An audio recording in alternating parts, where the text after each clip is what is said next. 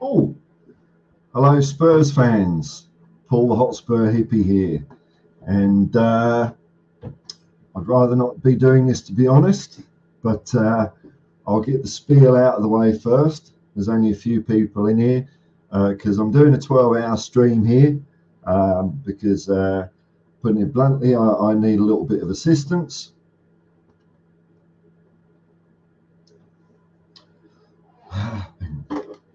I'll put my glasses on. Here we go. That'll be better. So I'm doing a 12-hour stream here, basically because I can't do 24 because I'll be knackered by the end of it. And hopefully when I do these streams, we all have a bit of a laugh together and it's all entertaining fun.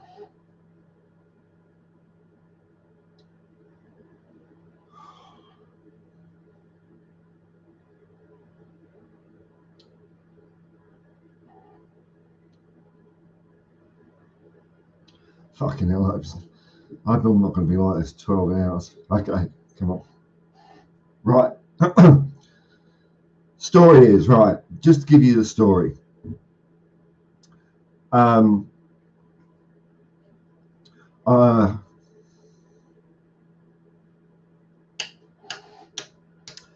it, I'd rather just be talking about Tottenham. I've got to get this out of the way, so I've got to explain why I'm doing it, and then I'll be all fine, right?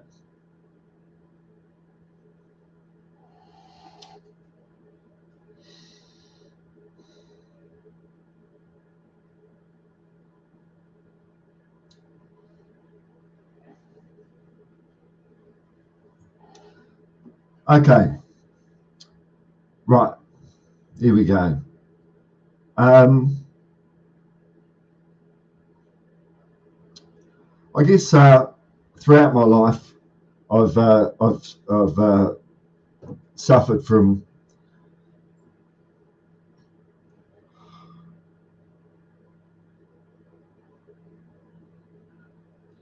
major depression,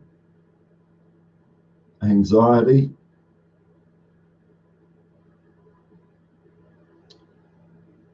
I've not exactly fitted in with the world, as you can probably tell by the way I look, right? Money's never been an important thing to me. I've never really been a materialistic person.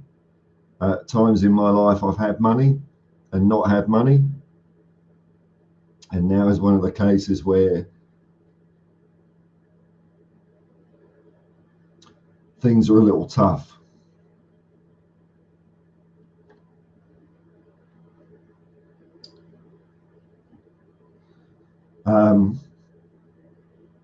Really, the all the COVID lockdowns.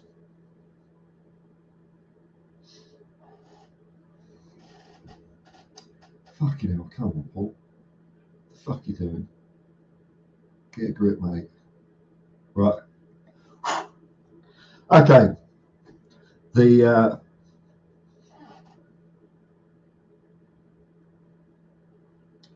okay. So the COVID lockdowns. Let's just be matter of fact about this. COVID lockdowns completely wiped me out. Since then, I've been trying to claw my way back. I've been doing Uber driving, which I've enjoyed. I love driving. I'm a pretty good damn driver as well, I tell you. If you get in my Uber, you're going to get there safely. That's the main thing. might not be the route you exactly want to go if you're a picky bugger, but you're going to get there safely and hopefully with a smile on your face.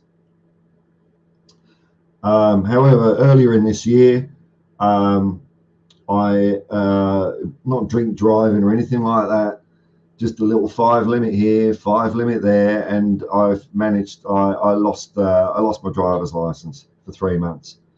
I knew this was coming a long time this year, so that hasn't helped my mental state. And the reason I'm in the Blue Mountains at the moment is because it finally happened, and luckily I've got a very good friend who's been able to help me out a bit. But the fact of the matter is, right at the moment, I need to ask for help. And I really don't like doing that, which is weird, because if I've got money, I'll always help other people. I'm not blowing my own trumpet here, but it's like money isn't important to me. You know, I've done a few things during my life. Like my mental state is something that I cope with, you know, day to day. I've done suicide hotline volunteering in the past and things like that. So I'm a little bit emotional because it's really kind of, I'm not used to talking about this. But at the moment, because of lack of income, it's fair to say that I'm quite in the shit. And so, just as you'll notice, the day I started doing this channel, because I really enjoy going on other people's channels, the day I created this channel was the day that came through that basically I won't be able to work for 3 months. And rather than doing what I'm prone to do, and there's a lot of people out there are prone to do when you have major depression,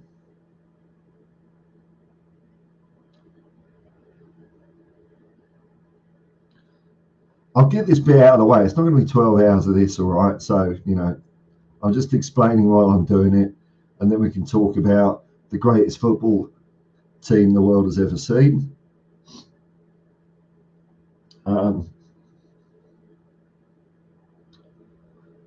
But it's like this really is a last resort for me. Maybe people have been aware watching the day I started this channel was the day I found out that I couldn't work. And my first inclination when things like that happen to me is to curl up in a ball, absolutely incapacitated to do anything. But I thought, no, fuck it, I'll start a YouTube channel.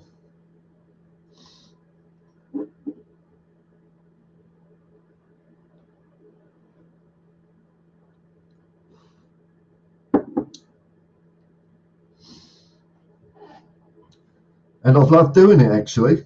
I've really loved doing it. I've been bounding out of bed in the morning with a spring in my step, ready to just stream and talk a couple of hours of Tottenham and what other bollocks comes to my mind and your mind, and just have a bit of fun together, you know. So this has been really helpful for me to do. And you know, it was really something to stop me from doing nothing, basically.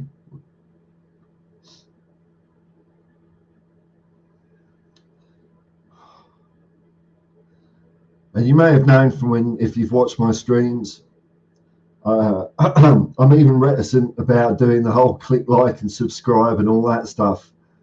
I just don't like I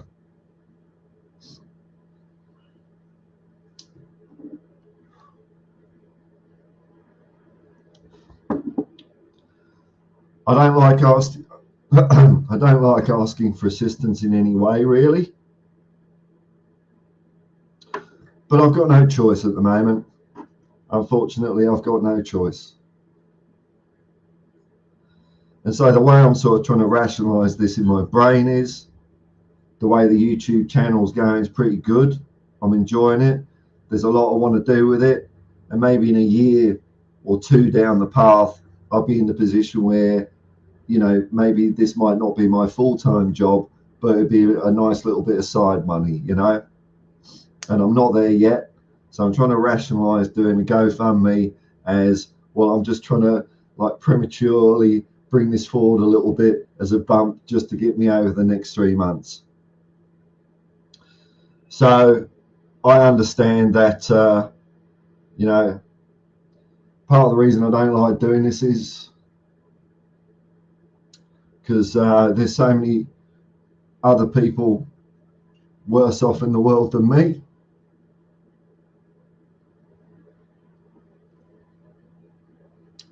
I'm starting the stream by keeping hydrated, because otherwise I'll flake. So I've got to keep hydrated. I know there's a lot of people around the world that need help far more than me. And if I had a spare bob or two, that's where my money would certainly be going. But I thought I'd give it a go. There's a GoFundMe link down below. This is in no way a charity stream. If anyone's kind enough to give any money, it's going to me to help me eat.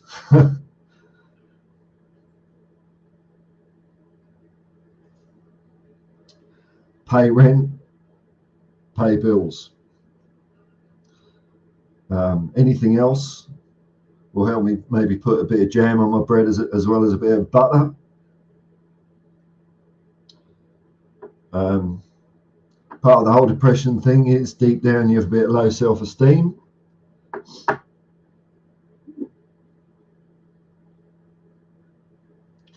Despite this bravado you might see from time to time,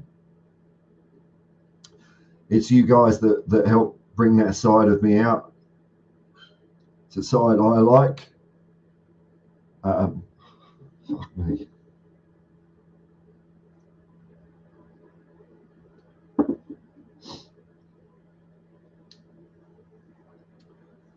And I understand that there's a load of people out there doing it tough.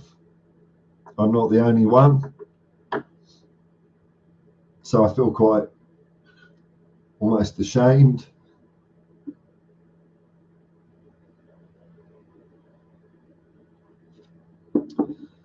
And guilty to be doing this.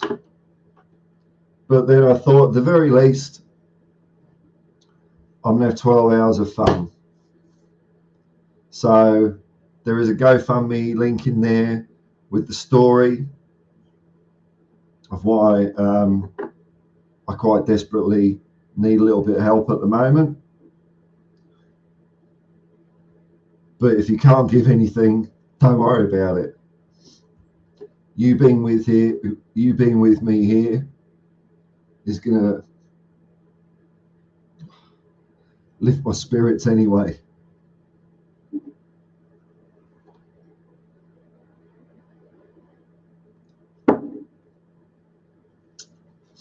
If you could just excuse me for a little second here.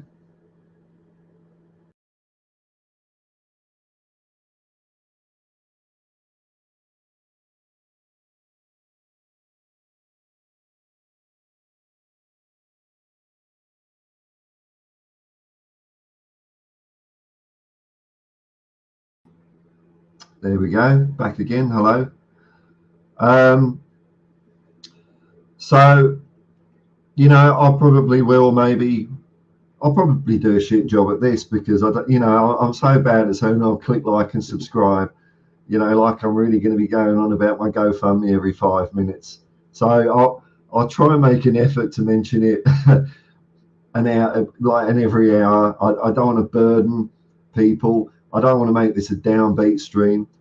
I know I'm a little emotional at the moment, but that's just because I'm explaining about why I'm doing this, and it's quite hard for me to talk about.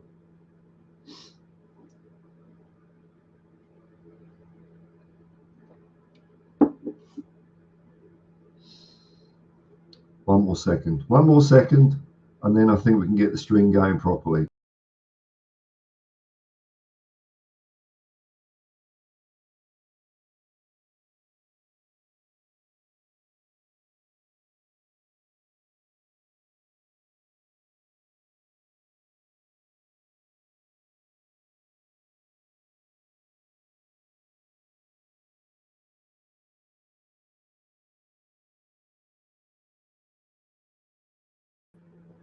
There we go, back again. So there's a GoFundMe link in the description, and anything at all would be appreciated. I set a limit there, which would kind of get me scraping through maybe to the end of the 3 months. So any more would be appreciated. But look, if at the end of the stream you and I have had a bit of a laugh for 12 hours and someone's given me $5, then that's a bag of chips. So I'm up on the deal. So that's all cool. So I don't really want to really keep talking about this the whole stream, otherwise it'd be boring. And as you can see, I get upset talking about it. I want it to be a light, happy place, as it usually is. Give it a while, I'll be able to take my glasses off and you'll see my beautiful blue eyes again. But what we'll do is, fuck all this. Let's have a look at what's happening in the world of Tottenham Hotspur, the greatest football team the world has ever seen. What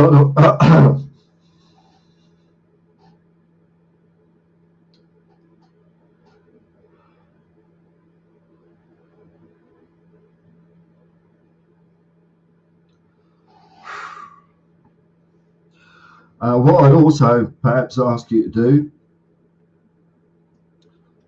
is, I understand there's a lot of people that are going to have well wishes and things like that, which I take for a given.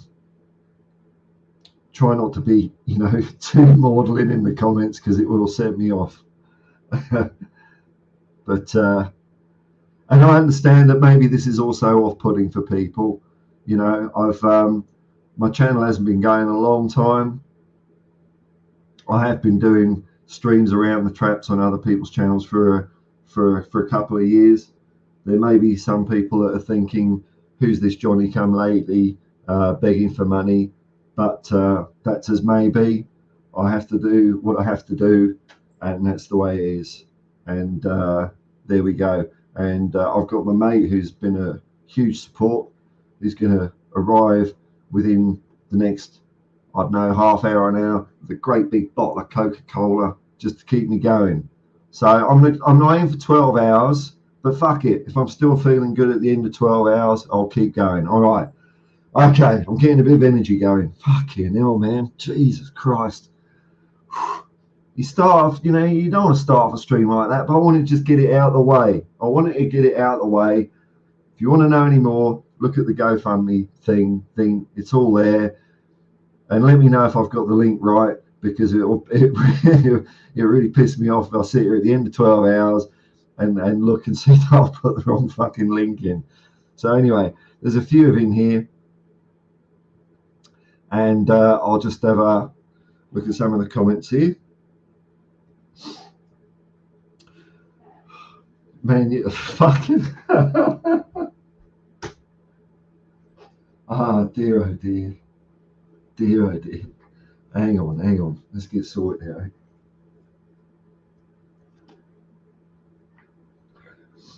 Believe you me, if you see any tears, it's going to be tears of joy, man. Hang on. Let's do a bit of Tottenham training. Fuck it. Come on. Who needs the world's best training facilities when you've got a room and a couple of legs? Do a couple of star jumps. Right. Okay. Flaming Eyes Hippie. What's up, Hippie? Leah, you got this. Thanks, man.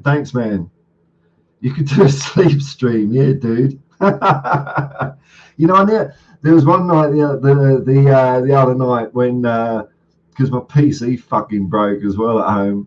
Fuck me. Just when I was getting it going, it's like one step forward and then I don't know. So my PC broke at home, and I felt, and like with YouTube,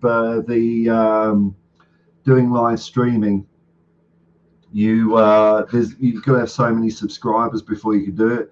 But I found this other thing called StreamYard. So I thought, oh fuck it, I'll give this a go. And what I didn't realise was the end stream button doesn't actually end the stream. It looked like it ended the stream. So there's me, bye everyone. Then off I go to bed, do a great big burp, get into bed, and then I see you're still streaming. I'm like, what the fuck? And I look and I can see I look at it and there's me lying in bed. I had to turn my phone off to stop the stream. So I have done a sleep stream before, and it didn't go well, man. But I didn't edit the end out because it's not like, I went to bed and knocked one out or anything like that. So here we go. I'll just turn the heater down a little bit. I've warmed up now. Okay, I think I'm ready to go now. Thanks for listening to that first bit. So I don't want to bang on about it. It's all in the description below.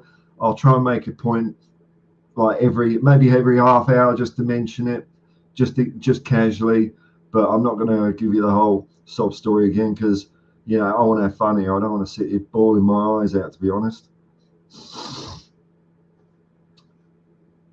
Speaking about his side of street, and you know what, usually when I'm talking about things like mental health or my own mental health, I don't really have a problem with it. I've mentioned it a few times on the stream before in passing, but there were a couple of events today that have really brought the wolves to the door and brought it on, So, but I actually. I mean, it's a Tottenham Hotspur thing, but I do drop in a little bit about mental health because there's a lot of people out there. I'm not the only one. There's loads of people. I know when I did the Lifeline, the Lifeline suicide hotline for 2 years, it's staggering. You put the phone down, it rings. The phone is constantly off the hook. There are so many people out there with anxiety or depression, and a lot of the time, despite what, society or corporations say about, we care about mental health, a lot of people don't give a fuck. And so a lot of people with these issues withdraw into themselves. So I actually don't mind talking about it because I want people out there to feel normal. Everyone's got their own little bit of crazy. I've got a box of ducks in my head. Everyone's a bit out there in their own different ways, and I think the more people share those stories, it's all fine. I don't usually get emotional about it. The thing I'm more emotional about is asking for help for me. But as for talking about severe depression and anxiety, you can hear all of it. When I'm saying that, I hope you can hear the tone in my voice is getting a little stronger. That's not something I have a problem talking about, and I've heard other people talking about it, and I think the more people that will do will just give a little bit more peace and understanding out there in the world. That's all we need. Bit more love, bit less hate, bit more art, a bit less science. That's what I reckon. Okay, I'm getting there now. I'm getting there. Here we go. And I'm not going to look at how much is being raised all the time because whatever it is whatever it is. If it's $5, it's great. Whatever. Big up, one love. Thank you, Daniel. Excuse me. I'm just going to blow my nose. Just a second.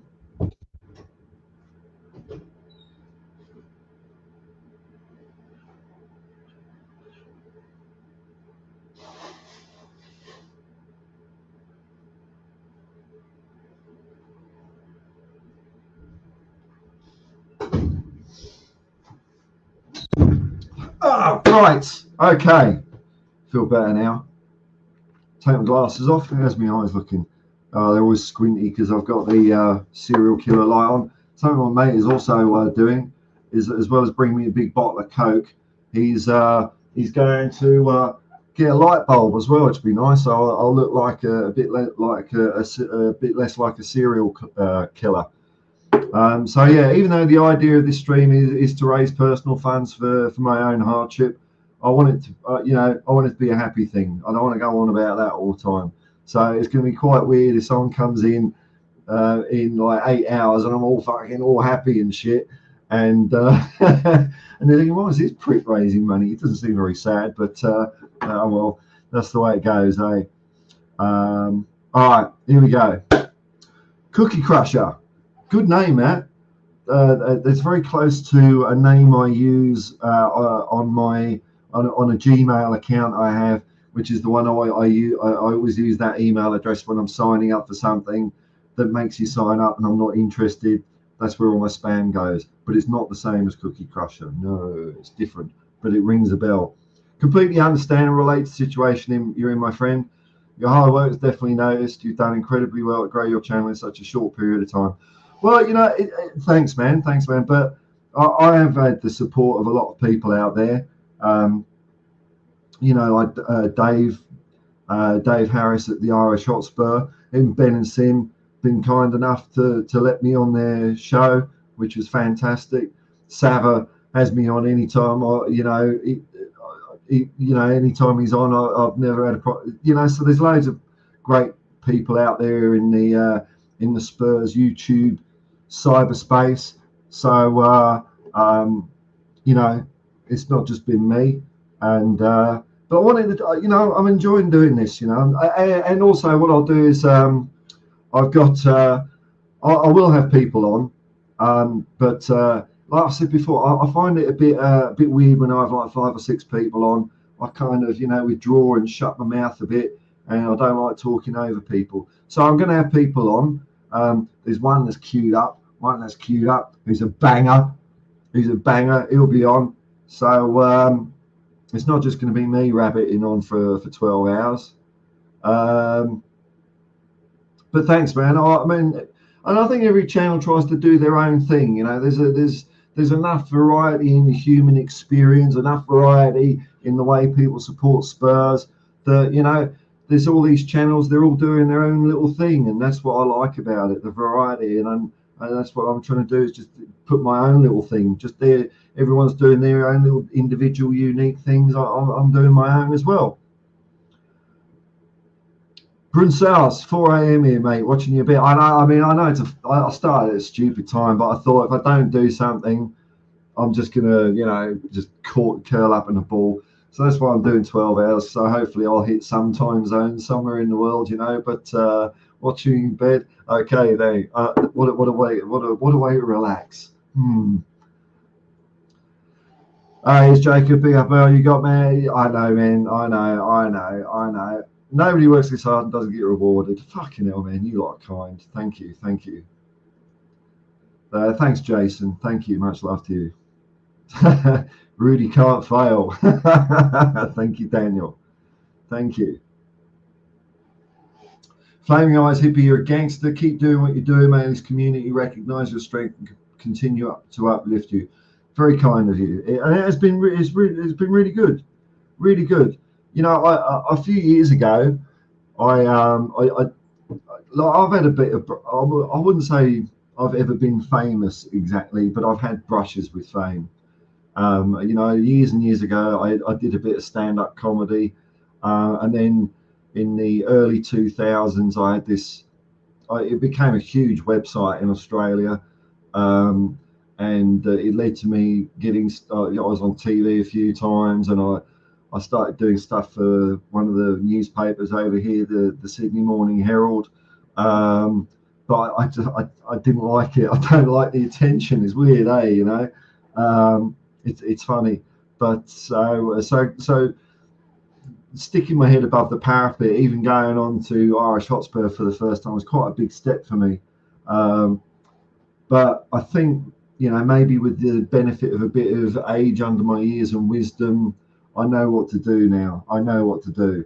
But thank you. And yeah, it is uplifting. I think it's amazing. Sometimes I come on here and I've got absolutely nothing to talk about. Like there's one rumor that we're signing some, I don't know, Algerian left back or something. And I'm thinking, all right, well, I'll start streaming. Let's see how we go. And it's all you lot that keep feeding me enough brain juice and distracting me to keep going, man. George is big up. Oh, George, nice to see you. Big up, Paul. Hope the future brings you much happiness in your life. And you know what? Look, I know I was a bit emotional there, and that's all to do with finance stuff, right? financially, I'm screwed. But apart from that, things are all right. I look out the window. It's beautiful. I'll just check the kangaroos. Nah, there's no kangaroos, but nature's a great thing. That's why I'm lucky that a mate of mine lives up here and has let me stay up here a couple of weeks, get my head straight before I go back to stinky old Sydney. But life in general, man, I always say there's no tow bar and a hearse. That's what it comes down to. No tow bar and a hearse. So let's have a look at what's happening in Spurs world here, eh? Because surely we've signed Maddison or something by now, haven't we? Oh, what's this? Somerset? What? Oh, on my Google feed here. Let's have a look at this. Probably clickbait. It's clickbait. I'll tell you what, doing a 12-hour stream is going to be a shitload of clickbait, isn't there? Report: 24-year-old has asked his club to accept Tottenham's transfer offer. According to Harriet, Victor Nelson has asked Galatasaray to accept Tottenham's offer. Have we made an offer? Have we actually made an offer? I mean, they got a picture of, Ming the Merciless there, but this is news to me. Who is he? Another centre-back. Now, I know we need centre-backs, but I mean, fucking hell, we've been linked about with 20 of the buggers now, haven't we? Spurs offer has now been... Have we actually made an offer? Have we? Is this true? George is asking, do I have to sign in to GoFundMe? It won't let me... I don't know, man. I don't know. I just set it up as a whim, as a quick thing. I don't know. Have I done the wrong? Have I balls this up already? Donate now. I'll donate to myself. I don't think you have to, man. I don't think you have to. Look, it's too much of a pain in the ass. Don't worry about it. I'm so shit at this, aren't I? I don't think so. Maybe you have to create an account. Just give it some bullshit email address. I don't really know how it works. Fucking hell, I've got $10 already. Jeez, wow, thanks, man. Whew, that's so cool. Thank you. So I wish I could help you. Oh, okay, Jason. And also, if people are giving money, maybe like how do I put this? I understand. Like, if I was giving money, I'd want to keep quiet about it. But then I know, like, friends of mine want people to know or whatever. So, I'm not going to keep reading them out. I mean, it goes without saying that I appreciate it. But if you want to be public about it, then maybe put a comment in instead. Then I'll assume that you want people to know. I'll leave it up to you, but I don't want to. You know what I mean? I don't know quite what I'm saying, but that's because I'm mentally ill. Okay, you don't have to sign up asking me to verify information. Yeah, man, dude.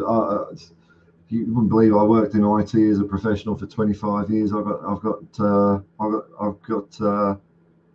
no need for it. Okay, cheers, Jason. Cheers. So let's have a look at. So anyway, so is this offer then about Nielsen? Is this real? Victor Nielsen. Let's give him the Eric Dyer test. I want to give him the Eric Dyer test.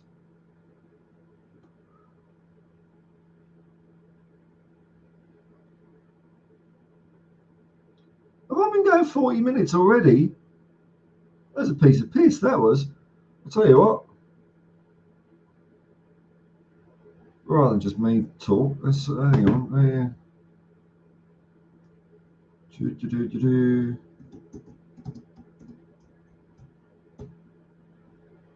Oops.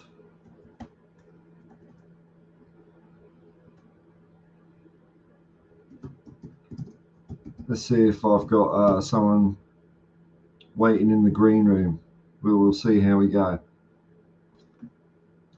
But in the meantime, Victor Nelson. Let's see if he is better than, statistically, Eric Dyer.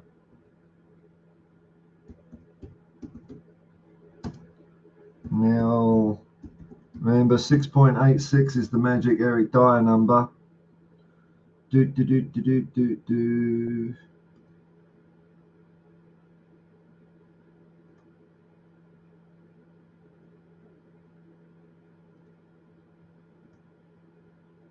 So look, okay, so that's all. Hang on, Victor Nelson. There he is, Galatasaray. 24 years old. Let's get what's he playing in? Superliga, Turkish League. 7.5. 7.5. The thing doesn't. I mean, there's no weighting in this for what league they're playing in, though, is there? So, yeah, left-sided centre back. He's only played 2 matches. I ain't got the right fucking thing here, have I? Or have I? Super League. Surely that's it.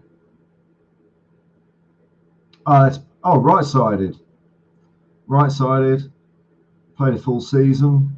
He's 6.95, so he gets 1 tick for being better than Eric Dyer, and he gets another tick for being taller than me.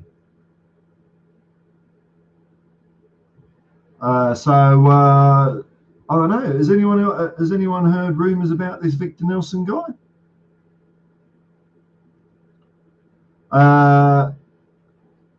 To me, Nelson is cut from ...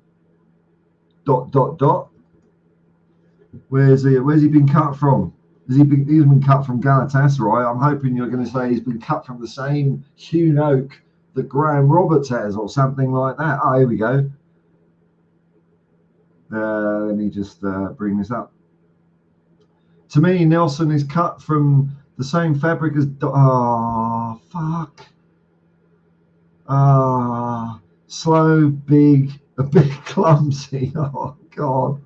Oh, man. I just got over my emotional stage. I've put my glasses back on to hide my tears and disappointment. Nelson is cut from the same fabric as Dyer. Slow, big, a bit clumsy, not great with his feet. He's been linked for a while. Oh, God. You have quite a turn of phrase there, Jason. If you're not a professional sports writer, you should be, because that is brilliant. Can you imagine that, you're being a player and you're seeing that about yourself? Slow, big, and a bit clumsy. There's a friend of mine, actually, a friend of mine in England, lives in near Bishop Stortford, and her dad has passed away several years ago. In his day, he was a sports writer for, I can't remember what newspaper it was, but he was also a semi-professional amateur boxer. But he used to write his column under a pseudonym, and so he used to review his own bloody fights. He used to get away with it. He would have a fight, and he showed me the clippings, and it would say, like, I won't say his name, I'll have to make one up. What's his name? I'll call him Eric Dyer. It'd be like, mild-mannered Eric Dyer, the gentleman of the sport, controlled the ring. It was so funny just reading this shit he wrote about himself. Brilliant. Not even his sizzle reel is impressive. But hang on, turn the heat down. Not even his sizzle reel is impressive. You've got to be bad if your sizzle reel is a downer, isn't it? Then a donation and click pay again. I'm getting your donation wasn't successful. Please check. Well, George, man, don't worry about it. If it's too hard, don't stress about it. I know what it's like with these things, and sometimes they give me the shits. Sometimes buying a pizza is a pain in the arse, let alone doing something like that. So I mean, I don't know.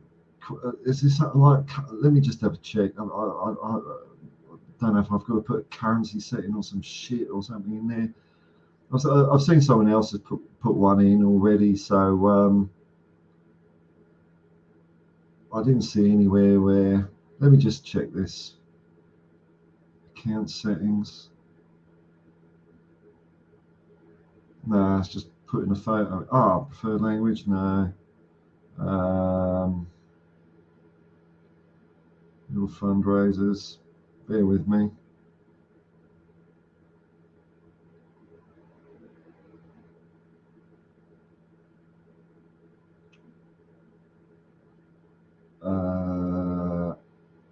Manage.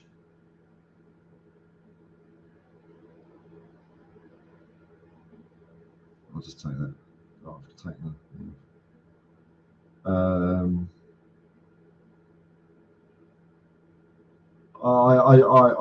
I don't understand. I don't understand. I'm sorry, George. I wish I could help you help me, but don't worry about it, man. Don't worry about it. It's all cool. Like I say, there's people out there that need money more than me. I get it, but I do need it at the moment, and you know.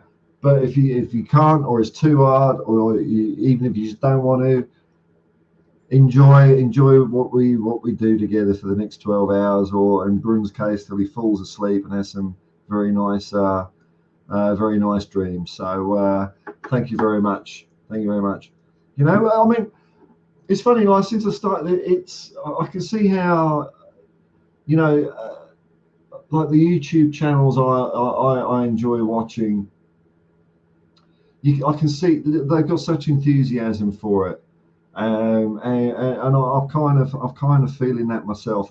You know, it's really good fun, and you sort of you start dreaming. It's like I've even like pictured how I would have maybe like I've got a spare bedroom at my place, put some things on the wall and just make it look nice or something. You know, go down the charity shop and just deck it out a bit and just make it look cool. You know, so. Yeah, oh bloody hell, man! This is rocketing away. This is okay. I'm gonna try not to look at the amounts because I don't want to be a blubbering mess, basically. But thanks, Chun Yao. Agreed about Lazy Ace has agreed about Nelson. Been an interesting prospect for about 2 seasons, but we have bigger fish to fry. Yes, I think we do. According to what's his name up here, he says he's slow and clumsy. We couldn't do with slow and clumsy. Bloody hell, there's a big donation gone in. Fuck me.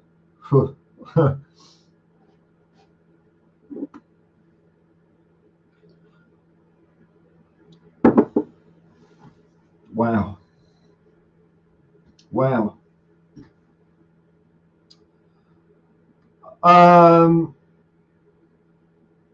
Oh no! I don't want to spread too much. I put an amount in there, which is kind of, if I get over that amount, then it means that I can breathe easy. That amount is really to stop me absolutely fucking shitting myself.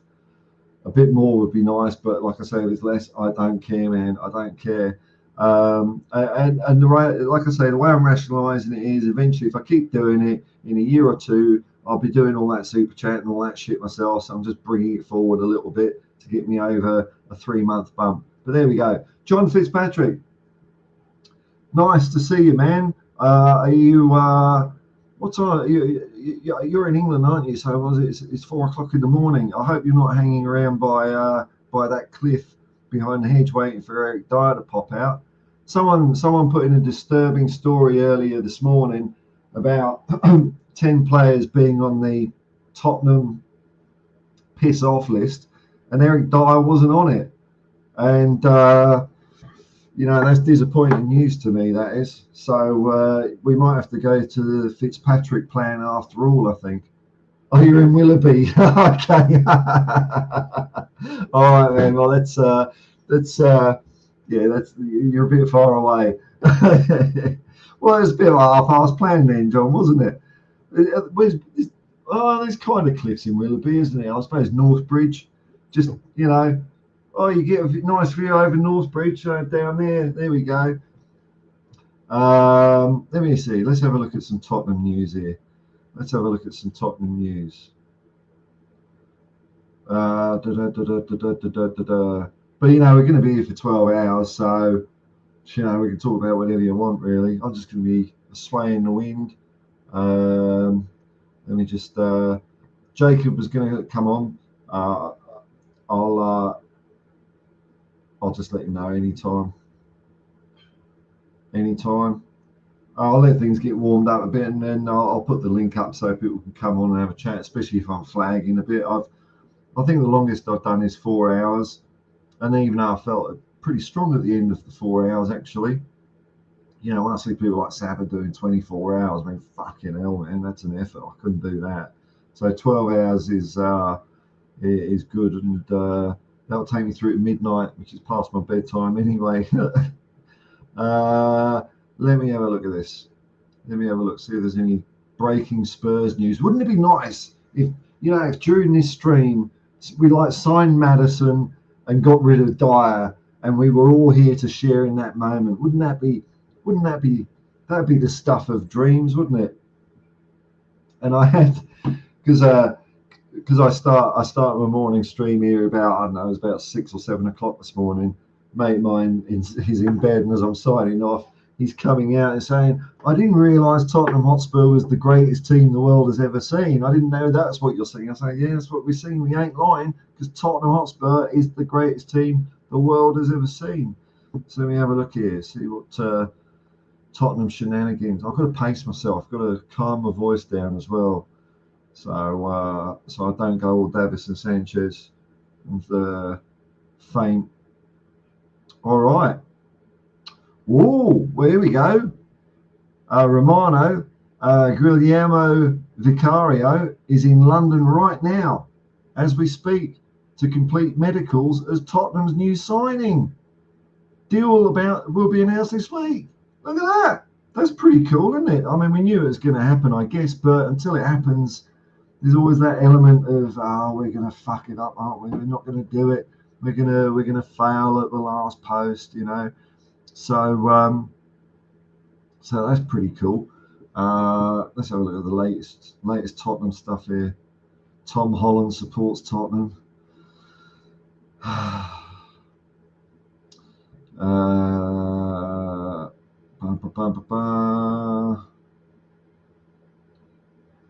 More buzz about Maddison. Oh, David Clark was on this morning from Leicester, and David Clark was he's getting really excited about Maddison, and he came up with a pretty good reason why. Because I'm a bit, you know, Maddison agnostic at the moment, but he did make the point, a reason why Maddison would perhaps pick Tottenham over Newcastle United is the prospect of working with Harry Kane is pretty tempting, isn't it? I mean, I think that's something maybe a few of us, including myself, has overlooked. You know, the fact that, okay, we don't have European football, we're coming through a bit of a hard time, but at the end of the day, you still got bloody Harry Kane up front, and there's a lot of midfielders and players up front that would love to play with that guy. I mean, talk about doing your stats a favour, banging balls into Harry Kane in the box. You're going to go from like 9 assists to 30, aren't you? So, you know, I know, Lazy 8, I know it's not what most of us want to hear, but I don't think Dyer's going anywhere soon. Too entrenched, like a barnacle.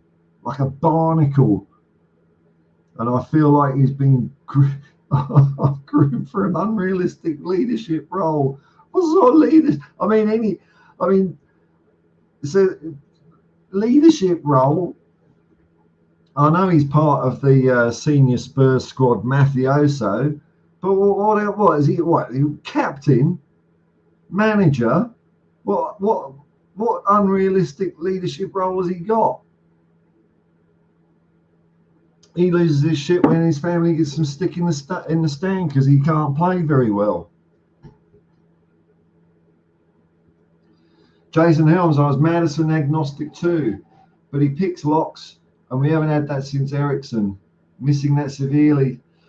Yeah, I'm being won over. I am being won over here, man. I am being won over. Like I was saying, my opinion of Maddison is mainly from ignorance, really. And someone else made a good point this morning that if the only times I've really seen him play for England is England don't really play around him like we've always done with decent players in the England setup. Glenn Hoddle was completely ignored. Matt Letizia. Gascoigne is kind of one that, but I mean, you got no choice but to work around Gascoigne, haven't you? Because he just gets the ball and his arms are everywhere, and just players can't get anywhere near him on the pitch.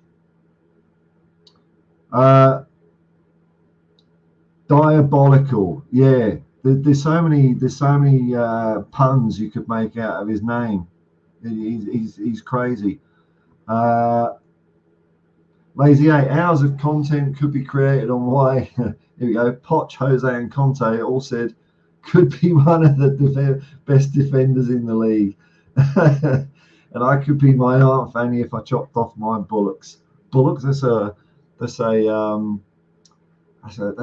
Four Candles sketch, isn't it? Two Ronnies. Bill Hooks. Yeah. I don't know, if Eric Dyer has a skill, it is somehow weeding his way into managers' good books, isn't it? Really. And then he'll give them a few good games, a few average games, and then he'll go off the ball. They'll see that he can't do it. And all of those managers, maybe not Conte because he didn't really have a choice at the back, but definitely Poch and Jose went the hell off him pretty quick, didn't they? Let's have a look here.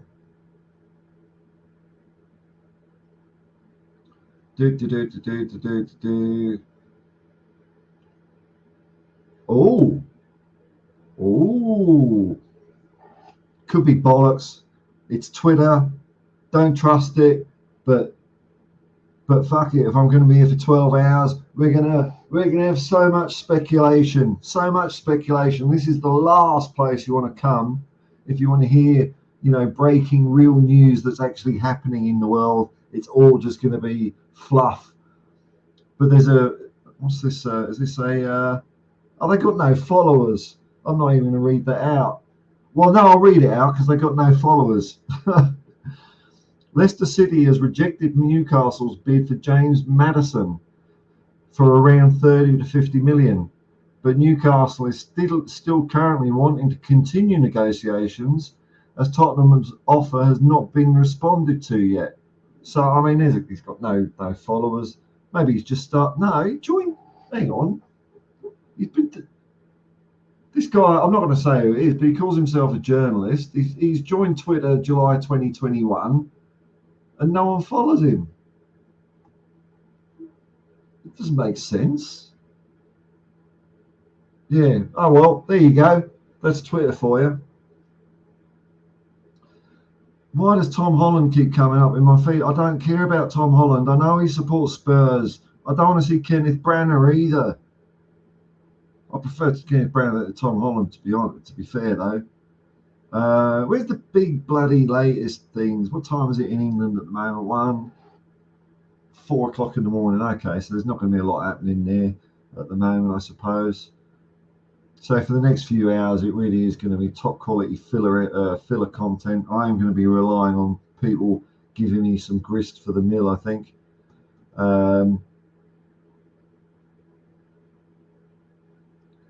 Who's this guy here? So this came out 14 hours ago. I don't know when this was said. Journalist, what do you think when people say you are past your best? Mourinho, as in Jose. Last time people said that, I won 3 titles. Obviously, Tottenham is Tottenham, and people aren't used to trophies, but I am. When did he say that? Did he say that when he came to Spurs? I can't. Oh, he said that when he came to Spurs. What an asshole.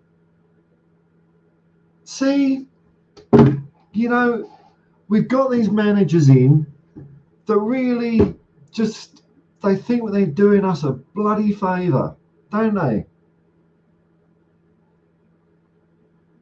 Fancy coming in with an attitude like that to the greatest football team the world has ever seen. You can't do that. I mean, that's such a lack of respect, man. Lack of respect. Jason says, what are your thoughts on rumours of Paratici still being involved? I saw that somewhere, mate. I saw some tweet about that. What is? Let me have a look here. What is the story with this? I saw a tweet by Paddy Hartnett alluding to this as well. Okay, Spurs watch. Are they? Alistair Gold. Oh no, okay. I was coming from Alistair Gold. All right. I mean, you know, I wouldn't say. Well, yeah, I mean, he's Alistair Gold, isn't he? But I suppose he doesn't like come out with bullshit too much, I guess. He's saying Fabio Paratici is still involved with Tottenham Hotspur on a consultancy basis after parts of his FIFA ban were lifted earlier this year. Oh my God. Ah. Does my face say it all, Jason? That is outrageous. Look, let me just see if I can put this into context. Let's see whether I'm justified in being not happy with this or not, because my gut reaction is I'm not happy. Let me see.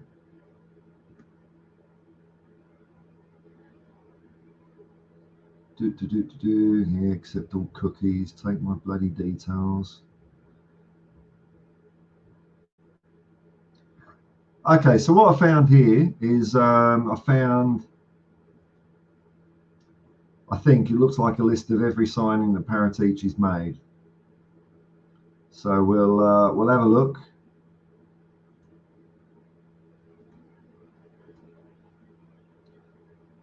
Oh, fuck off. Did that come up? Okay. So this is from a site called 101greatgoals.com. It's not a site I'm familiar with, but let's have a look. Let's do a totter.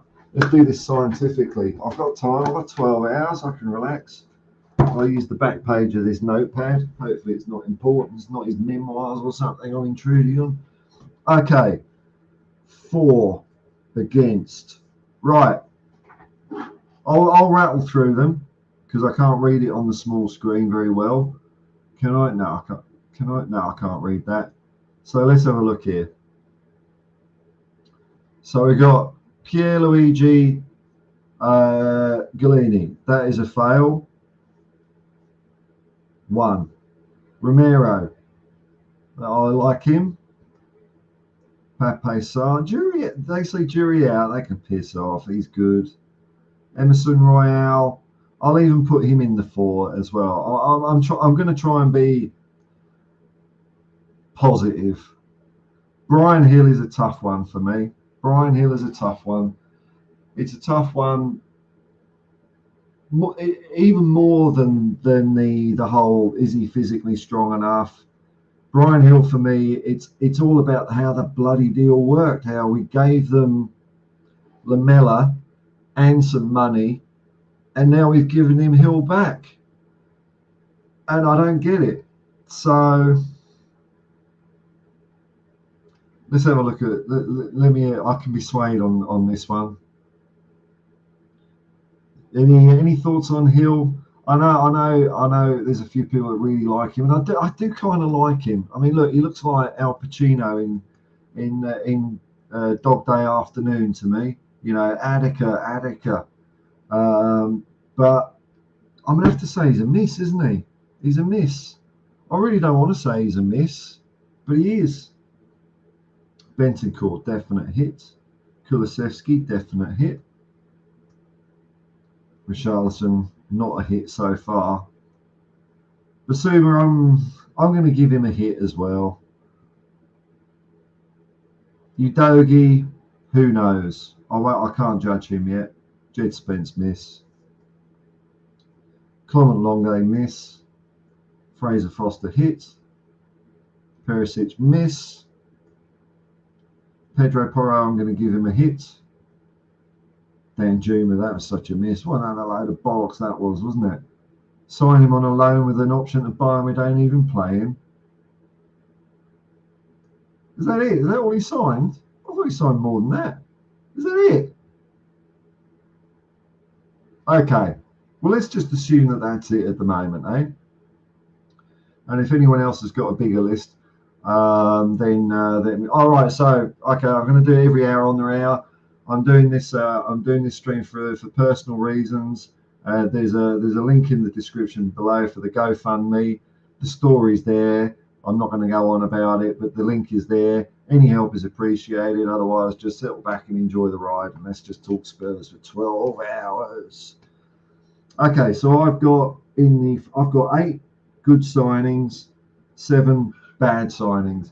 That to me is not a good enough success rate by any means for him to be anywhere near the club, really, is he? I'd expect. What would I expect? I'd expect even a 70% success rate. 80 is starting looking at really good. When you start getting up to the Ange Postecoglou levels of signing, though, you're up to the high 80s, the 90% of successful transfers that guy's done.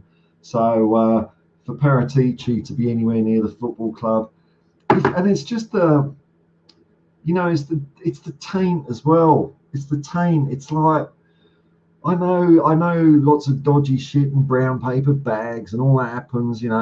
Meeting at Newport Pagnell service stations with a little bit of extra for a player. I know all that happens, but there's a whole other level when you get fudging the books and I don't know.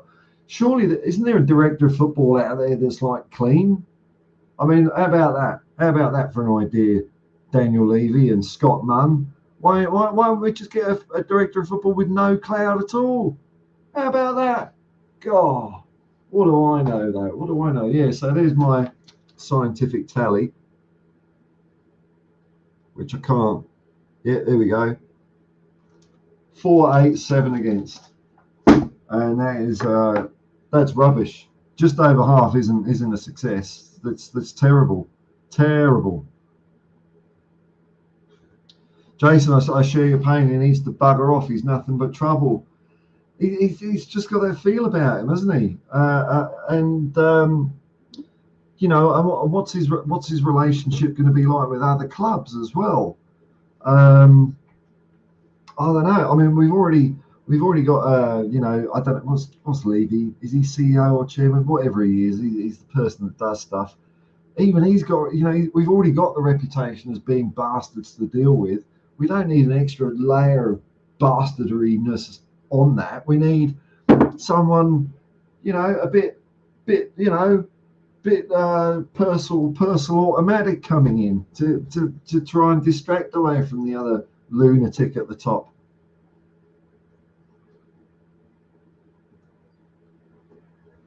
Lazy A says Jose is entertaining, but has always been an arsehole. I'm off to bed, mate. Well, thank you very much for joining us. I might be here when you wake up. You never know. Good luck and see you when good luck when the sun comes up on the rats eating the trash outside my Brooklyn paradise. Oh, dude, yeah, I know. What a world we live in, eh? What a world. It all went wrong. Once we invented fire, that was it. Because once you had fire, that was party time. You weren't battling the elements so much all the time. You get more food than you can point a stick at. And then what did we do? We had fire, and then we bloody well invented the wheel, and then it all went to tits up. So I hope they don't disturb you too much out there, man. Dog Day Afternoon, one of my favourite Pacino flicks. Yeah, right around the corner from me. Okay, now off. All right, okay. That's peace out. Peace out. Nice. Well, let's have a look. See, don't take my word for it. Here we go. Let's have a. Can I share more than one tab in this thing? Let's see. Oh, hang on, stop, hold the press. Hold the press, there's a guy here. There's a guy here that wants to say hello.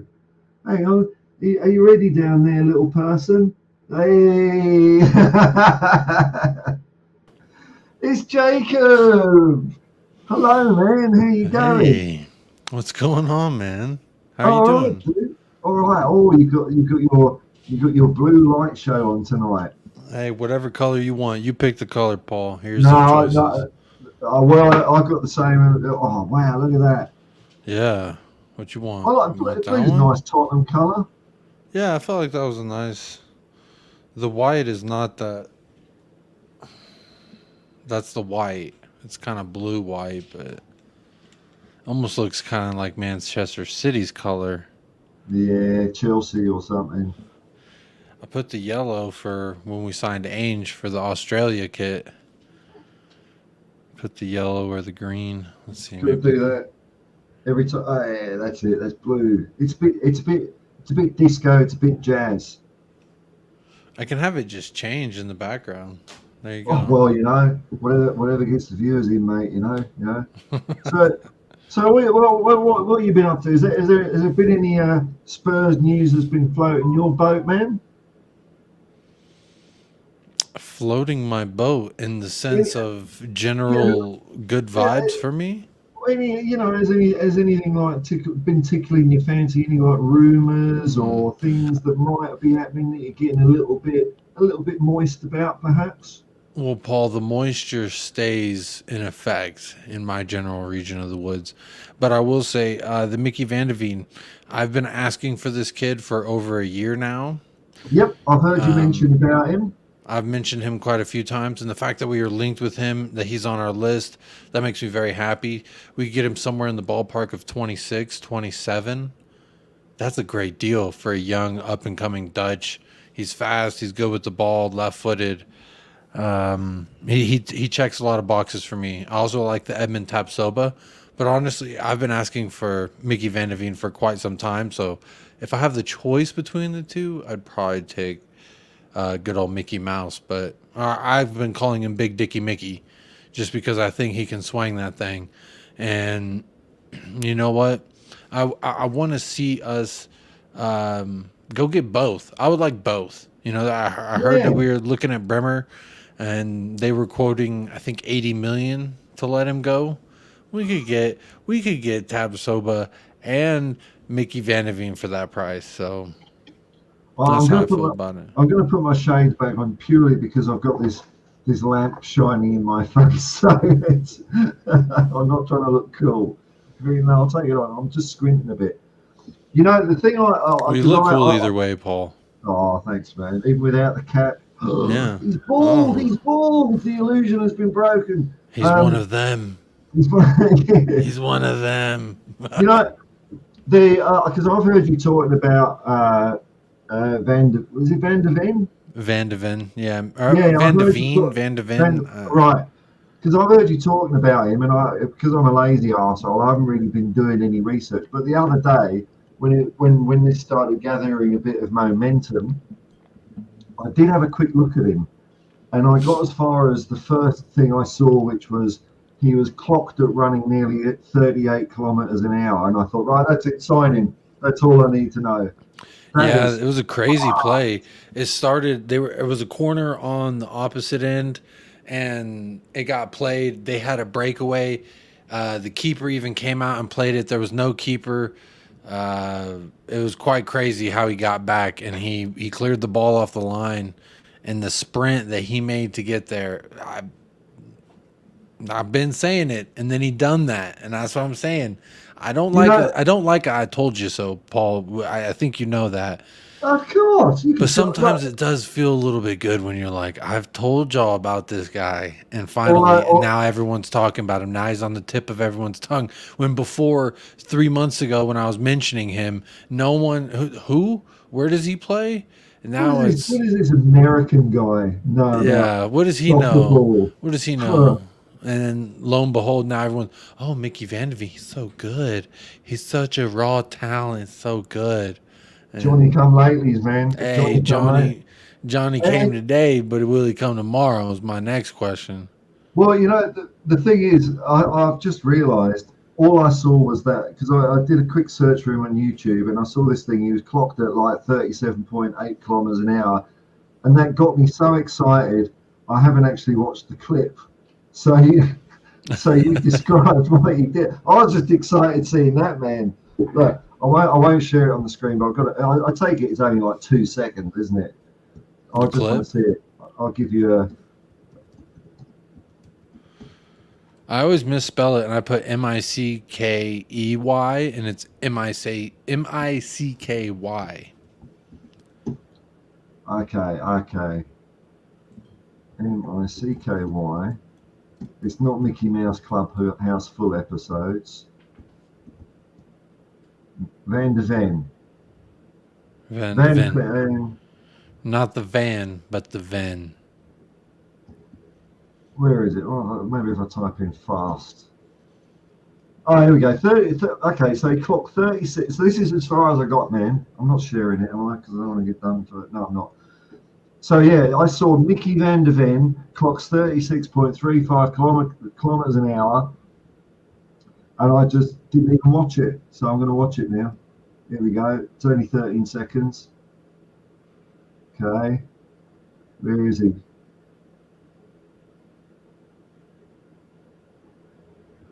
Ah, yeah, man. See, when you've got a player that quick, it doesn't matter if they're shit because they're going to get to the ball before the other team But he's get there. long. He's long. He's 6'4", and he's 21, so he's going to be growing for another 3-4 years minimum. He's going to be 6'5" by the time it's all shaked out. I bet you. He's going to be the next thing. And we're going to be pissed that we didn't drop the cash on him. We should get that deal done yesterday. We shouldn't be interested. He shouldn't be on our list. He's one of those you should have already had. You need to bring him in yesterday. Are you a little kind of see? I'm kind of quite calm and chill still at the moment in the transfer window. Maybe it's because No, this is one I've you're been starting to get. maybe I'm a little biased, Paul, just Yeah, because this is a guy that I had like with you with Ange Postecoglou. When you right, hear the gotcha. slightest rumor, you're like, "Look, I've been banging on about this guy that I want him. I think he can do something for us." It's like that, but with a player. And honestly, all the hype, I love it. He deserves it. He's that good of a player. But now it sucks because Liverpool's sniffing around. They at least have Europa to offer him. You know what I mean? I don't know, but we could offer the same amount of money. I got no qualms about that. I guarantee we could do that. But for me, Paul, ah man, you got to get it done. Another guy that I was excited that we were even mentioned. It's never gonna happen. I have no hope that it'll happen. But it's a young kid that I've kept my eyes on for a few years, and that's Xavi Simons. He used to be at PSG, Paris Saint Germain, the French team, the fucking French. But he just had a really, really good season with PSV Eindhoven, the Eredivisie team. He had, I can't even remember how many goals it was, but I remember even on the final day of the final match of the season, he had 2 goals. He had a brace to give him Champions League, so that was pretty sweet. So they're gonna play in It's 3 Champions League o'clock. next season. Someone's asking here. Alex, looking good. What's with the 12-hour stream? Just look in the description. All the details are there below. I'm not going to go on about it all the time because I just want to have a good time and talk football. But thanks for asking. There we go.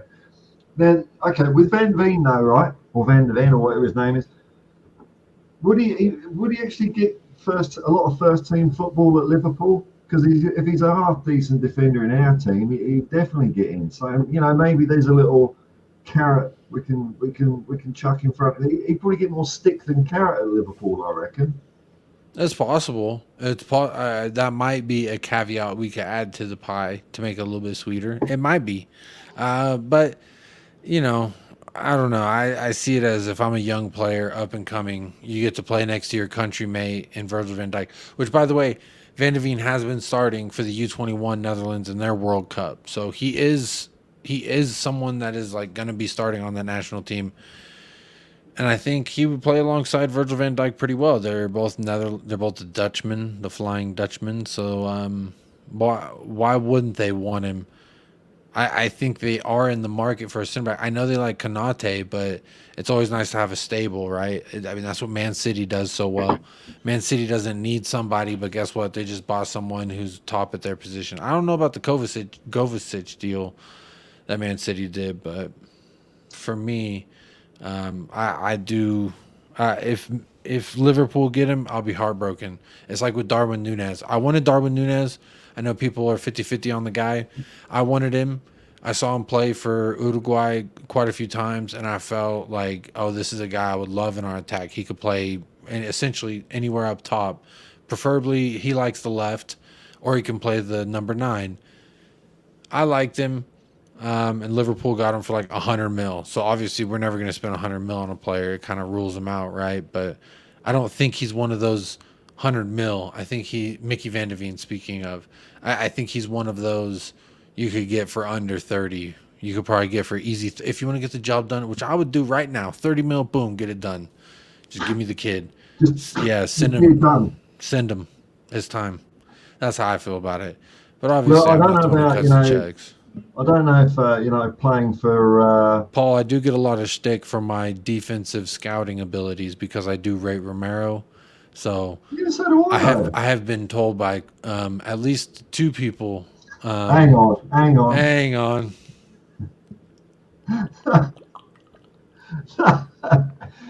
But just a little argument against you there, Jacob. You mentioned that he's got some time for the was it the Dutch under-21s? Yeah, he's playing for the U tournament. Don't forget that Oliver Skip has got some minutes for the England under-21s, and it's like, Yeah, but England 21s, Netherlands 21s. I don't know. I think the Netherlands got a little bit better of a squad, personally. Are you trying to infer something about the standard of English football not being? They can't beat USA, and our coach is Greg Berhalter. So yeah, it's true. And they couldn't even beat us. I don't think that they're that good. That's just my personal opinion. I'm just to see how it looks without the lamp on. How does that look? That doesn't look too bad, does it? No, it doesn't look too bad. Yeah, that's shit. What makes it hard is the light is coming from behind you. That does look better. It does look better technically. when you have the detective light, it's like you're being questioned in the holding room where they put you like, where were you on April 9th, 2012? I don't know where I was 5 minutes ago, man. You were with Susie Pacheco. Don't you lie to me.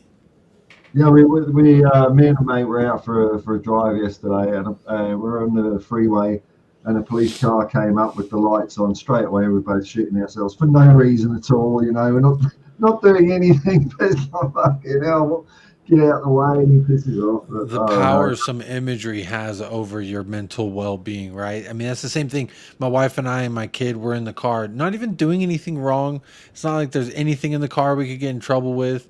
And it's just like we see him. It's just like, oh shit. Turn the music down. Look forward. 10 and 2. 10 and 2. Here's my hands, officer. You know what I mean?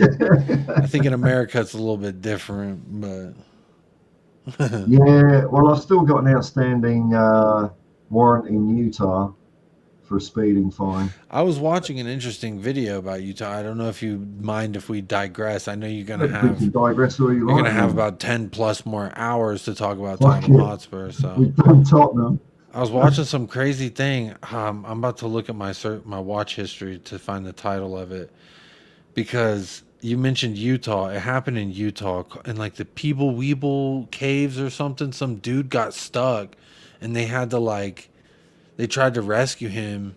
I mean, R.I.P. The dude didn't make it, and then they fucking cemented the caves closed, so that way as in Utah. His name was like John Smith or Josh Smith, something like that. Where did I think I saw what did I see this on? Let's see. It might have been something I watched on YouTube. Yeah, it was YouTube that recommended it to me, the bastard. It wasn't an internet historian, was it? The Nutty Putty Cave Incident. Buried alive. Oh, November. Yeah, it was a nutty putty. I'll read the description. In November 2009, a family trip to the Nutty Putty Caves turned into a hellish nightmare, causing one of the most unusual and arguably terrifying deaths in the caving history, leading to the Nutty Putty Caves being sealed shut forever.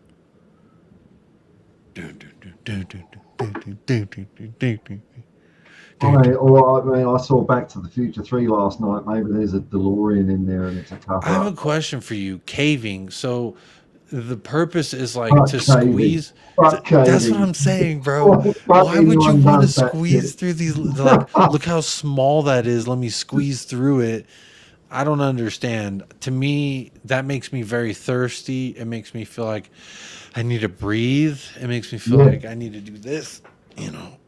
It's the way they like, inch forward like a worm, not knowing if they can go backwards. That's the bit that I can't handle. Makes me nauseous. It makes me nauseous. But yes, that's exactly how this man tragically passed away. He got Oh, yeah. stuck upside down, arms like to his sides. He got Wow. stuck, and they couldn't pull him back up because he had like breathed in and then gone through a part where the rock was kind of sticking out. So when they were trying to pull him back, his chest cavity kept getting stuck there. So they couldn't pull him up. His legs weren't able to bend the way that they bent when getting in. So like they were gonna either have to like shatter his legs and pull him up, or they were gonna have to. They were going through all type of things like trying to help the man. And it's sad, man. It's very tragic. So caving, I'm just saying, anyone who watches this, don't do it. Just I don't know don't. what the adrenaline is. If you want adrenaline, jump out of a plane with a parachute and a man attached to you who knows how to pull that parachute out. But for me, caving is that's a terrible way to go, man. Well, That's. I don't have it on me, but I would show you my out of date skydiving license. Ooh, You you got know, a license. yeah, yeah, diving with it, jumping out of a plane with a man. That's pussy shit. Well, you got yeah. The, Legally, you have to a few times. Yeah, well, no, no, no, no. Well, you not attached to them. No, even your first jump, they hold your hands and to the right point, and then they guide you down through radio. But you're not strapped to anyone. First dive. No, Yeah, no, that's how they do it in America. I don't know how they do it out there in the Outback Steakhouse, but out here in America, they make you they like I think the first three at least three times you have to have a licensed person on you, like from no. the instructors, and then you can start jumping with them, and then they do what you're talking about, where they hold your hands. Right. No, because like it was a few years ago. I was in my 40s, so because I was looking at doing a tandem dive, and then I thought, oh fuck it, you've only got to do 10 dives, and you get a license. You can dive whenever you want. So that's what I did. And yeah, 10 dives, and then you get your license. You got to pass certain, controls and things every time you do it. And I Protocols, did yeah. I did have to retake a couple twice, and there was a point where I thought I'm not getting this, but then I did it. But the only problem with skydiving, it is very safe. It is very safe, but unfortunately, wind can change direction, and like when you're coming in against the wind, so you're basically almost stationary coming down like that. And funnily enough, this was the last jump I ever did. I was coming in, and the wind just turned 180, so I started fucking off at like Oh, 40 kilometers an hour. So when I came in, I had to run as you ever fast as seen crap. You ever seen those people that run and then they jump off a cliff? I think hang gliding is what it's called. Now that is insane Scary. because they're just like naked and they're like holding onto a bar, Yeah, literally just like doing a pull up the entire time. I mean, even if I worked out and had the utmost confidence in my upper body strength, it's not a matter of that. You start thinking something, then your hands get a little wet. Now, guess what? little switchy. Then you're holding on. Ah! No, fuck that. The Real real, the quick, real. can I answer Ellie's question for you? I'm sure you've Oh, answered it a few am I times. missing some chat here? Hang on, where are we? Hang on. Uh, Oh, there's loads of chat. Hang on, I'll just do some chats and then we'll get to Ellie. So Drew's there says, big up, gents. Big up, Drew. I'm so comfortable saying big up now. I don't get Yeah, it. big up yourself I'm right so now, against Paul. it. I'm so Oh, you better against find it. yourself and big up it right now. Yeah, here we go. What we got? Does Van start if we get him? Well, he fucking does at the moment. That's for sure. Yeah, I think so. Ants Quengo. Hi, Paul. Looking good. I've done that one. Bit of Levy out from Lockman Eunice Eugene. A commonly felt thing around the place. Mark Swift. Big up, all. Big up. Big up. I can hear the chants now. Mickmy, he's the lad for me. Does that I thought it was, hey, Mickey, you're so fine, you blow my mind. Hey, Mickey. Hey, Mickey. It will be, won't it? Tony Basil. Thank you very much, Mark. Thank you. Big up, Swifty. Nice one, man. Okay, is this, This Ellie. Ellie, hi Ellie. If you look in the description below, there's So just click the link, and then if you on the right, it'll pull up the button. There's two colorful buttons. One says donate now. You enter your donation. You can add a tip. I say put 0 tip and put it all in your donation, and then just add your payment method and put pay. You can also put it as anonymous or not. It's really simple, really easy. Probably take you about 3 minutes to do it. Thank you very much, Jacob. Yeah, there you go, I'm saying to people, if you want me to mention it, put it in the comments because I'm not going to keep looking at it. You know, I know some people want to, not want it to be known. Some people do, and I'm cool either way, man. So if you mention it in the comments, then 3 people have donated so far. Have you seen? I'm not looking, man. I'm not looking. I'll look at the 3-hour mark, you know. Oh no! Can I tell you? This might make you happy. Oh, I'll get out. I'll put my glasses on now. Go on. Anonymous. Okay, so Jason Helms, big up Jason Helms.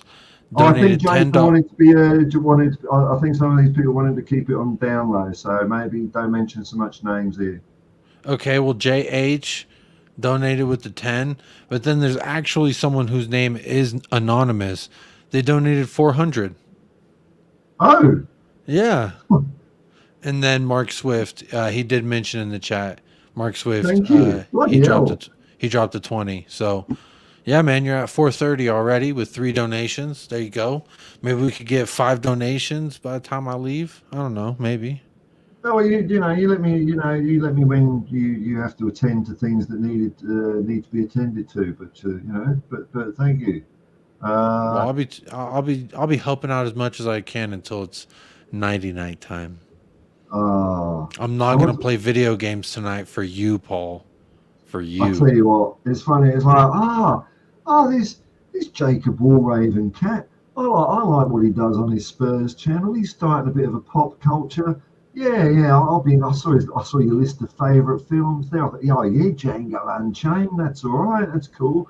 Let's go and watch this cat. And I just watched you get your ass kicked at FIFA. Oh, what the fuck's this? No, that was only one game. If you watch the rest of the night, I evened the score. We both won twice and drew once. So right. 2-1-2. 2 wins, 1 draw, and 2 losses. We both were 2-1-2. So I ended it all right, Paul. I did lose on goal differential technically. That's only a technicality. That's a technicality. Adrian Cheer, you followed the Thai cave rescue. Oh, we're going on to general world tragedy now, which is nice and uplifting. But hey, this is amazing effort. I think they actually saved that whole team. Did they save the whole lot? I know Elon Musk got away with calling a guy a pedo, which I don't know how he fucking works that one out. But Huh. Oh, John Fitzpatrick, my mate and his wife did a skydive a few years back, and on the next day, my mate struck the dive. Oh, fucking hell. Yeah, I mean, look. Fucking hell. That's It funny. is rare. It is when you look at the statistics. It's not quite 1 in a million, but it is very very rare. But the thing that really does get you is if the wind changes, and that's I got away with mine. But the real expert skydivers, they just come swooping in and they like run straight into the hangar with their chute behind them. They were so good, They were. You'd think that you can tell they're pushing it. They're pushing it When right I for a was a reason. when I was a kid, there was this Power Rangers movie that just came out. It was badass, and in the intro sequence, it's all them fucking running out of the hangar, jumping out, surfboards and shit, like boogie boards attached to their fucking skydiving, like batted motherfuckers. I was like, oh, I'm gonna do that when I get older. I want to be just like these Power Rangers. I would. I wonder if we can watch. I wonder if I can show you live on air this opening sequence, um, because it was pretty sweet. Well, I'm not monetized yet, am I? Oh, I don't want to get a copyright strike. I don't want to get, I want to, because I'm all, hey, have you joined the Shave Your Balls bandwagon on your channel yet? Have you been offered the lucrative contract by Manscaped yet, Jacob? No, Ah, not it yet. will come. Okay, It will so come. I'm gonna share. They haven't hit me up. I wish they would though. I'm gonna share it with you. That's because you've got so Okay. much fucking hair. It's not fair. All right, okay, So I'm not gonna share the audio because I feel like that, and I'll skip around. okay. So they're all looking out like, oh, we're gonna skydive, and here they go. Look at them all. I'm And just this is gonna keep it. skip. Yeah, they're all skydiving. This is Power Rangers, Ooh. so I'm like, whoa, whoa, flipping and shit. Look at Whoa. that, whoa! Look, see, one's got a boogie board. You see what I'm saying? Woo! He's surfboarded through the air. Come on, look at that. Okay, that's green screen. I can tell, but look at that. That's pretty sweet. Yeah, Look at yeah, that. Look at that. Woo with the surfboard. I mean, that's pretty sweet. yeah, That yeah. is pretty sweet. So, let's see. Hopefully that you don't get copyright. That was like 10 seconds and I didn't That'll be all right. let more than 2 seconds play directly and there was no sound. And we were Should be. reviewing it for fair use. And technically we were commenting over it. So I feel like Yeah, you're allowed to do that. I think it was a jolly good clip. Yeah, I mean, it does something. Actually, I was a bit of a nerd the other night when we watched that Mission Impossible Fallout, and there's a bit where they jump out the plane doing a parachute jump, and he's all like fucked up because he hasn't got his oxygen. And I'm just saying, oh mate, yeah, you don't need oxygen at that altitude. It's a load of bollocks. So Kim62 says, "Hi Paul, we're all here with you. Thanks, man. Thanks, man. Uh, Big no up. one knows when you'll be down on your luck. No shame in asking for help." Well, thank you. I do appreciate that. It's something I do find difficult to do in my life, but which is weird because and I'm not saying I'm a saint or anything, but people ask me for help, and I do it every time. Well, most people do, don't they? Most people are cool. My rating of cool people to arseholes. There's only 3% of arseholes in the world. 97% are cool. Uh, Ellie says, Dyer can't change direction either when it's windy or sunny or raining. That guy is a blockhead who turns slower than a wet fart. This is it. This is it. Eric Dyer at speed. There we go. And then don't forget Eric Dyer's slide tackle like a dog wiping its ass after it's eaten too much chocolate. Nice beating. Good old Eric Dyer. So Alex Kalunga, sorry to be a pain.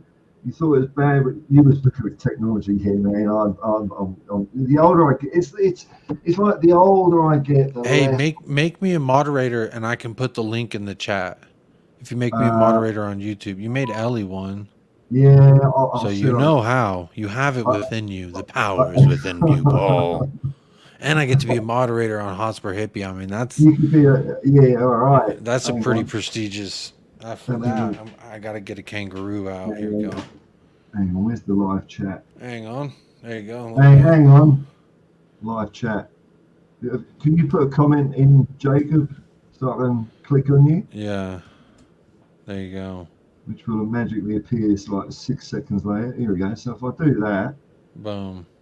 add as moderator, and you know what?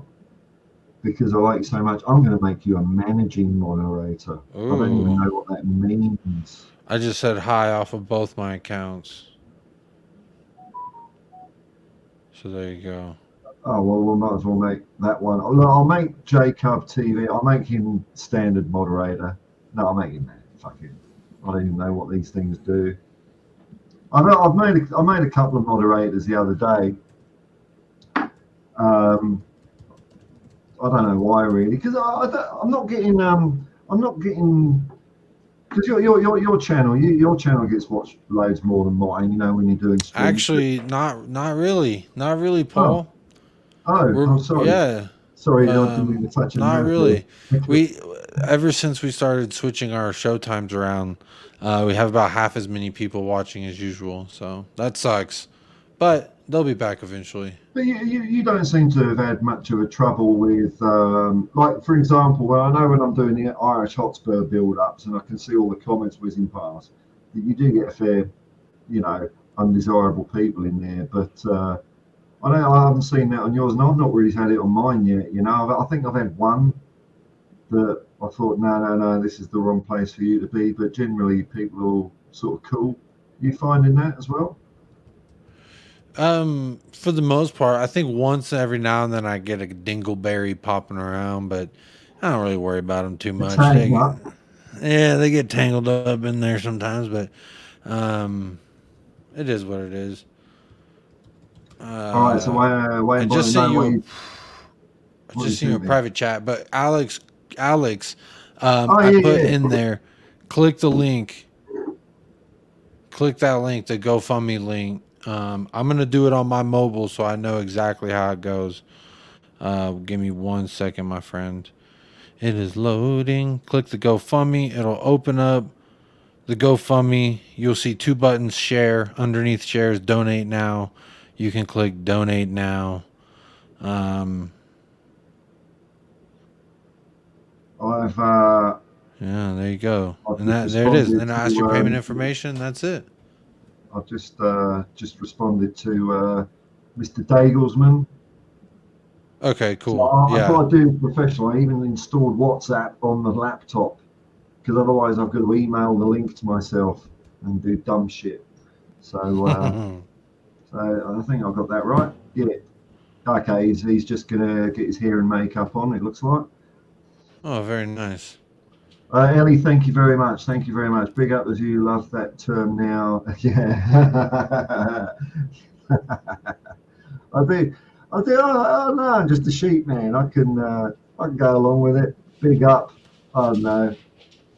Before long, I'll be able to. If I'm doing this, I mean, if I'm coming here with my cap in hand, when all this is over, I'll be easy saying click like and subscribe and do a super chat and all that shit. This is a big step for me. This one. Um, Now, let me ask you this, Jacob. I don't know if we've talked about this because Talk to me. I'm starting to get a bit more excited about this than I was before. James Maddison, are you in there or you know? Hey, let's do it. I think he's Okay. 26. He's in the prime of his physical capabilities. So if we were ever going to get James Maddison, this would be the last kind of train to catch for destination Madisonville. But I wouldn't be heartbroken if it doesn't happen because I still feel like there's viable options in the market at that position that we could find, that I could find for you because it's that simple. It's that easy. You just got to watch, and then figure out what your budget is and see how much you're trying to spend on it. For James Maddison, this is a guy, obviously, the goal contributions throughout this consecutive seasons is pretty impressive. So to doubt that he would come here, the main thing I've heard about him is attitude and injury concerns. Now, the attitude, yes, you can always improve the attitude, but also, you can inspire people, and you don't know what Ange Postecoglou might be able to inspire in a young man. I mean, 26 years old, I was still learning and paving my way, so I'd imagine it's much similar, even though you are a millionaire superstar football player, but at the same time, you know, his talent speaks for itself. If he could come in and provide for us what he does for Leicester, then it's worth 50 mil. I just worry about the 60, 70. I mean, I guess if you're going to talk about Richarlison type money and he can offer us more than Richarlison, then yeah, fine, that's worth it. But I just want to see. I think before I get him, before we get Maddison, I need me at least one center back. Then get Maddison, then give me another center back. But give Yeah, me a center back right now, and then I can think about Maddison. Then I can think about anything else because we got Vicario Sicario. But I mean, that's one move. That's one move that we need to make, which is goalkeeper. First yeah, two moves for me was center back, goalkeeper, then center back. I'm fine if we go goalkeeper, center back, Maddison, center back. I'm fine with that. But we also need to start getting some players out of here. We need to get these players off the books. That's just plain and simple. Can't have a whole room full of motherfuckers trying to get the same amount of minutes. There's only a handful of minutes to go around between all these bastards, and they're all gonna be gimme, gimme, gimme. Oh, please, sir, can I have some more? Please, getting their sir. agents and it's the 10%. Oh, I'm not getting enough games. Oh, it's all right, son. You stick with me. We'll get you full But then there's minutes. We'll also those get players that this won't guy. mind. I don't mind if you don't give me the game time. I'm getting my paycheck. Davison Sanchez, he didn't want to go nowhere. He was getting paid. He didn't give a fuck. So it didn't really matter. I don't know. To me, I want players who want to be here, who want to fight hard, and that's the knock that I would say for James Maddison is: does he want to be here? Does he? I know he's shitted on Spurs on Twitter in the past. He's shitted on Harry Kane in the past, but I mean, this is countryman now. This is the guy he plays alongside with. So like, they have to have like apologized. You know, give a little spanking, a little naughty, naughty you, run, take a lap, you know. But who knows how they dish that out? But I'm sure Kane's fine with. If Kane's fine with it, unless Kane has a problem with it, then there's no reason why you shouldn't want this guy. I would feel like we make that signing. We got Vicario Sicario, and then we get another center, and we get a top center back, Tab Soba and Mickey Van de Veen. That to me, that window with Ange Postecoglou, I'm literally it's soggy undie season. I'm not going to be able to Yeah, hold myself back. It's one of those premature ejaculatories, if you know what I'm talking about, because it's just so sexy, it's just so beautiful, it's so appetizing. You know, even if the end result's not great, I know it's going to be something fun to watch because it shows intent, it shows willingness to build. Because the 4-year contract for Ange Postecoglou, to me, that signals we're willing to be a little bit patient. And then you get a guy like Mickey Van de Veen, who's very young. Like I said, James Madison, 26 in the prime. And these are players we could potentially build around. Say our Canes leave. Say, I don't think Son's going anywhere. I think Son will retire. Tottenham Hotspur. he's not going anywhere, is he? Maybe, maybe back to Korea or America in like 5 years. But Yeah, I just, I'm with you, and it like I haven't been getting that excited about Madison for a couple of reasons. One is I haven't seen enough of him, you know, because I don't really watch. You know, it's people like you guys that seem to know every bloody player in the world, and I'm flat out just watching Tottenham sometimes, especially when it's like last season. The attitude problem was a little bit, you know, one for me. But like you, it's like shit. We've got to get a goalkeeper and a centre back, maybe two centre backs if we're being a bit extravagant, maybe a left back as well. But once we've done that, then you can start sprinkling the sugar out up in the pitch. Like for me, if all we did this season was a goalkeeper, a centre back, or two, and a left back, and did nothing else, I'd be thinking I'm happy with that, man. I know we're lacking maybe that creativity or whatever, but like you say, Andrew's here for 4 years. He didn't build Rome in a day. It's still a fairly big changeover in players, and I'd be content with that. But then it was David Clark that got me a little. David Clark is getting me a little bit more excited about Maddison. He's keen on the guy, and he said something I didn't even bloody think of, man.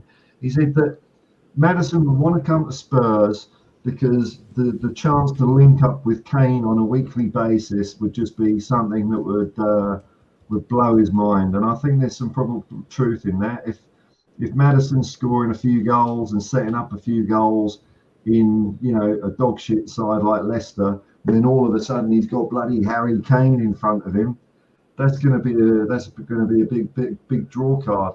And I think at 50 million, I don't think that's an expensive price to pay. So I'm getting more excited about it. But like you, got to get these other shitheads sorted out and get a few. I want a few of them I don't know what the equivalent is in America, but in England there's these they're called holiday camps, or Butlins and Pontins. They're like really rough and ready, and it's like families go to there and they live in a chalet, and there's like planned entertainment, and there's people doing cabaret. It's kind of like a cruise ship, but it doesn't move anywhere. And what I want to see It's is I like a want to campsite, like a summer camp type shit, but for summer your comfort family. with your family. Yeah. Sounds like But the makings of a fucking horror movie, if I'm honest. yeah, so I Come want on Eric down to Dyer. Playtown where all your That's right. family can get their tickles. Ha ha ha. I Go want, I want, fishing. I Play want chess. Dyer, I want Dyer and Sanchez sent out to one of those places, and their new job to be to have to entertain 12 and 13-year-old kids in soccer classes, and all the kids don't want to fucking be there, and they're just booting the ball at Dyer's head. Anyway, we have another person here, and man, oh man, it looks like he's been at the hairdresser, especially for the show. So we'll bring on Getting pampered and primped up, huh? yeah, just before, in case anyone gets crazy in the chat or whatever, I'm not very good at doing streams when I have like loads of people on, because there's a bit of a delay and I feel like a bit of a twat talking over people and all that sort of stuff. So I'll keep it like 2 at a time, but we'll have Brian in, and this will give me a good chance. Hey, Brian. Good morning, people. How's everyone doing? It's 10 to 5 in the morning here, but I saw you doing the stream and for the cause, and I am sitting in bed, and I thought there's no way I'm not coming on to support you, Paul. So here we are, 10 to 5. You did say I was doing hair and makeup. You were right. Big up, Jay. Man. It's you look like a doctor, like a physician. I don't know. You look clean cut. You look. If you had, what are those? The ear things with the thing where you listen with the heart stethoscope. Yeah, if you had one of those around your neck, I'm honestly taking my shirt off, letting you feel my heartbeat, my friend. Yeah, if I didn't know you were such an honest man, I'd be thinking you've got some sort of AI smoothing filter on you or something. I get called either Daniel Levy when I'm like this, especially with my glasses on, which you can imagine what it does to me. But I get called Lucas Moura a lot, so I can pass off as a few people apparently. So no, I don't know which one I am. The Cucurella. Whenever that was going around. Oh mate, Cody Mac. I didn't even see it to begin with, but then when you take the hair off, it's like Jesus. It's spot on. It is. I can't even in FIFA. It looks just like you with a big bush of hair. It's hilarious. So yeah, you're in England at the moment, then, Brian. I'm in the UK. Yes, I'm not on a similar time to Jacob. It is now 4:53 in the morning. Oh, thanks for coming, man. That's very nice of you to pop in and say hello. It's appreciate it. The one great thing, as Jacob will know, there are some very, very good people in this community. There are some very, very, very good people in this community. At the moment, I'm struggling sleeping. I saw your stream on. I saw you messaged me earlier, and I was like, "Oh, Paul's on," and I saw a 12-hour stream. I was like, "What's going on here?" And then obviously, I looked into what you were talking about, and I may not be able to be in a financial position to offer you. I would if I could, but I can always offer people my time, and I'm 100% here to give you my time, brother. I totally get it, man. I totally get it. Easy peasy. It's just nice to, have people along for the ride, and really, people don't have to give it. Like, just enjoy the ride for 12 hours. Hopefully, it'll be just sort of half entertaining. Well, we've got these two Muppets on now, so you don't have to rely on me waffling. Let me tweet it out as well. I tweeted it as well. I shared it out. So big ups to everyone who. I actually used you as a source of news this morning, Mr. Daigle. Oh, did you now? Yes, I did. I can't remember what it was. But I've made it. I'm being used as a source of news. What team you put me in? There you go. There you go. That's all right then. Oh yeah, that was. I don't know. It's like because before I go on the stream, I just thought, what's happening in Tottenham? And I have a look, and this came up, and it was only this one, but it was Brian Daigle that brought it to my attention. There we go. Yeah, we were just talking about Maddison. If you mind, if I'm just gonna. I think my mate's here. I need a bit of Coca-Cola. Maybe if you could talk why you're excited about Maddison, man. Yeah, of course I can. I mean, James Maddison is someone we've been after for a long time. And I heard you saying it before, Jacob. This will be like the last time the train leaves the station and we can, and it's time to jump on board. We all know we're desperate for creativity. And he is a very, very, very creative player. I have concerns about his injury. There's concerns with every player you buy, but he is someone that we desperately need. And if you look at it, I can't remember the last time we went and bought a player from England or an England international and took him out of the team and brought him in. I think this guy instantly kills kills the need for creativity. He is as creative as they come. And it's big news. All I will say is we've agreed personal terms, apparently, according to sources. Well, we agreed personal terms with David Raya. And look where that got us. Not saying that it's a bad thing, because I've actually flipped my opinion on the goalkeeper and the way we do things, but it's a step in the right direction, isn't it? I think it's like... Hey, big up Alex real quick. Alex donated to the cause. Big up Alex. Oh, shit, I should be paying attention to this, man. Oh, I just wanted to... I'm so shitty, YouTube. I'll just go through a few comments, but I got something to say. Brian sparked my chat muscle there. Pacino, yeah. Good man, good Ellie. Nice to have you around.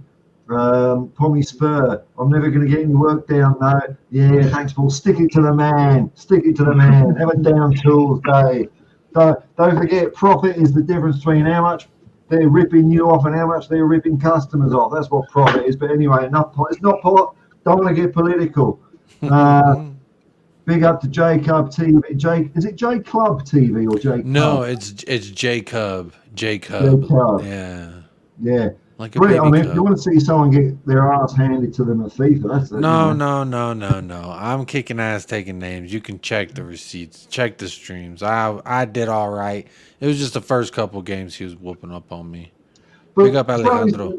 Something you said there, Brian, and it's like when when the Raya thing was going on. It's like I've had my fingers burnt so many bloody times by this club. Yeah. And I even did a video about it. It's like, for fuck's sake, if they want, 40 million, just buy we need a goalkeeper, just buy the bloody goalkeeper. And maybe it turns out I feel like I was a bit hasty in that. I think we've actually done all right out of it and getting Vicario a bit less as well. But, it's hard to say with this team. But especially if he becomes a stud. Yeah, if that guy becomes a stud, it's going to look like the smartest little bit of business. Or it's going to look like we did another Galini. Well, time will tell. What you got to look at with this is, it's very, very easy, especially for someone like me in my stance, for when a deal falls through, to go immediate to attack mode, to my default setting, and go straight in attack, straight from the outset, man. Oh, exactly. You're like myself in leave you out, and it's very, very simple to do that. But I saw a tweet, and I believe it was Toxic Headshot, who's a great supporter of all the channels, and he tweeted out and he said, "You know what? This is typical Tottenham Hotspur fans. They want to go down the Brighton data and unearthing gems profile. That's what they want to do. But then the very seconds that we might have found one, they go, oh, I don't know who this guy is. Oh, he's crap. Oh, I don't know." It's like, I'm one guy that is screaming for change, screaming for it. And obviously making my presence known at protests and doing what I can. So when there's a slight bit of, oh, wait a minute, do you know what? You're doing that. I can't say I want change and then we go down the road of change, go, well, don't change like that. I don't want change. You can't have it both ways. He could turn out to be a Galini. He could turn out to be a masterstroke. But I mean, 16, 19, whatever it was we spent, that's not that much. And when we're talking in the sense of how much we spent on Lo Celso or other players, that was an equal amount of a gamble. I feel like maybe this is, we're gambling with less money, so to speak. So if we lose, necessarily, I don't think I'll be that upset on the Vicario. What is his name? Guglielmo? I've had people. I did We Are Tottenham TV last night. We did. Ben wanted me to do an update, and it was in the comments. I think it's Guglielmo. there's a I think it silent was T, Guglielmo. something like that. Let's just call it Vicario. It's going to be a lot Personally, easier. I like Guglielmo more because it Or sounds fun. goalkeeper. Oh, come on. Yeah. But what you're saying about Maddison is also true. It's like, remember when we signed Paul Gascoigne? It was who's the best who's the best midfielder in England? Paul Gascoigne's doing all right at Newcastle, and there wasn't any like faffing or mucking around. It's just we got him, and it has been a long time since we've done that. So, Maddison for me is mainly just ignorance. I haven't seen enough of him, but enough people are getting excited about him at the moment. I'm getting a little bit moist at the prospect now.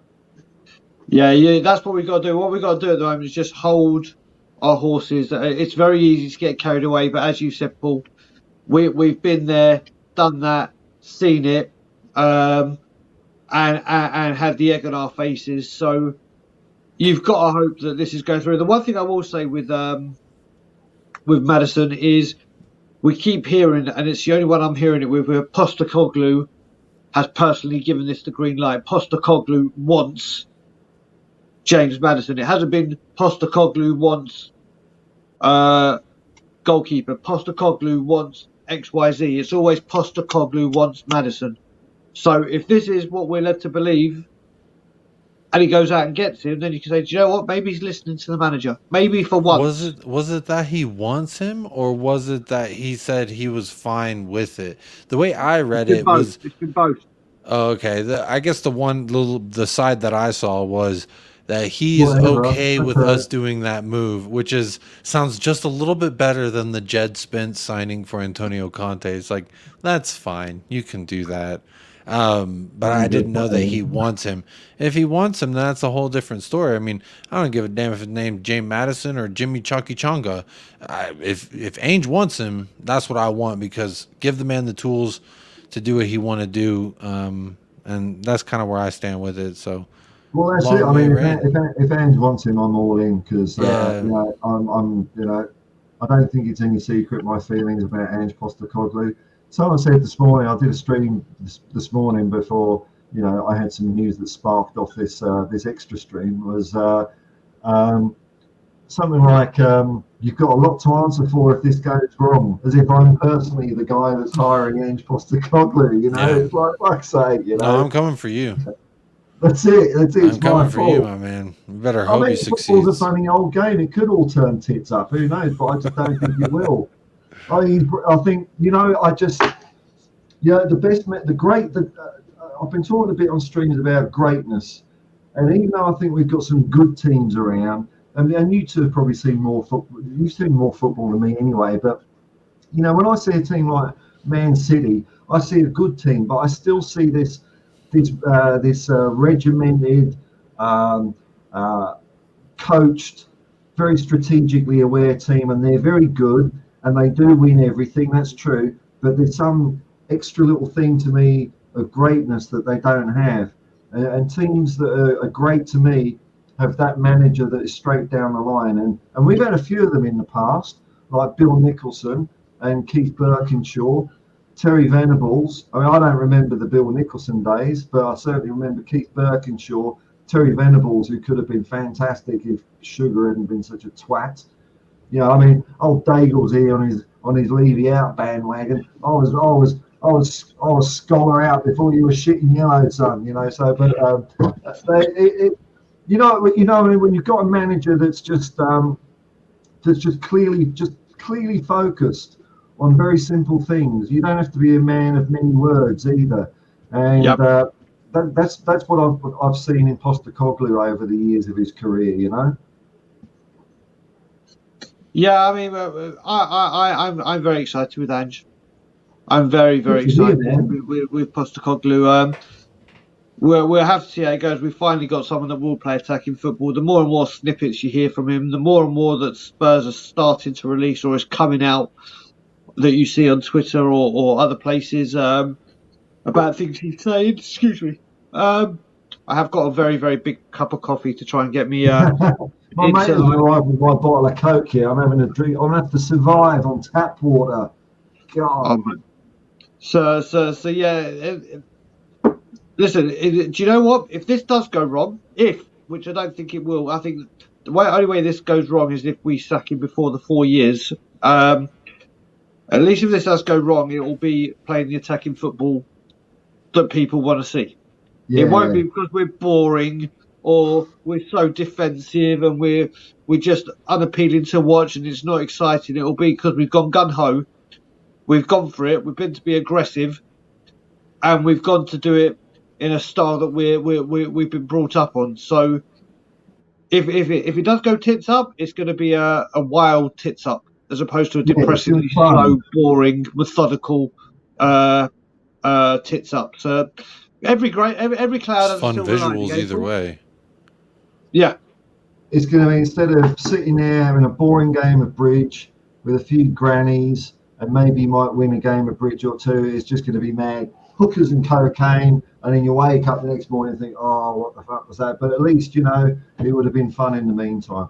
I just want to say thanks to Alex for the donation, man. That's pretty cool. Big up. Any other comments? And someone was just saying, Joseph Mines just saying, come on, you Spurs. This is all you need to say. It's all you need to say, become a Tottenham fan. That's it. Yeah,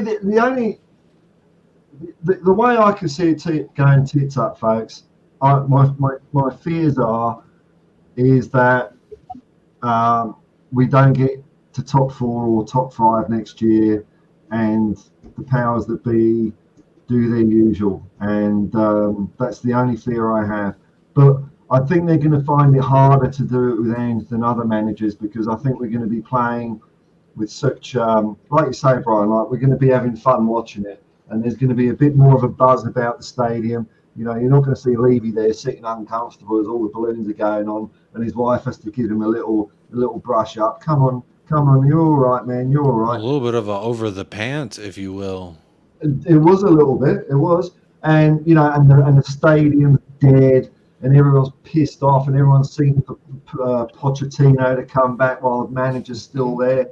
I think there's still going to be a bit of a buzz, particularly, you know, if we have a run in a cup. I'm not saying we're going to lift anything, although that would be nice, but a run in a cup to get us going a little bit. I think the fans hope. I'm hoping for all Tottenham fans that they just have a bit of a smile and a buzz about the place by the end of the year, such that we're with Ange and Levy just can't. He's got no choice but to keep him and see how much further we can go with this experiment. Yeah, but what I will say with this is there's still a chance balloons will be there. There's still a chance. Don't get me wrong. His first game against United, it's all going to be about Ange. We're not going to be like, right, it's his debut, let's welcome him to hell, blah, blah, blah, blah, blah. Even if he does back Ange Postecoglou to the hilt, there's still, that doesn't be like, oh, we start again for, but that's if we have a good window. He's still the root of the problem, and one window doesn't. I mean, Manchester United, and you know what? Fair play to bloody Manchester United fans again. They put certain factions have put out a post. Their kit launches today at 9:30. There's apparently thousands of people going to be outside the Manchester United shop to stop people buying the shirt and singing "We want the Glazers out." This is what they do for this club, or for their club, sorry. And they've got Champions League football. They've won a cup. They invest money on players. No doubt what they're doing and letting Old Trafford rot. That fan base will unite. We struggle to get 70 people at 10 o'clock on a January. They'll get thousands on 9:30 on a Tuesday. They'll have people take a day off work and say, I've got to go do that. That's the difference, isn't it? Well, that's why they're the biggest club in the world, aren't they? That's why, you know, when I'm walking around in Australia, if I see football tops, it's either going to be Man United or Liverpool. I mean, that's about it. You get the odd Twats FC from round the corner shirt. There's no Spurs shirts here. I think that's going to change here this year. But they have been the biggest club in England or the world for, I don't know, since the 60s. Not the best, not the greatest, but the biggest. Yeah, without a doubt. Without a doubt. And we'll have to see what happens, but it's all exciting times with Ange coming in. Isn't it funny though, I'll ask both of you this because like towards the end of last season, I just, I was doing these build-ups on the Irish Hotspur, and we're all getting so we just every time we were doing it, we didn't want to watch the game, and I know Coover went through the phase of not watching Tottenham games. For a fan to actively not want to watch your own team play. I mean, that's a horrible bloody feeling. And I'm just amazed how quickly I've gone from, fuck that season, I'm done with it. I can't, if we have more of this, I can't do it, man, to where I'm raring to go. I'm raring to go just because of one man. I'm really excited. Yeah. They say one man can change the world, Paul. Who is that man? It could be Ange Postecoglou to change the world as we know it. Well, it's possible. Alex, I don't know what you're talking about. I contacted you. It was not me. I don't know what other Jacobs are calling you right now at this hour. And I don't know where Granville is. Granville, that's the place in Sydney. Is there contact me because I haven't something I think someone named Jacob contacted. It wasn't me. I've been on stream. I have an alibi. Okay, Granville's a bit far away from me. I'm a bit when someone says they want something to show me something, I don't know, man. Oh, hey Paul, meet me at this longitude and latitude. I got something to show you. Look, if it's a signed like 1967 FA Cup single, that's fine. But I've already got one of those. But something to see me. Don't know what it is, man. So yeah, Granville's west of Sydney, which is a very good. I love Granville actually. West of Sydney's like the bit of Sydney that has a bad rap from all the eastern suburbs, snobby wankers, all the born to rule elites. They look down on Western Sydney, but Western Sydney's cool. What's this? What was under your bed? Jacob was under my bed. Just for a little bit though. It wasn't really that long. I wasn't like waiting for hours and hours and hours. It was just a couple hours Swift. Don't worry. I cleaned up after I left as well. So you are you going to be attending games this year, Brian? Or I'm in a very, very tough predicament at the moment. I walked out of the Manchester United 2-2 when it was 2-1, and I said, never ever am I stepping foot in that stadium again until the board has changed. I'm hoping to go to a few away games before I go back to Toronto, but I have found out in the last few days that my co-creator of Tottenham on Tour, Brian Ireland, could be coming to London in September. Right. And if he does, how often am I going to get the opportunity to go into White Hart Lane and watch a game with one of my best mates from Canada? It's kind of like, yeah, do you know what? That's kind of once in a lifetime kind of thing. And I would love to see Ange. Obviously, I get to see him away. So if he is here and I can get tickets, I may go in just for that reason. So I can say this will also be the first time Brian Ireland walks into the brand new stadium. Right. And of course, that kind of stuff you can only witness once. You can only witness once. And if I look at it and weigh it up, what's more important, doing that with my very, very close friends from Canada or my stubbornness towards the ownership, my friends and family win every single time. So I may go in, or if he comes to an away game with us, fantastic, I'll do that. But he's still got to see if he comes. If Brian Ireland doesn't come, I won't go in the ground. If he does come, I will try and get us tickets and I will go in. But if he's not there, I'll just go to a couple of away games if I can. I want to go. I want to go in December. I was just gonna say I want to go in December. There's 2 home games within 4 days of each other, and that would be perfect. Go out there for a week, go to see 2 matches at Tottenham Hotspur Stadium. As much as I hate Daniel Levy, I'm sorry. I'm walking on the fucking ceiling. I'm touching the golden cock if I can. If the go-karts are ready, I may get my big ass on one of them carts. Unless they got me driving on the wrong side of the road, then I may have to pass. But I'm doing all the tourist shit, you know what I'm saying? If I go out there at least once, you know what I mean? Because Well, I've never when been. last year, Jack Kanicki from Irish Hotspur made a trip over Yeah. and went to. I think he caught the poor bastard. He caught the AC Milan game and Nottingham Forest, which I think we won. But We did. Sorry. We did win against Forest. Yeah. And I was just saying to him because because we were going through a bad patch, and I said, look, just go there.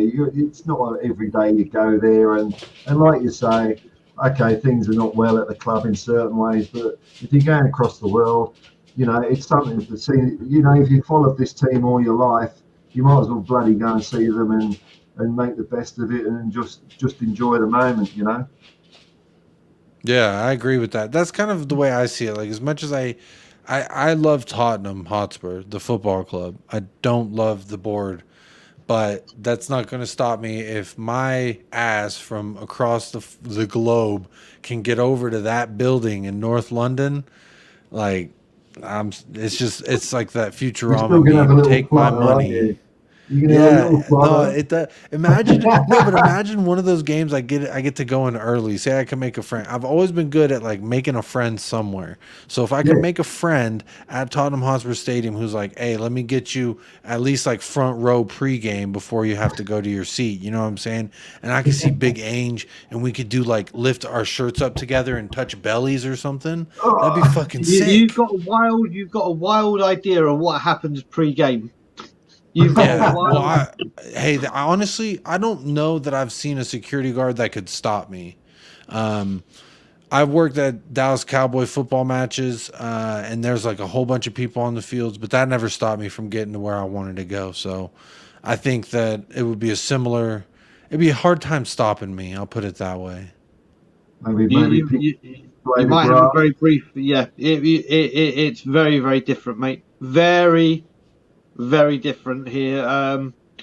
But listen, when the players come out, I can imagine you can walk down to the front. Depending on what stand you're on, you can walk down to the front and quickly have a look up close at what's going on.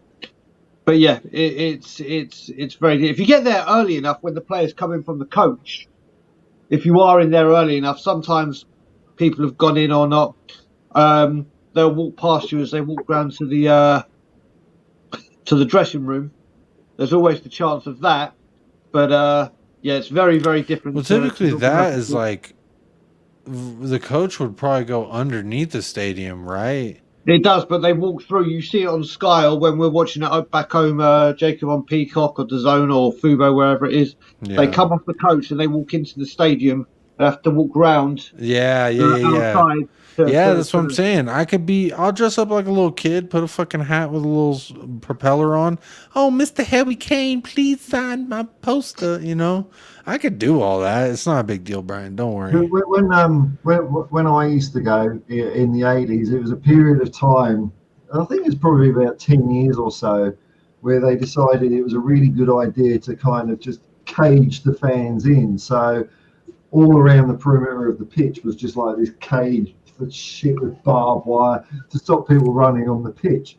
Even though the shelf was the best place on the planet ever to be when it was a terrace, but you could never. So anytime you managed to get away to an FA Cup game and play some lowly league team that had none of these cages, as soon as the whistle, you just run on the pitch for no apparent reason. And you get on the pitch, you think, I don't know what to do now. I'll just walk back again. But can you imagine the optics of my large 6'4", 250-pound sprinting across the soccer pitch, hugging Heung-Min Son's, and he's gonna be smaller than me because normally you see like a young man like running up to grab Messi or Ronaldo, and they're usually smaller than him, right? They're usually a little bit younger.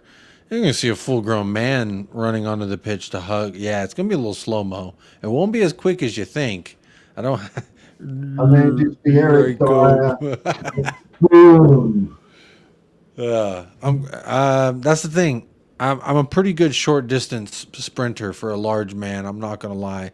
Some call me the white Adama Traore, but that's neither here nor there. Um, I'll get to Sonny. I'll get to Sonny. I'll give me a hug. I'll get that much. That's what I'm saying. I might not go just because I might need to cool myself. Maybe Son needs to Uh, leave before I visit the stadium, so I don't get banned or something. Because I might not be so like if you not that I'm advocating this, of course, but is it easy to jump over and run on the pitch if you were a ne'er do well? Is that what it's Bro, like it's now? like Is waist there like a height. moat of crocodiles or some shit going on? I mean, I see it on the cameras, and it looks like the board is waist height. When I worked for FC Dallas, they have video boards too. I'm a big person. I can just step right over that thing. The key is to gather enough momentum while getting over that to then push through whatever security may be there. That's the key. But see, I played American football, all right? I know how to lower my shoulder, hit the boomstick, if you will, and I could do that at least for a moment. I'm not saying I could do this for any stretch of. I definitely need to garner momentum before storming the pitch. I know that much. But I think it would be a sight to see, if nothing else. It's not every day you see someone my size running and hugging a player. If anything, I might scare Son because I am so large that if he Yeah. saw me coming, he might turn and run from me. I don't know. But he's a soldier, so he might see it as a challenge. Maybe he puts me in a chokehold. That would be kind of sweet. So, Jacob, basically, what you're saying is you're coming over for Christmas, going to get a lifetime ban from Tottenham, probably a criminal record, and then hop over back onto the pond, yeah? Yeah, and then I'll probably have to do some kind of community service over here to show I'm not some crazy man. Yeah. No. Merry Christmas to you. Yeah, it'll be before Christmas. So by the time Christmas comes, hopefully I'll have it all sorted out, like my community service or my fines, whatever it is I got to pay. But honestly, You'll be up there in front before the judge, and you'll say Your Honour because you're American, and you don't realise we say my lad. It was my one chance to England. I couldn't help myself. I had to do it, and I throw myself at the mercy of the court. that's right. And I mean, I would tell them, I would show them a picture of Son, and I would say, if you saw the once in a lifetime chance to smell this man, would you not? And I really feel like I could win the courtroom over with that statement because they would look at it. They'd probably say, I bet he smells like tangerines and citrusy, like botanical type scents. And it would make a lot of sense for people, I think, at that point, why I did it, at least the motive. Not saying, the motive outweighs the punishment of the crime or what have you, but sometimes in life you got to risk it for the biscuit, and that is a biscuit I am willing to risk it for. Here I be, man. Is it getting warm in here? Or did the fucking AC turn off? What's going on in here? I don't know. I think you're just building yourself up with the Whoa, passion of that that's what it potential. is. A little bit of that Australian air, huh? Getting over here. No. You're getting excited over Sun. Just a bit of botanicals. I mean, and, it would be sweet. dew It on would the be cheek very on a sweet. spring Yeah. morning. I imagine he has a really good like skincare products as well. I think they all have, man. They've all got the best. But this is the thing. This is one of the things that changed about football. Like in the 80s and 90s, they just looked like a bunch of normal blokes.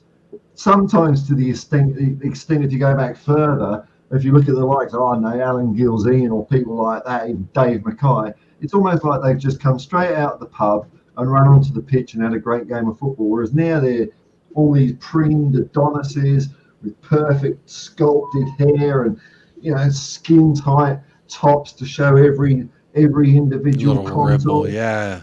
I can't like a relate to ruffle them chip. as much as I preferred it when they were a bit like ugly like me, just like fucking normal. They're sort of bred out of some container. Oh, hello. I think blame Cristiano Ronaldo for that because he did the whole like I am a statue-esque type of athlete. That's what I'm blaming it on. I don't know, Brian. Maybe you have a different opinion. Oh, there were people before Cristiano. There were lots of people before Cristiano, but football, you got to remember, this is where the sponsorships are coming. You look at I was about to say Livia, but I meant Liverpool, who are sponsored by Nivea now and do everything. All these beauty products. Like Paul said, back in the 80s, 70s, 60s, footballers were footballers. That's all they were. They were footballers. They did their job. That was it. But now, the sponsorships, the revenue streams, the everything that goes into football, they realise the modelling that footballers do. You look at Beckham, you look at Freddie Ljungberg, you look at other players that have done it. They're big bucks to sponsors now. You think about it, they used to think, right, when we're doing these big advertising campaigns back in the day, like Pepsi, it was like, right, let's find a musician who's massive, or let's find a supermodel. Whereas now it's like, let's find a sports star or an athlete that fits this brand. It's become big business, big business. Oh, it's massive, isn't it? You know, hang on. Look at Dele. Look at Dele Alli. Look what the hell that's done to him. I blame Fortnite for Dele Alli. I think Fortnite, I played that game. I feel like they targeted it for a certain type of brain function, like a certain type of ADD that you have. And if you play that game, it'll hook you, man. It can really, it's a dangerous thing. And there's families in America that are suing Epic Games, the creators of Fortnite, because they felt like their games made their kids addicted to it on purpose with the bright colors and the flashing and the like a casino. You know how casinos fucking flashing lights and colors and bing, bing, bing, ding, ding, ding. You win, you lose, you win, you win. You know, to me, my two nephews, Jacob, but the eldest one's the twins. They were obsessed with it. They were absolutely obsessed with it.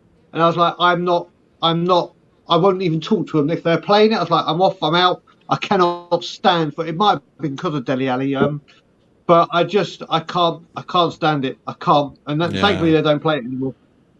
No, it's a dangerous little game. I don't play it anymore, but I did play it back when it first came out. This guy looks like someone's, like the guy who brings you drinks at a fancy party. You know what I mean? He's just like, hello, my name is Ronald. Would you want to run up and give him a sniff, Jacob? No, I feel like I know what he smells like. I feel like I've smelled people who look like this guy. Smell like in this generation, mate, they had a lovely odor of cigarettes and beer. I was about to say, I bet he smells like an ashtray and scotch. That is now.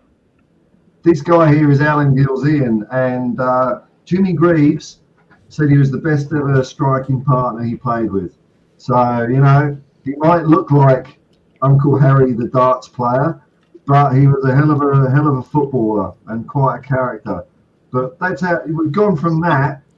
He looks like the guy in America. We have like LA Fitness, and they have like a lap pool, and there's always an old dude in a Speedo who's super fit, and he looks like this, and he's just swimming laps and then splashing his Speedo water all over the place. And honestly, that's what this guy looks. I feel like he's someone I've seen. He looks like an actor.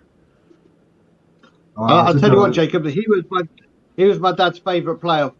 Him and Dave Mackay, and thankfully, about 10 months before Gilzean passed away, I managed to pull some strings with a couple of contacts that I had, and I got my dad to be able to spend an evening with him. I just surprised him. I said, Dad, I'm taking you out for the evening, and didn't tell him anything. And we sat down for about 2.5 hours, my dad and Alan Gilzean. I just left them to it. My God, the smile on my dad's face. The smile on my dad's face at that time. Amazing. What? We're talking about 5-6 years ago, so my dad would have been, 64 or something? But to be able to put that smile on your father's face is something that I will take with me till the day I die. Sir, he was some player. Oh, that's priceless, man. I have a question. Do you think your father gave him a little whenever he said hello? Your obsession with this, Jacob, is quite concerning. It's quite concerning. It's just a natural human thing that happens. When you're in someone's area, you smell their fragrance. It's just what like dogs do when they meet in the park. You just go up to that's well, how even we humans meet inadvertently, up. Brian. Say I'm in London and we meet at a Tottenham game and I hug you. You're gonna smell me. I'm gonna smell you. It's just natural. It's just what happens. It's not. It doesn't have to Yeah, be weird. that's a good point. That's a good point. That's a good point. Would you give this guy a sniff here? Which David guy on the Kite? I left don't or the think right? the left. He doesn't look like he I mean- wants. He looks like the guy you'd be like, "Give me a hug," and he's like, "I don't do physical touch." You're like, okay, let me respect your boundaries. He most definitely did physical, that's for sure. He would make Roy Keane. He'd make Roy Keane and Patrick Vieira look like pussies. Oh, any day, man. Any day. This is football hard, man. We need a bit of steel, eh? Hey, I'll just go through some comments here. Kim62 wishing you only the best. Thanks, man. Tottenham Hotspur till we die. Hopefully there's a few more years of that. Bloody hell, I'm 51. Fuck knows I'm still here. But here we go. Great talk. Everything Hotspur with you. Thanks, man. Here we go. Her Royal Highness, Queen Ellie. I'll put my hat on just to doff it. Tug a back lock because I ain't got a forelock. Jack's first game, he was my guest with David, got them tickets and seeing them both and it was Jack's first match. Oh, Jack Kanikius literally took his breath away as he walked into the stadium and emotions took over. Yeah, man, you got to enjoy it. You've got to enjoy these things. Pommy's first says, hey, Paul, you reminded me earlier on the chat, it's about time another still game rerun is due. Pish, pish, pish. It's an old Scottish thing there. Jacob, best place to meet Sonny is out at the training ground. Yeah, you can meet him in our fine jacuzzi facility. I kind of want it to be like maybe he's coming out of his flat and I'm there with some grocery bags. Oh, excuse me, mister. Oh, excuse me, sir. Didn't see you there. Oh, by chance, do you happen to be Youngman's son? I have to say, Jacob, I do love the way you said outside his flat. The guy has like a 15 million pound. The guy has like a 15 million pound mansion in Hampstead, or around the Hampstead area. Yeah, his flat. That's I just imagine like bumping down. Settings. I just don't waiting for know. him to come down his stairs from his bed. He's got his bed in one corner, kitchen sink. So you're saying it's likely he's in a gated community in which I would not just be randomly strolling down the entrance, around the entrance of. Yeah, who knows? You might meet him at the bus stop on the way to training whilst waiting for the bus. There we go. Okay. There we go. This is the smell of man, DJ19. Back in the 80s, no botanicals, Old Spice and soap on a rope. There we go, man. Have you smelled Old Spice, Jacob? They have that here in America, and it's like very. Yeah, it smells good. Yeah, my wife doesn't let me wear it because she says they have titanium in it, and that causes cancer on your armpits. So, she doesn't Simon let me do Garner, that captain anymore. of Blackburn in the 80s, used to have a ciggy at half-time. Loads of them used to have a ciggy at half-time. I know John Robertson from Nottingham Forest, he was known for going into the toilets at half-time. And Brian Clough, who was one of the best English managers ever, good managers know when not to fuck with players as well. It's like, okay, you shouldn't be having a cigarette at half-time, but bloody hell, just go and do it. Turn a blind eye. Daniel E here says Alan Gazzian worked as a lorry driver boss after he retired. Yeah, he worked at a transportation depot in Scotland. Alan Gilzean, that first person I showed you folks there, he kind of vanished from the whole world of football. Even I think he left Spurs maybe 73, 74, and then just went away from football. It was only recent. In the last few years before his death, there was a book and a film called, I think it might have been called Where's Gilly or something like that, or The Search for Alan Gilzean, where they tracked him down, and then since then he started doing a few legends talks and things like that. There's a good one actually. It's from a few years ago now, and I think it's the Spurs show when they used to do YouTube, and it's got Alan Gilzean and Pat Jennings on the same bill. So. I mean, bloody hell. I'm very jealous of your dad meeting a guy like that, though, Brian. I mean, fucking hell. Yeah, like I said, it's something. I mean, my dad he was actually having his bar mitzvah on the day England won the World Cup. So my dad has a good few connections with football and momentous occasions. So when did your old man start seeing Spurs? Oh, so he was born in 1953, and he used to go with his dad when he was old enough. I think it was about 6 or 7. He started going, and they were on the shelf every single week or every single home game. And my dad went very, very regularly, very, very regularly. And then when my dad started taking me, if people remember, next to the old Paxton Road end, there used to be a ballroom and a banqueting hall called the Chanticleer. And it's where Spurs had all their functions. And my uncle, at the time, was the official Tottenham Hotspur photographer, working for the Chanticleer. So he used to get us tickets all the time. So my dad used to take me a lot from the season that we signed Gaza. So he's got a big connection with football. But yeah, that moment with Alan Gilzine, obviously I couldn't get him to meet Mackay because he'd passed.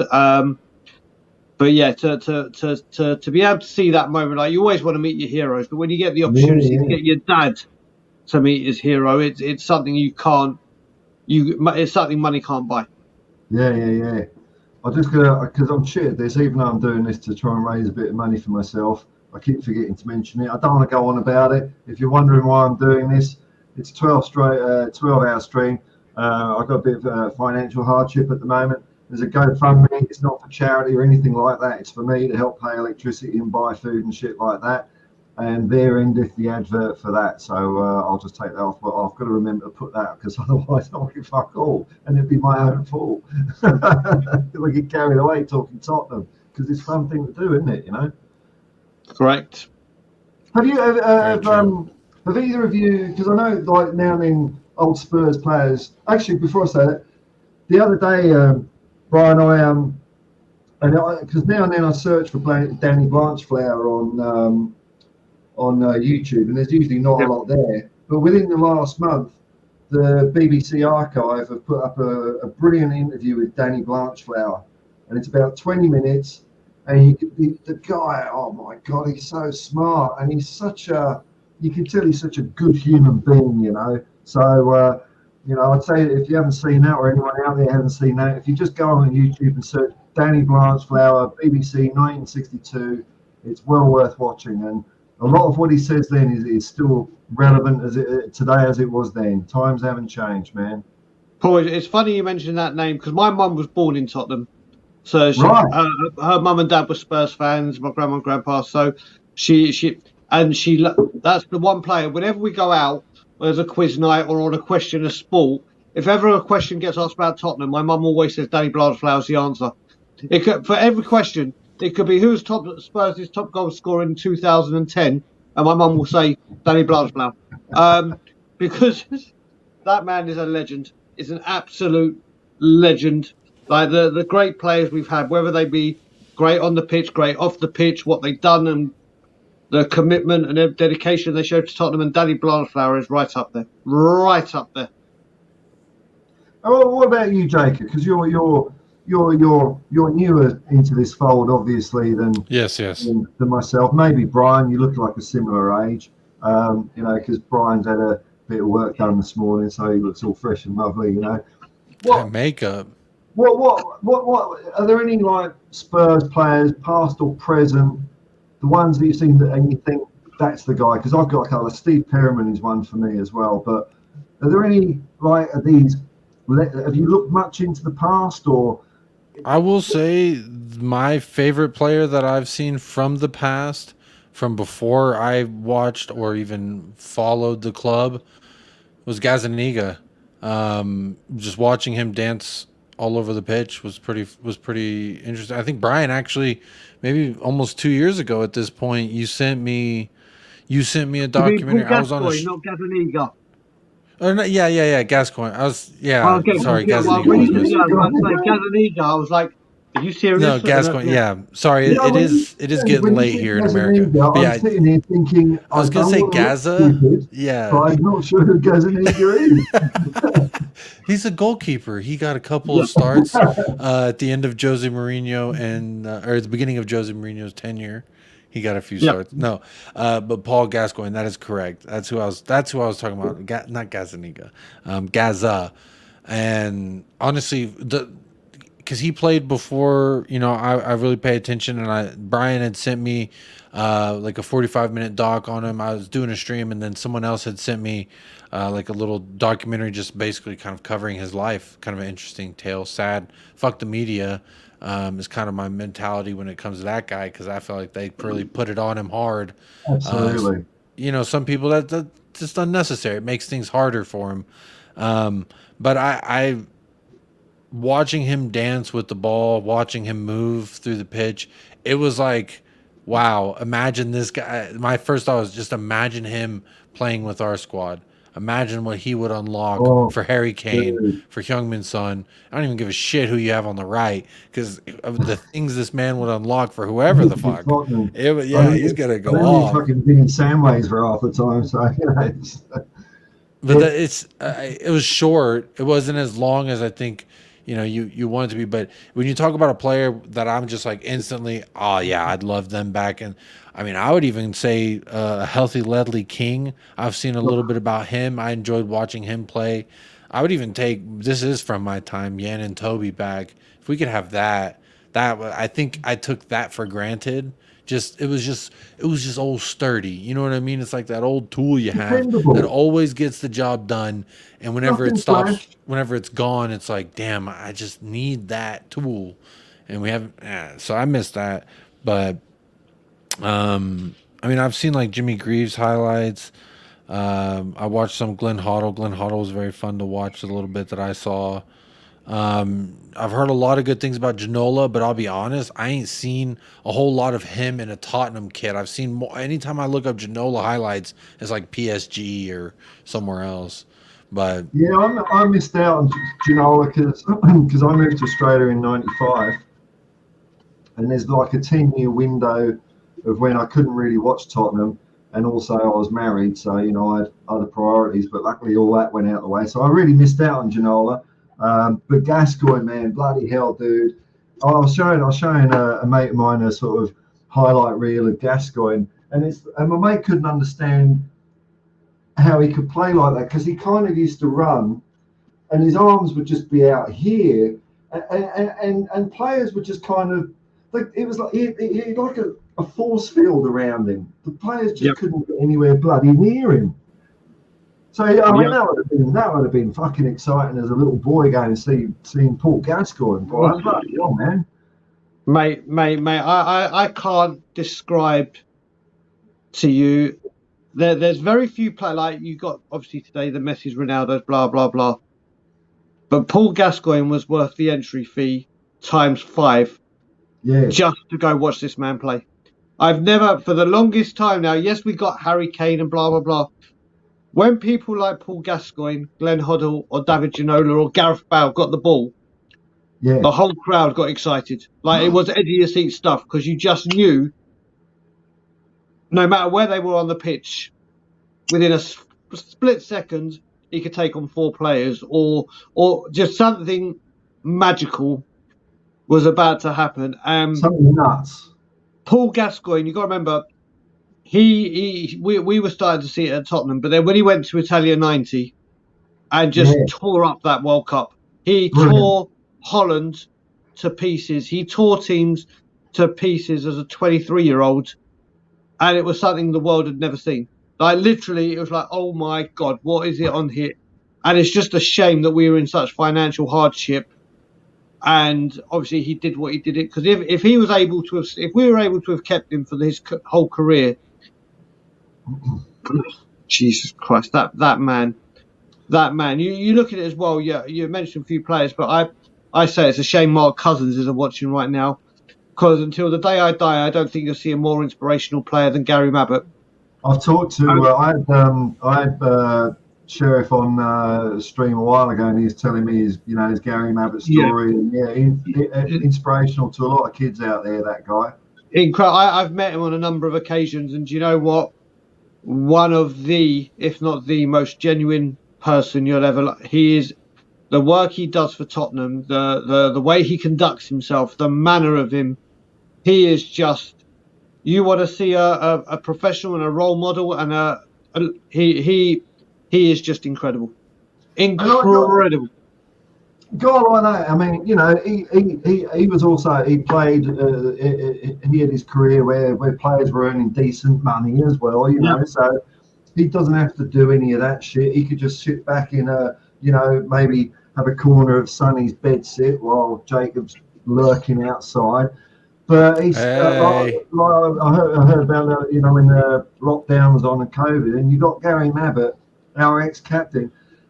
He made over 1,000 phone calls to older fans just to have a chat, see if they're all right. Spend 20 minutes, an hour on the however long it took.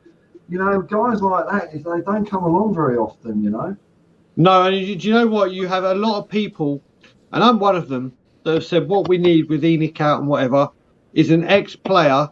Don't get me wrong, Ramon Vega's doing a lot, but we need an ex-captain or an ex-big-time player to say something to make a lot of people shift over. And a lot of people say Gary Mabbott, and I'm like, do you know what?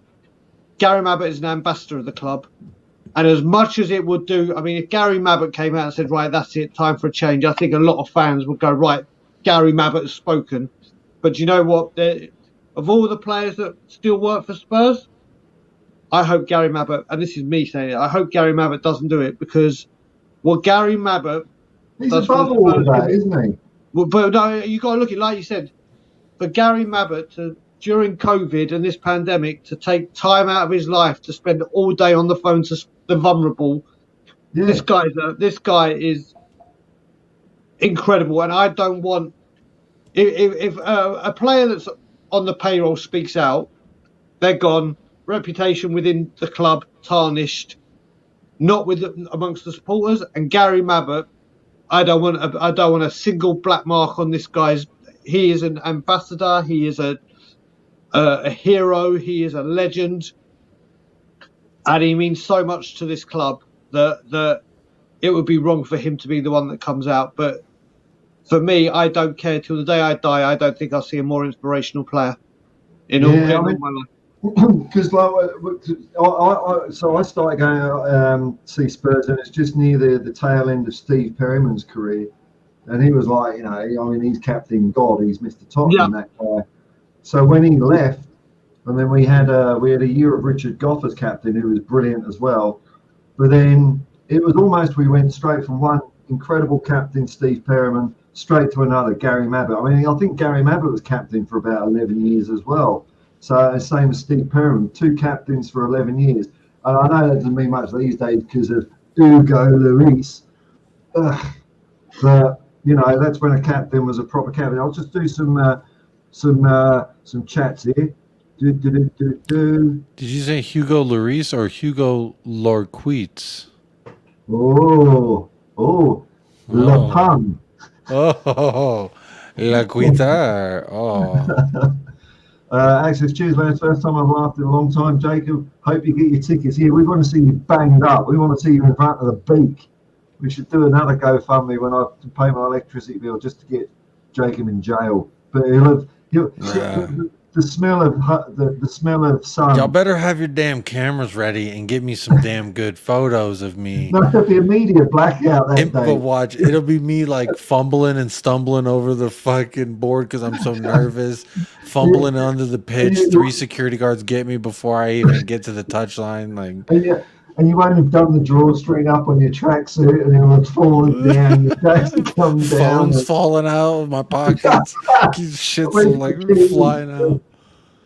Yeah, regular old Tom and Jerry scene, but still would be worth it. Would be worth it.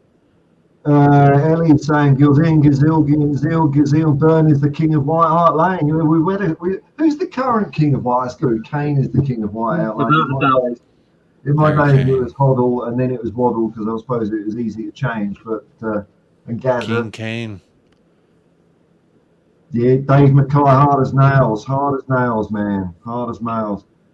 You know, Put nails it this aren't way, that. Dave Mackay, your nightmares wouldn't wish to meet Dave Mackay.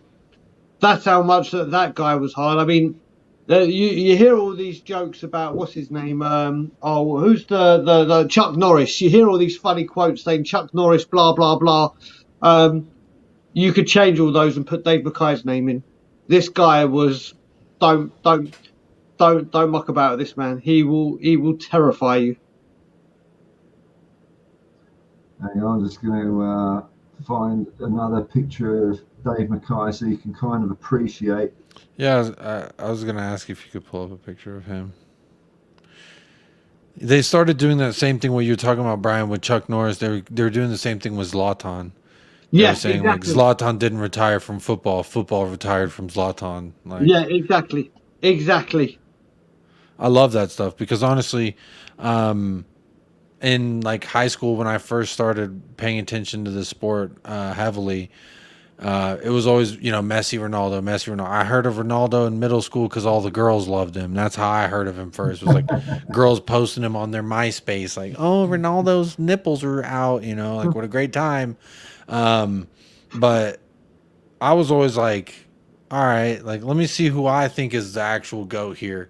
And the one who stood out to me, I know he's not the GOAT. I know you can't point to trophies, etc., and this and that and the other. But for me personally, as a large man who wishes he could have played striker, Zlatan Ibrahimovic, for me, I always said he was my GOAT. People laughed at me. They said, you don't know ball. And I was like, I personally enjoy watching a man like that just take over the pitch. Some of the things that he's done that I've witnessed live or on replay, just absolutely absurd. This guy doesn't look too harmful. He looks like he sells hot dogs outside a fucking baseball card store. Oh, you wouldn't say that to Jacob, his face, man. He's the guy where a minute ago when Paul last had the pictures up that had the guy by the shirt and was about to lift him up. Oh, so he's like that Italian guy who's selling hot dogs outside. Yeah, this guy, like I said, would make Roy Keane look like a weakling. This guy, you do not muck about. This is when tackles that are red cards now wouldn't even be a yellow. And the pitch was like very uneven. Yes. Paddy, you think about players now, they got it so easy, nice, like flat surface. Paddy, just quickly click on the description, the link for the GoFundMe's there, bro. Hang on. People asking questions here. There's the banner. Where is it? There we go. Paddy, even to make it easier, I put the link in the chat. You can click that link. Oh, thank you, man. Thank you. Yeah, I got you. That's why I modded you, man. That's what I'm saying. You made me a mod, man. Let me use the powers that I now have within me. you know what you should do, Paul, is you should pin it to the top of the chat so that it stays up there. Ooh, if you go into the back end of YouTube.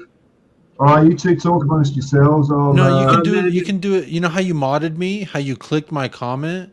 Yeah. It should say pin to top. Yeah, pin to top. You can do that. And then it will stay up the top the whole way. Yeah. So click that link that I put in there. It should open you up a new window if you're on the computer. If you're on mobile, it'll open your internet browser, whatever that may be. It'll pull it up and you'll see two buttons, share and donate now. If you can't donate money, share it. Maybe there's someone you know who can donate $5. But you can click donate now. Then it'll ask for your payment method. I say don't do the tip. Just add what you would tip into the donation amount. That's just my personal. But there you go. You've done it, Paul. It's up there. It's pinned at the top. Done it. Here we go. Here's another one for you. Look at this guy. Mike England, another beast of a man. God, they don't make them like that anymore. I'm just gonna. I mean, if I was English, this guy's last name would be pretty grand because that'd be like Johnny America. I mean, come on. How are you not going to like a guy named Johnny America? That's... Yeah, but the thing is, Jacob, he's Welsh. Oh, yeah, there you go. Well, that's It's like Brian Ireland, who's Canadian. Yeah. Okay, so it's like Johnny Mexico. Hang on, I'm just going to put myself on mute for a second because I've been supplied by my lovely assistant with a couple of monkeys. So look at that, mate. Look at that. Show it to us. Look at that. You've got an assistant on speed dial. Production assistant out there providing the catering. Come on. Yeah, it is me. Was that on the rider bill? I've got an entourage catering to my every whim. It's all a facade, as George Bush would say. These are called twisties. They're does look like Cheetos. They're better than Cheetos. No. Bro, that looks like a Cheeto. Anyway, what flavour? What flavour is it? Okay. Hang on, I'm just going to mute myself because it's going to sound horrible. You two entertain yourselves. Are you giving me and Jacob run of the show? That could be quite dangerous. Especially if it's me leading this brigade. You never know where I might take the conversation. Brian, I'll let you. Jacob, I've seen you. Have you got some new ink since we last spoke? No, this is all the same. The most recent thing I got was this one. Yeah, I remember. I saw that one. So I don't know why. It's probably because I haven't seen you for a while. Yeah, no, I got the same ones. I want to go back and get more. I'm just broke as a motherfucker right now. So yeah, I'm waiting to get my next one. It's like, do I want to for sure pay for rent, or do I want to put more tattoos? I don't know. What's better for my son? I know the next one I'm getting. It's just when I can afford to do it. I've wanted this tat for a long time. So wasn't there a bet that you still got to get tatted, or was that Will Stewart? He's got to get a tattoo of Tottenham on tour. That's what it is. Tottenham on tour. I kind of won a bet where I don't have to get tattooed. The risk was there, but he said after we beat Nottingham Forest 2-0 at the start of the season, he bet me that Spurs were going to get 90 points. And I was like, all right. So Will at some point has to get the Tottenham on tour tattoo. I lost, obviously, the We Are Tottenham TV one here. I lost one with Brian Ireland, so I got Tottenham on tour here. Big up, Paddy. So yeah, I'm not allowed tattoo bets anymore. Nice to see you, Paddy. Thanks for coming in, man. Oh, I'm not allowed I'm not allowed my tattoo bets anymore. But I know I've just got THFC on my cock, but when I meet a lady, it says Tottenham Hotspur Football Club. Yeah. That's a lot of letters, honestly. I'm proud of you, and congratulations to whoever knows you. Just all the lucky ladies. But it's tots in area. Oh, you got Tottenham on tour. That's nice of you. Oh no! What I said. If you think about it, if you named your member Tottenham, I got you here today, Brian. The big reveal, eh? Paul, if you named your member Tottenham, then technically when you're touring the world, so to speak, when you're traveling, it would be Tottenham on tour. Yes. Revelations being made here tonight. Yeah, I mean, I know we started talking about tattoos. I never thought when I woke up at 4 o'clock this morning, this is where the conversation was heading. I said it would be dangerous, Paul, if you went on mute and let me and Jacob run the show. Yeah. Well, you know. Well, technically, Paul's the one who brought it down south, if we think about it. I've never been a tattoo guy myself. I've never had the sort of imagination. I just get arm written on my arm or something, you know. For me, it was like therapy. When my mom passed away, I got my whole chest tattooed, and I sat there for like 9 hours on one day, just because it was nice to feel something other than what I was feeling, if that makes sense. Man. And so then it became an addiction. It became like, oh, my life fucking sucks right now. I'm gonna get a tattoo so I can and it became like almost meditative. I was be sitting there, right? To me, I like to watch it. I like to see the fucking needle and the color, and I fucking shake my shit, bitch. Like that's how I felt about it. So it was like, you know, each tattoo for me means something special because it's like a little battle in my life that I feel like either I lost or I won, but either way, I have it with me forever because it's a part of who I am. So For me, that's how it started. That's how tattoos. It felt better than feeling like I miss my mother. You know what I mean? So that's how it started for me. Plus, she hated it, and I was always going against whatever she wanted. She's, learn Spanish because you're going to need it in your life, and I speak Spanish, so I take German in high school. It's just one of those things like, oh, you don't want me to get tattooed and smoke cigarettes, Mom? Well, guess what? You're not here anymore. I'm going to take it out on myself, I guess. Or, to me, it was like I was taking it out on the world, but more or less, it was just like, I don't know, a little way to feel something other than what I was feeling. So that's why I have a deep appreciation for it, especially if you can get something that means something to you, rather than being like, I want some flames to look cool on my arm. Like, I want a star on my head because it's cheap.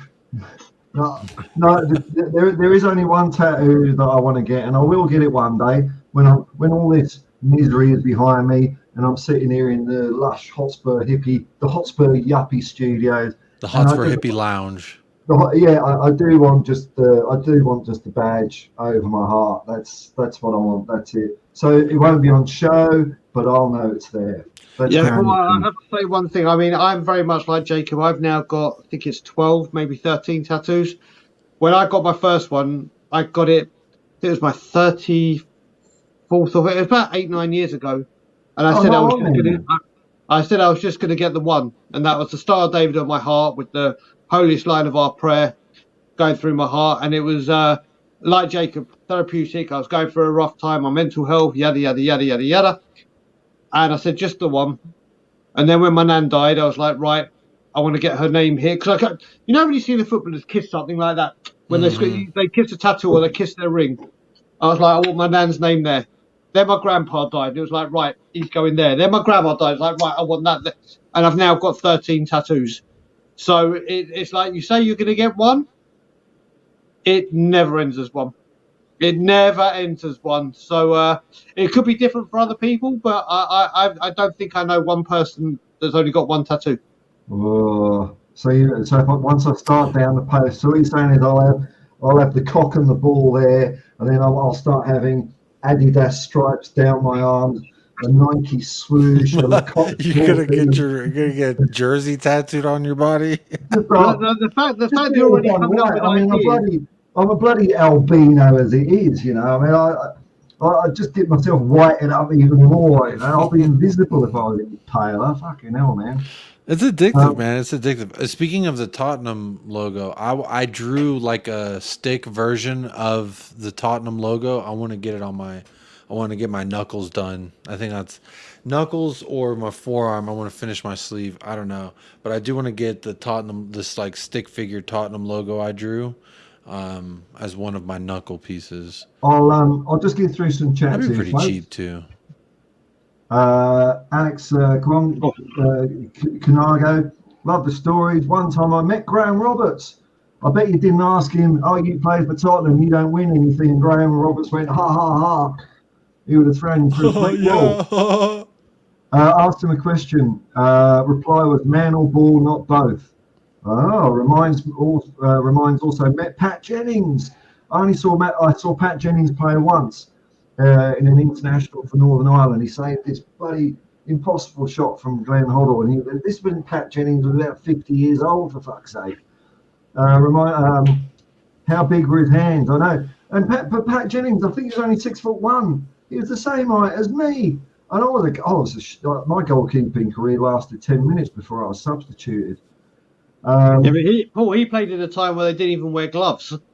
Yeah. And you hear that about Ted Ditchburn as well, who, from what I hear, because people that are around in that double era, they'll pretty much always say Ted Ditchburn is the guy. Ted Ditchburn, which I find mind blowing, because I saw Ray Clements play and he was good enough, and Pat Jennings was better than him, and then you got Ted Ditchburn that was possibly even better.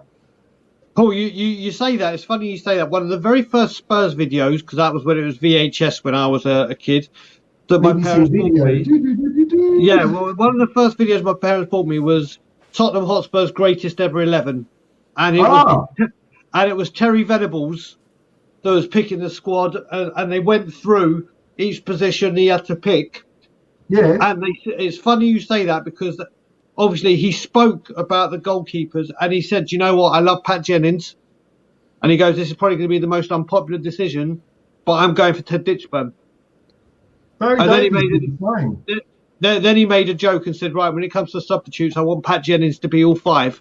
But he actually said, and obviously I haven't seen anything of Ted Ditchburn. Got to be careful Yeah. the way you say that. It's a good I hemorrhoid think cream name, if I'm honest. That's a lot of good. you look at it, it's very, very hard to find footage back in the day. Pat Jennings will be a legend. Like you said, I started watching Spurs at the very, very, very tail end of Ray Clements. Right, What yeah. an incredible keeper he was. But it's funny you Brilliant. mentioned Ted Ditchburn. If you go back in the day, and if there's still people of that era still alive, or you spoke to people of that era, Ted Ditchburn is a name that was very, very much revered. I'll just catch up on some chats. Mike England was a giant, says Kim62. Great player. Thank you very much. Paddy just donated. Thank you very much, man. Really appreciate it. Big really, up, Paddy. Really, very kind of you, man. Very kind of you. Mike England, great memories. How many people remember him? I admit I'd forgotten. Well, that's why it pays to watch this channel and loads of other Tottenham channels, because people are talking about these guys all the time. THFC till I die. I like that channel because they're always going on about the old days when we were good, but we are going to be good again. Paddy Hartnett, a bit of tattoo talk here. I feel so left out. I feel like I need to get some bloody ink now. But you live out there where, like, you could go get the fucking needle and chisel, old school. The Samoan. I'm not going to do. I'm not going to culturally appropriate the First Nations. No, you just get something that you want, but you do it in the old school traditional way. I always wanted, my friend who passed away, Garrett.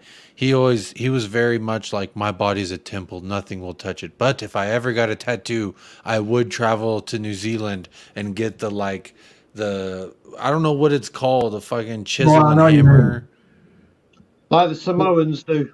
Yeah. Paddy has the 7 signs of the chakra on my inner arm and some Chinese on my shoulder, and then Ryan's name on my back. I want more. Bloody hell, so I've got Paddy's in it as well. Yeah, Flaming Eyes is talking to John Fitzpatrick. Skydiving is great. Hardest part is getting off the plane. Yeah, I mean, first time, but the thing about jumping off a plane, though, is it's not like you're on you don't get that stomach feeling like a roller coaster, because you're flying along at, like, I don't know, 150, 200 kilometers an hour or whatever it is. And when you jump off, you're sort of doing a parabola through the air. You're not feeling that huge acceleration, and you reach terminal velocity fairly quickly with a bit of luck. So just a couple. Plus, more. we saw the Power Rangers do it. If you missed it in the stream, we did fly by and do the opening sequence of that Power Rangers movie. There were some sick skydiving moves. And there is a fun thing that you can do in skydiving. I tell you what, mate, a snowboard. No. It makes you feel like fucking Superman, right? So usually you're sort of keeping yourself like this, but if you put your arms by your side, you go faster. You just go. Problem is, you got to keep and it's so easy to do. I got a real bollocking on one of my jumps once, because you've got to keep an eye on your altitude, right? Because time does get away from you. I was just fucking loving this feeling, right? And it's like, oh shit, 22,000 foot. The instructor gave me a big bollocking for that, but it was fun. Poppy Spur, I nearly got one 30 years ago, reckon about 17 years. Nearly got a bulldog. Glad I shot out, to be fair. Daniel Lee met Pat Jennings when I was a mascot in 1998. Wow, that's a nice thing to have done as a kid. His hands are massive. Kim says, my dear old dad just passed away. Sorry for your loss, man. Sorry, man. He was a great man. He was who I looked up to. Took me to my first game when I was 6 years old, man. Lovely. I owe him everything. It's down to him. I love this great club.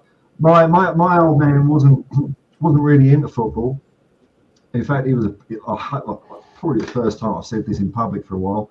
I had the misfortune, he was a police officer. So my dad was a sheriff. So the first time I went to Tottenham, I was probably about 12, 13 years old. It was just a mate of mine said, let's go and see Spurs. So we had to go from Uxbridge all the way out of Seven Sisters, and my dad, rang up his, bacon-smelling mates to find out what the go of the Tottenham was. And he says, "Whatever you do, son, don't go on the shelf." So of course we went on the shelf, and me like an arsehole said, "Yeah, we went on the shelf. It was fun." And yeah, but there you go. Kim62 just donated. Thank you very much, man. Really appreciate it. Really appreciate it. Thank you. What's that? Oh, Dan. What's he got in his chest? Daniel Sandoval, big up. One I love. got is on my chest. Jizz? I don't know if that's the right channel. No, I don't know. That tattoo. You got something tattooed on his chest. Mystery. I remember my second tattoo was my mother's initials on my chest. And I was like, she can't get mad at me because that's for her. She's seen it. She got real mad at me. So that didn't work. Tattoos are fun. I did get mine illegally the first couple. I did. There was a guy. His name was Tattoo Tim. He just got out of prison. His name was Tattoo Tim. Yeah. And so there was this chick that my friend was dating, and it was her mom's boyfriend. His name was Tim. He just got out the slammer. He was an aggressive guy. He was. It was hard to say no. He was one of those guys that's just like up in your face, like, "Are you gonna get a fucking tattoo, you little fucking kid?" And I'm like 16 years old, like, "I guess so, mister. Let me get something where my mom won't see it, And he's like, "All right, that's what I like to see." He was very famous for as soon as he was done tattooing it, he slapped the fuck out of it and said, "There you go. I'm not putting any ointment on it. I'm not telling you how to take care of it. That's up to you." He's like, "But I'm going to slap it." And I didn't ever understood that. But his name was Tattoo Tim. Scary bastard. Oh, fun fact. He did this in the kitchen of his apartment. It was a very small apartment. Very sanitary. The kitchen shared the same space as the living room. So basically, like, everyone was just hanging out in the living room while I'm laying on a table. Basically, I think it was their dining room table. He just threw like a blanket over it and just lay on that and get tattooed. It was an experience, If you two wouldn't mind holding the fort for a bit, I've just got to go and drop Eric Dyer off at the pool. So yeah, you do that. You go for a Levy. Okay. Go for a Levy. Yeah, no, honestly, you know what you're talking about them. There's so many that mean a lot to me, but the smallest one, you see that one that I've got there? Yeah. So you can't actually see it, but what it is, when I got married, Ilana and I, for ages, said we want to get, those like when people fall in love, they get the heart and the keychain and whatever one has. We wanted to get one where if we held hands, it only kind of links up and there's a story behind it that marries up if we're holding hands or whatever. Couldn't think of what to do. We didn't want the key. We didn't want the key in the lock or whatever. And then Ilana played a brainwave. She's got the longitude, I've got the latitude, or the other way round. Put our hands together. It's the exact coordinates of where we got married. Oh, that's sweet. That's really nice. That's very thoughtful. That's a very thoughtful one. It's literally where we got married now. They've actually taken a picture of it and they use it above their logo for everything. And when people say, "What is that?" and they're like, "That's the coordinates of exactly where we are." But yeah, there's loads of them. Like you said with your mum, my parents hated my tattoos. They hate them. And when I got the first one, I had it for about 7 months and I never took my shirt off in front of them because of that. They saw the first one and went mental. And then I got my grandparents and I hid it from them and I was like, literally, "Mum, Dad," even though it's against that was the quickest Levy ever. I'm proud of you. It wasn't a Levy, it was a Dyer. Okay. But Dyer took a shit in the middle of a game. So when you say a Dyer, I think that's taking a dookie. Do you know the story about Gary Lineker taking a shit during a game? Like literally on the pitch. On the pitch. On the pitch. Is there video of this? I gotta find. Was it Italian 90? Italian 90 against Ireland. Yeah. He was having a bit of stomach trouble. Didn't know quite why. He got to the end of the first half. Spent all half time in the toilet. Yeah, I mean, like a lot of these players. England versus Ireland. I found it. Oh, there you go. Yeah. Literally, the title of the videos: Gary Lineker takes a shit and wipes his arse on the pitch. Yeah. And he said after he did it, he found himself in a lot more space. Yeah, I bet.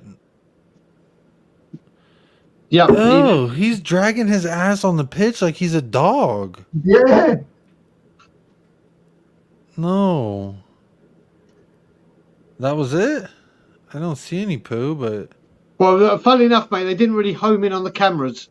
They weren't like, they weren't what's like going on VAR. here? Let's check it out and get the lines out. Let's or get the anything, slow-mo. Yeah, let's get the Can you slow-mo imagine on. doing that these days? There'd be 10 camera angles from all different angles at 100 frames a second. Oh, Exactly. my God.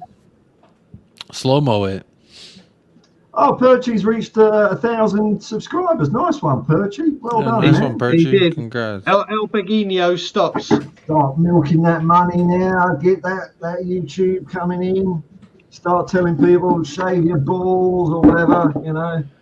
Yo, I'm sorry, but if my teammate, he's laying on the ground wiping his ass like that, right? If my teammate's on the ground and he's like, I just shit my britches, bro, I'd be like, you nasty son of a bitch. I'm disgusted by you. I mean, I understand you got to go when you got to go, but that's embarrassing, no? Or is that just like... He had a stomach upset. He couldn't help it. He just... Oh. You got to Come remember, on. going into that World Cup, mate, Gary Lineker was going for England, or it weren't just then, he had a couple more years, but Gary Lineker was as lethal as they come in world football at the time. He was lethal, and he was the Golden Boot winner of the previous World Cup. Yeah, but if there's shit in between your ass cheeks, you're going to get a rash. It was the 90s. Things happened. It's not this PC world anymore where you can't say certain things and do certain things. Just imagine those shorts were short. They weren't like baggy shorts that could carry a fucking full Duke. They were shorts, and they would look like windbreaker material.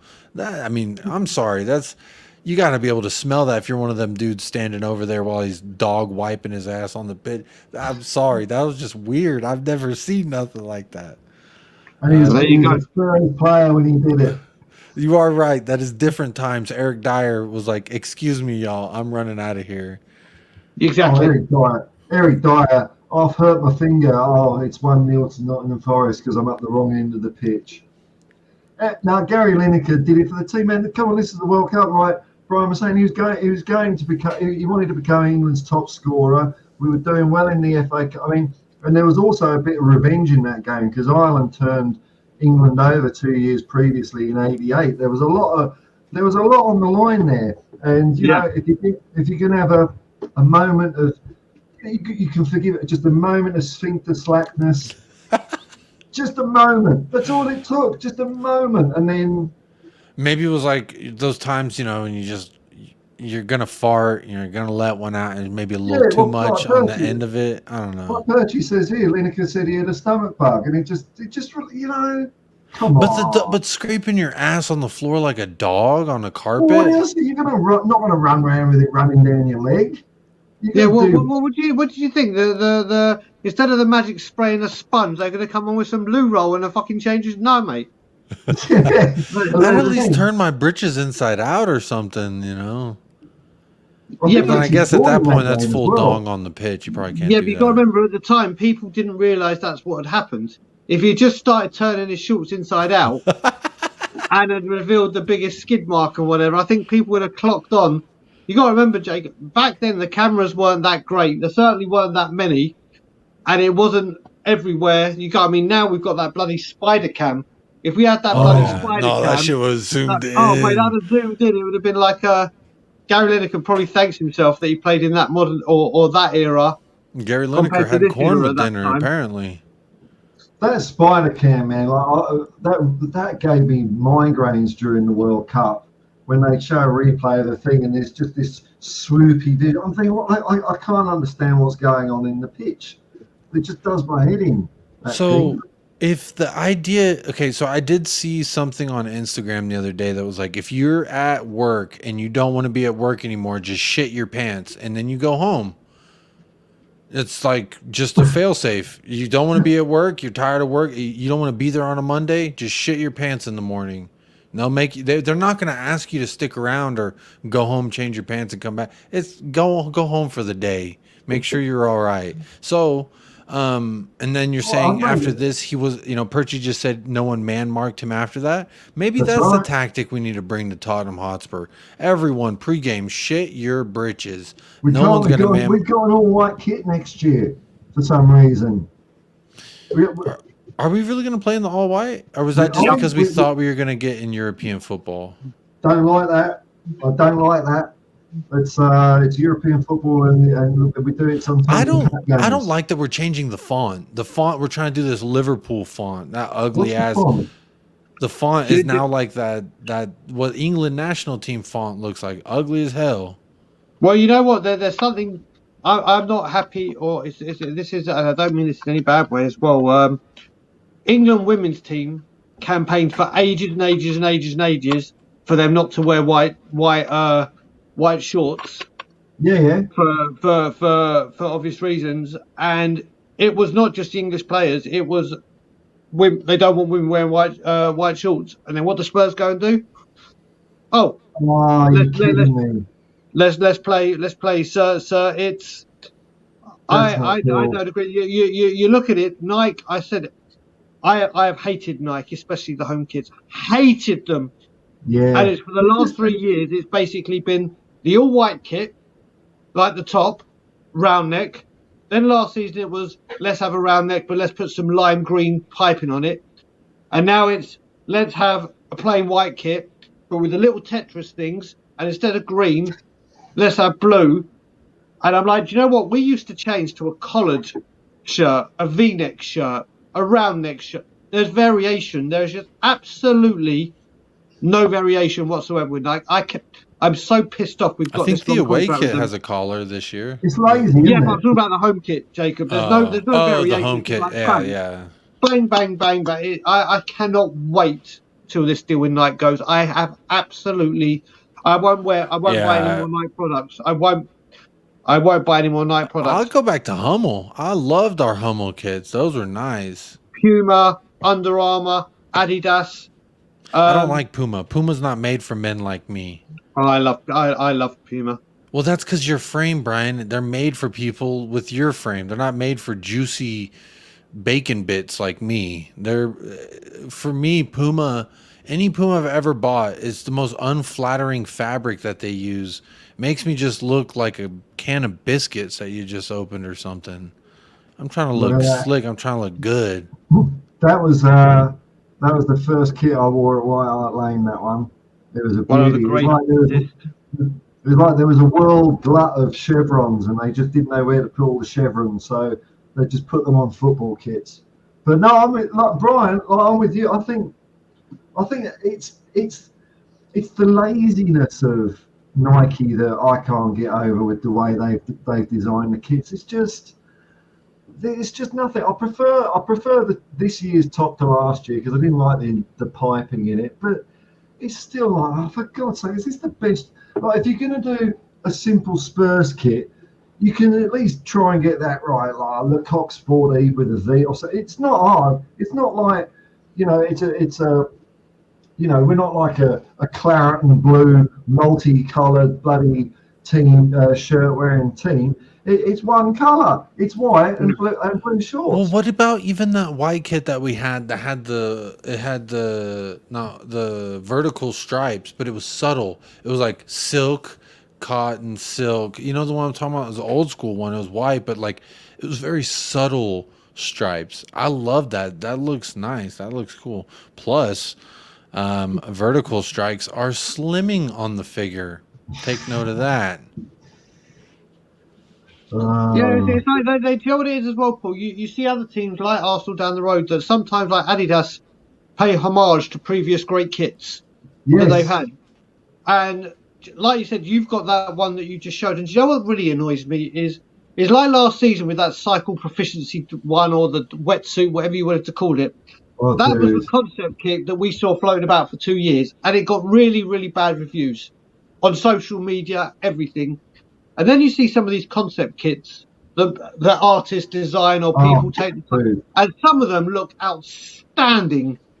And Nike, surely, and not just Nike, all football or sports manufacturers must look for public perception and go, oh look, they seem to like this, or this has taken a right hammering. But Nike saw that wetsuit got absolute annihilation. It's like, let's do that. Well, that's the thing is Nike doesn't care about us. They have bigger fish to fry. I can't stand Nike. Think about they spend a lot more time focusing on Liverpool, focusing on the bigger club. Honestly, Patty's comment, sorry, threw me off. Says I never thought I'd be listening to a stream at 6 a.m. with Jacob talking about slimming figures. Patty, yes, you did. Let's be honest. This is like the shopping channel now. We're now trying to sell shirts, and Jacob's doing his bit for the bigger build person or the taller build. Yeah, big and tall, man, big and tall. Double XL is sometimes just not enough XL, if you know what I mean. I'm just trying to find something here, which I think is the most amazing kit design I've ever seen. I am partial. I did like that away kit, the one where Harry Kane kicks the Coke bottle, the Galaxy one. I love that. I love that kit. Personally, it was a little much. There was a lot going on, but I enjoyed it. Do you know what? I'll tell you something very embarrassing about that. When Spurs released that, Jacob, I don't know if I was speaking with you then or we knew each other, whatever. But I was doing a Tottenham update with Ben for We Are Tottenham TV. I was back in Toronto. And I was slating that shirt, going, oh my God, it's horrific. Look how many colours, blah, blah, blah. And I didn't realise when I was recording that shirt, I was wearing the most brightly coloured tie-dyed shirt. And I'm on there slating this shirt for being multicoloured and all over the place, whilst wearing a multicoloured, all over the place shirt. I was like, oh, you idiot. You just can't. I was like, you can't write this stuff. Honestly, though, like, it was great. The only thing this is what I don't like about Nike. They did the thing, and talking about that kit specifically, Brian, if you remember, you had to order like the most expensive version, the Elite or the Pro version, whatever it was. That was the only way you had the full black on the back where you put the numbers and it looks legible. But if you bought the replica version, like most people, myself included, and it's that galaxy pattern all over. So if you did get name and number, it's very hard to make out, and it made it look like shit, honestly. And I don't like that they do that. Adidas does that with MLS kits, where if you buy the authentic version, there's little details that people like me, if you're fucking weird, like who care about those little things, that you'll notice. But like if you buy the replica version, like for instance, Austin FC, one of their away kits, it had the black collar, but it didn't have the black around the sleeves, and it wasn't tapered kind of on the back. So it's a little bit, it's little subtle differences, but that to me, Nike, that wasn't a subtle difference. That was a huge difference. Like that changes the whole way that the kit looks like if you were to get name and number on it. I just want to show you something here. A few weeks ago, the Irish Hotspur did a little video where they designed their own kits, and I'll put the link in here just so you can see it. But Mia, Mia, what? She says, what the hell are we talking about? That I think she joined in right whenever I was saying maybe our strategic move should be all the players shit themselves before. So let me add a little context there, Mio. They were telling me about the time Gary Lineker poo-pooed his pants against Ireland, and I was watching it, and I was like, why would he be dragging his ass around the pitch like he's a dog on a carpet who just, has the itchy bum? Yeah. And then they were saying he didn't get man-marked after he poo-pooed his pants. So I'm saying maybe that's the tactic that we need to utilize to really take it up a level. All right, so this is this cracked me up. So this is David Harris's design for the new Tottenham Hotspur third kit. How about that? Isn't that brilliant? Just yeah, no, that's silly looking. I wouldn't buy that. Oh, it's beautiful. Oh. Do you know what? If you took, and I don't mean this disrespectfully, if you took Harry Kane away from it, because obviously Spurs aren't going to walk around with Harry Kane on them, I don't mind that. As a concept, That is a much better design than Nike. I just like the idea of Harry Kane running around with 3 pictures of his head on his shirt with Kane Or is it written every all over player? him. Or is it every player, Paul, got their own pictures? No, no, So you no. No, you're going to have a total of 34 Harry Kane heads on the pitch, all at the same time. That would be insane. But I do like the yellow and blue. Yeah. If you did something and maybe put like diagonal little zags on there or something, other than Harry Kane's face, I feel like that'd be weird, right? Like, I mean, if you think about it, if they score a goal and you run and you chest bump, that's Harry Kane. That's 3 Harry Kanes kissing each other simultaneously. Yeah. Could be good for optics, but I just think it might be weird if you're Harry Kane. You don't want to see yourself kiss yourself 3 times in a row. Yeah, it's just make you more likely to sign a contract extension. You know. That's a good point. Yeah, that's a good point. Paul, I will be right back. I do need to refill my water. No worries, man. I'll be back. I'll turn my camera back on. That's how you know I'm back. Okay. Okie dokie. All right, There we go. I will remove. Ooh, 2 big bald heads now. There we go. It's embarrassing having someone who's got so much bloody hair on the show, Brian. To be honest, I know. It's well. Put it this way: at least you've got hair here. Now I've had my shave. It's like we've gone from. It's literally like what I look like in like I have to. I don't know how long that beard took, but I get to a point where my beard gets so irritable that I'm like, right, off it goes. And then I regrow it because every time I try to maintain it and get the straight lines, I get it absolutely nearly perfect. But I think there's a little bit missing somewhere, and I'll go to do a little trim, and I'll go. And I'm like, oh. So I never trust myself to trim it. It's either if I go to a barber to have my hair cut, then I'll get it all lined up and all good. Otherwise, it just all comes off. Oh, Alex Canago's got an interesting question here. Let's go, Chance. What are your favourite chants? One of my favourites was, "My old man said be an Arsenal fan." I said, and all the rest. My favourite was one that's probably not sung anymore, and some people might find offensive, but it was about standing at the back of the shelf and going to the bar, if you remember that one. And I used to love singing songs like that, especially when it was away fans like bloody Chelsea, because it just stuck their own insults right up their own arse. I really like that one. What about you, Brian? So mine are more recent now. One of them's very recent. Is I love how people come up with these songs. I love the thought. They just come out of nowhere, don't they? Yeah, and I'm sorry. When we signed Christian Eriksen, if I had ever thought that someone would make a song for a football team or a player out of Agadoo, I'd been like, how the hell do you do that? So that's genius. Then you look at the Kulusevski song. Who would have thought ABBA? All right, there's a Swedish connection. I loved it. I loved Rafa van der Vaart. I love Rafa van der Vaart's song. Big fan. Jan I love the when I was just a little boy, my mama gave me a little toy, an Arsenal fan on a string. She told me to kick his fucking head in. That tune, I just love. But then you've got the thing I love most is being a yid. There's so many. There's so many, and there's certain moments when you're at games and you hear them. Like I was one of my when I started going away. When I started going to away games, I started going away games in my first ever one was 1994 away to Aston Villa. But the next season we had my season tickets when I started going away. And for people that remember, I was at the Southampton 6-2 in the FA Cup when Ronnie Rosenthal scored a hat-trick. And then out of the blue, as a Jewish guy, to hear Spurs fans singing Ronnie, Ronnie, Ronnie, Ronnie, Ronnie, Ronnie Rosenthal, hey, Ronnie. And there's certain moments that you think, wow.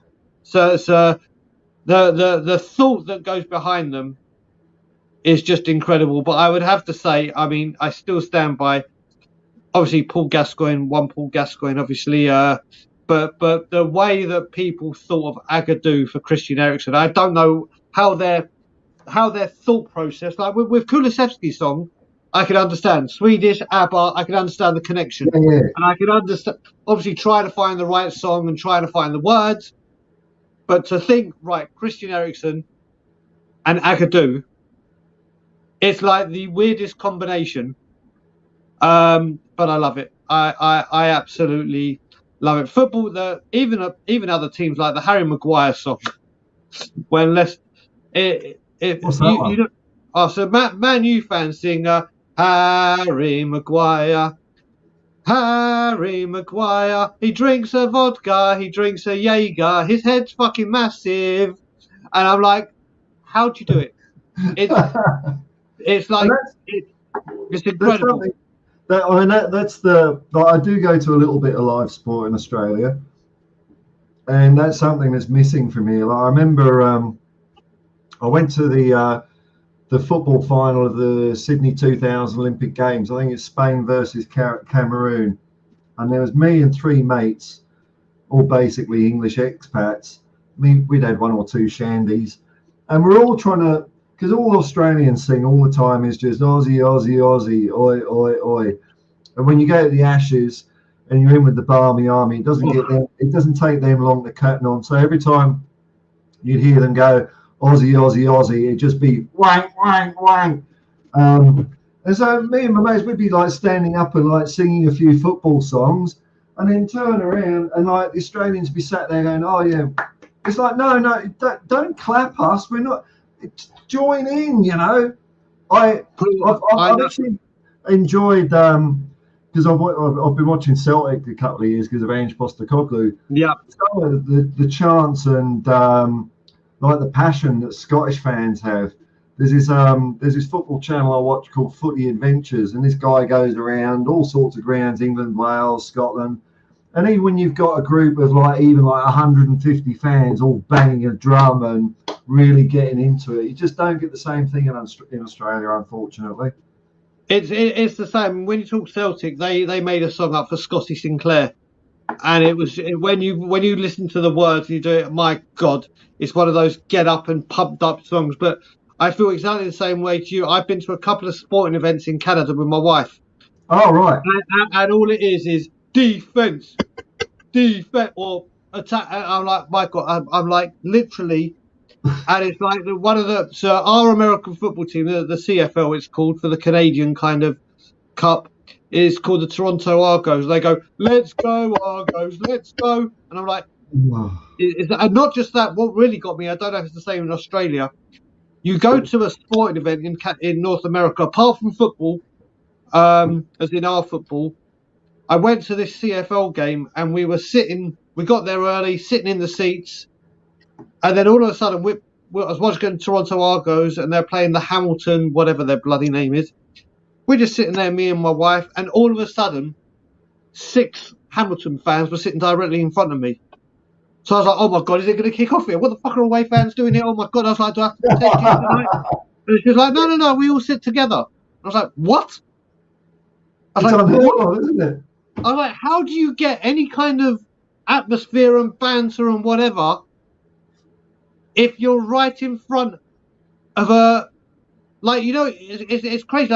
I just don't understand it. I don't understand it at all. No, it's the same. Oh, well, I went to a rugby league game a couple of weeks ago, and what you're saying, there's no segregation. Everyone's just sitting there. So like you can stand up and cheer, and it'd be like 50% of people are standing up and cheering at any one point, and everyone's just sat down, and you don't get the, you know, when you're right at the end of the shelf near the away end, and everyone's giving it all that at each other. It's I don't know. I miss all that. That's why I think it's, you know, without getting too philosophical, but I've said this before on my channel. I think the more passion and harmless hate that we put out on the pitch and get behind things, it sort of lets something out of you, know. It's a bit cathartic, you know. Maybe you had a, you know, like when I was a kid, I used to hate school. I'd have a shit week at school, and then I'd come out of Tottenham, you know, feeling 10 feet tall, and that would carry me through another couple of weeks or whatever. And it was good for the soul. And the more it's been, you know, sanitized, and, you know, when I hear stories like, you know, or you're not allowed to swear at football. I mean, come on. And it's under the guise of it being, you know, kid friendly. And like when I was a kid, I used to love all that sort of stuff. It was brilliant. It's fantastic. And all the really little kids, they were kind of carried down to the front of the shelf anyway. You know, they weren't in the big mosh. And I just think it's so hypocritical that they say they're trying to make the game family friendly. I think they're trying to make it posh friendly, but they're not making it family friendly because every bloody advert is about, you know, paddy power and bet. You know, they're doing their best to get kids gambling young. Oh, hang on. I think Jay's back. Sorry, I missed your chat there. I'm not very attentive. I'm back. How many minutes did you have to wait? 1. Oh, well, that's acceptable. Yeah. Welcome back, man. Thank you. Oh, no, good to be back. Had to wake up my wife and tell her make those cookies you said you were going to make because you fell asleep. Fair enough. Didn't put the cookies in the oven yet. Pommy Spurs says you can get some really good official retro tops a lot cheaper than the current one. I had a whinge about this the other day because, I mean, all Tottenham's bloody Twitter feed is these days. In fairness, they have done a couple of good historical ones, but it's buying our new top. And, you know, in Australia, it's $115, whereas you can buy a rugby league top, you know, still elite football, for about 60, 70. And I'm thinking, I don't see you're not going to be playing professional football in this bloody thing. You're going to be going to a football game, or you might be football training, or kicking a ball around, or just wearing it down the pub. I don't see why a bloody T-shirt has to be that much money. But I mean, obviously, there is a reason for it, but I think it's a wrong reason. It's really unfair on fans, you know. And someone else mentioned earlier the way that they change the kits every year. I mean, kits changed every 2 or 3 years back in the day. You know, it wasn't like every season we're going to have a refresh of 3 kits. Yeah, well, do you know what, Paul? I'm just trying to find it. You talk about the historical ones, and there's something it's wound me up, and as you know, it doesn't take me long to not take me much to be wound up. Okay, we've got there. We've got Brian wound up.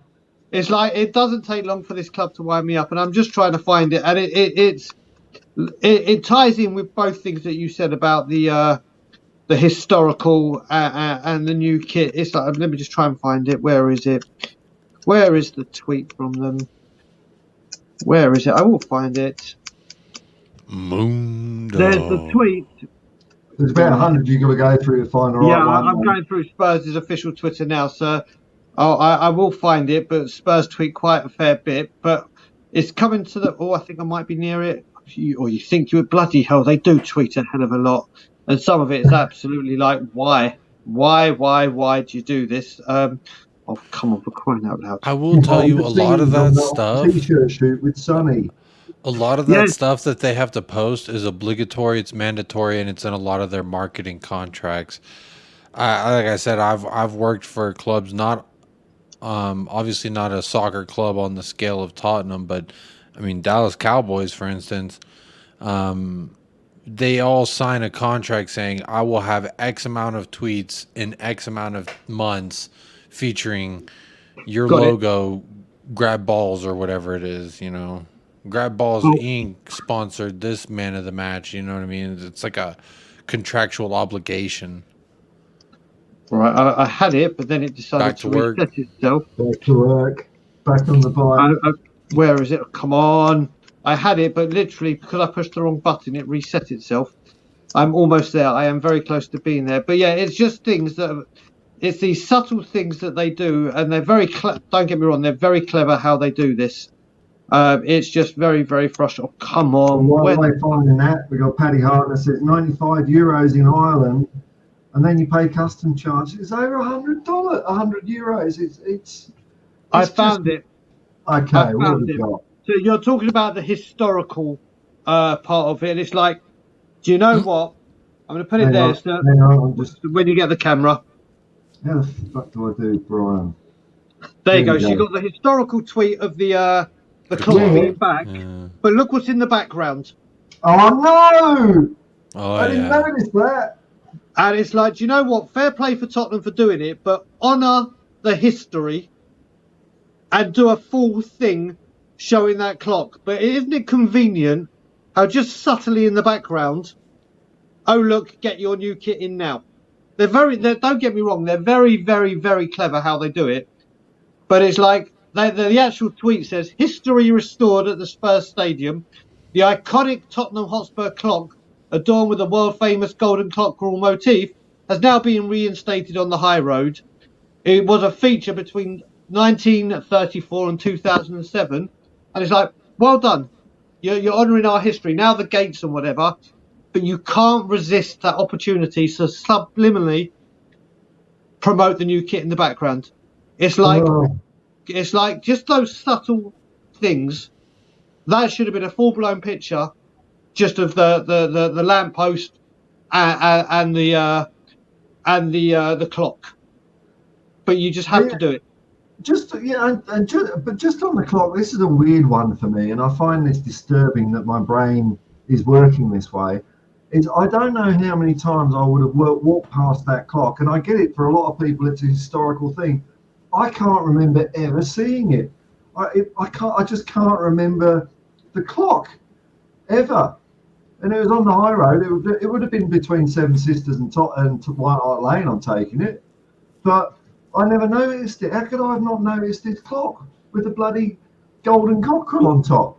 But I don't know. Do you remember the clock, Brian?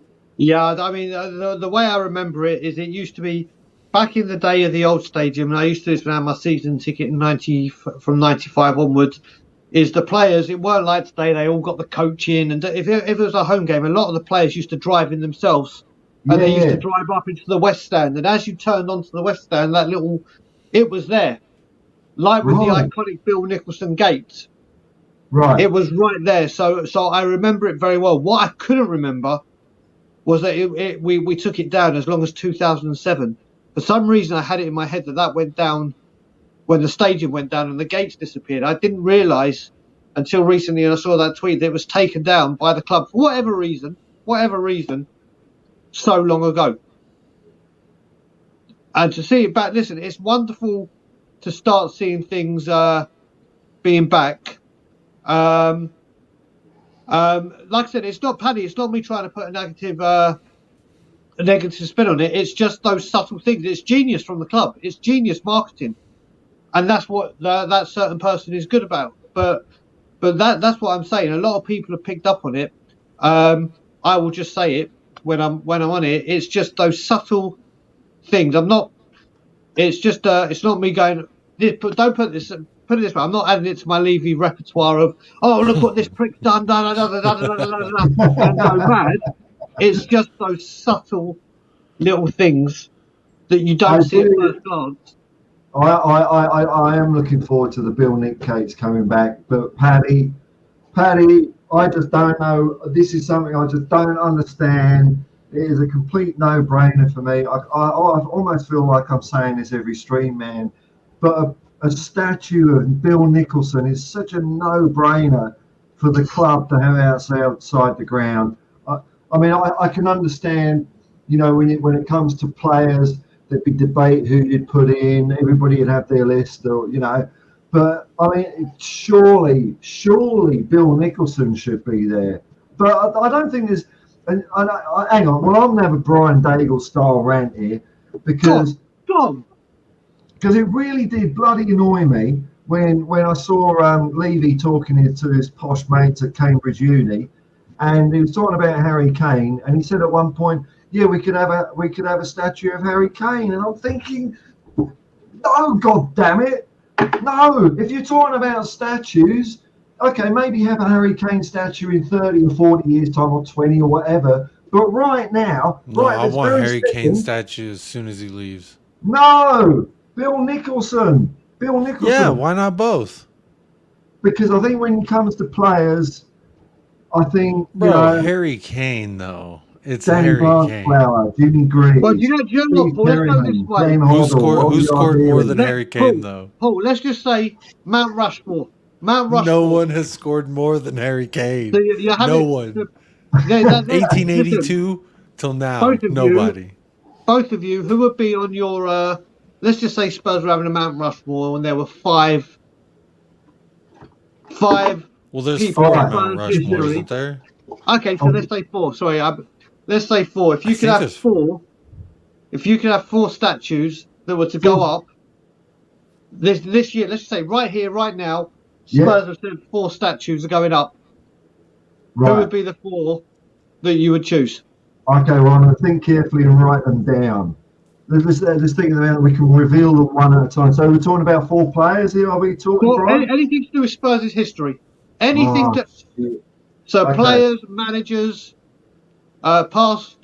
I was about to say past, present. I was about to say and future. It'd be a bit hard right now. So yeah, let's put one Dorrington up. Yeah, but it'll be good to see what the chat say as well. They've only got 16 in here.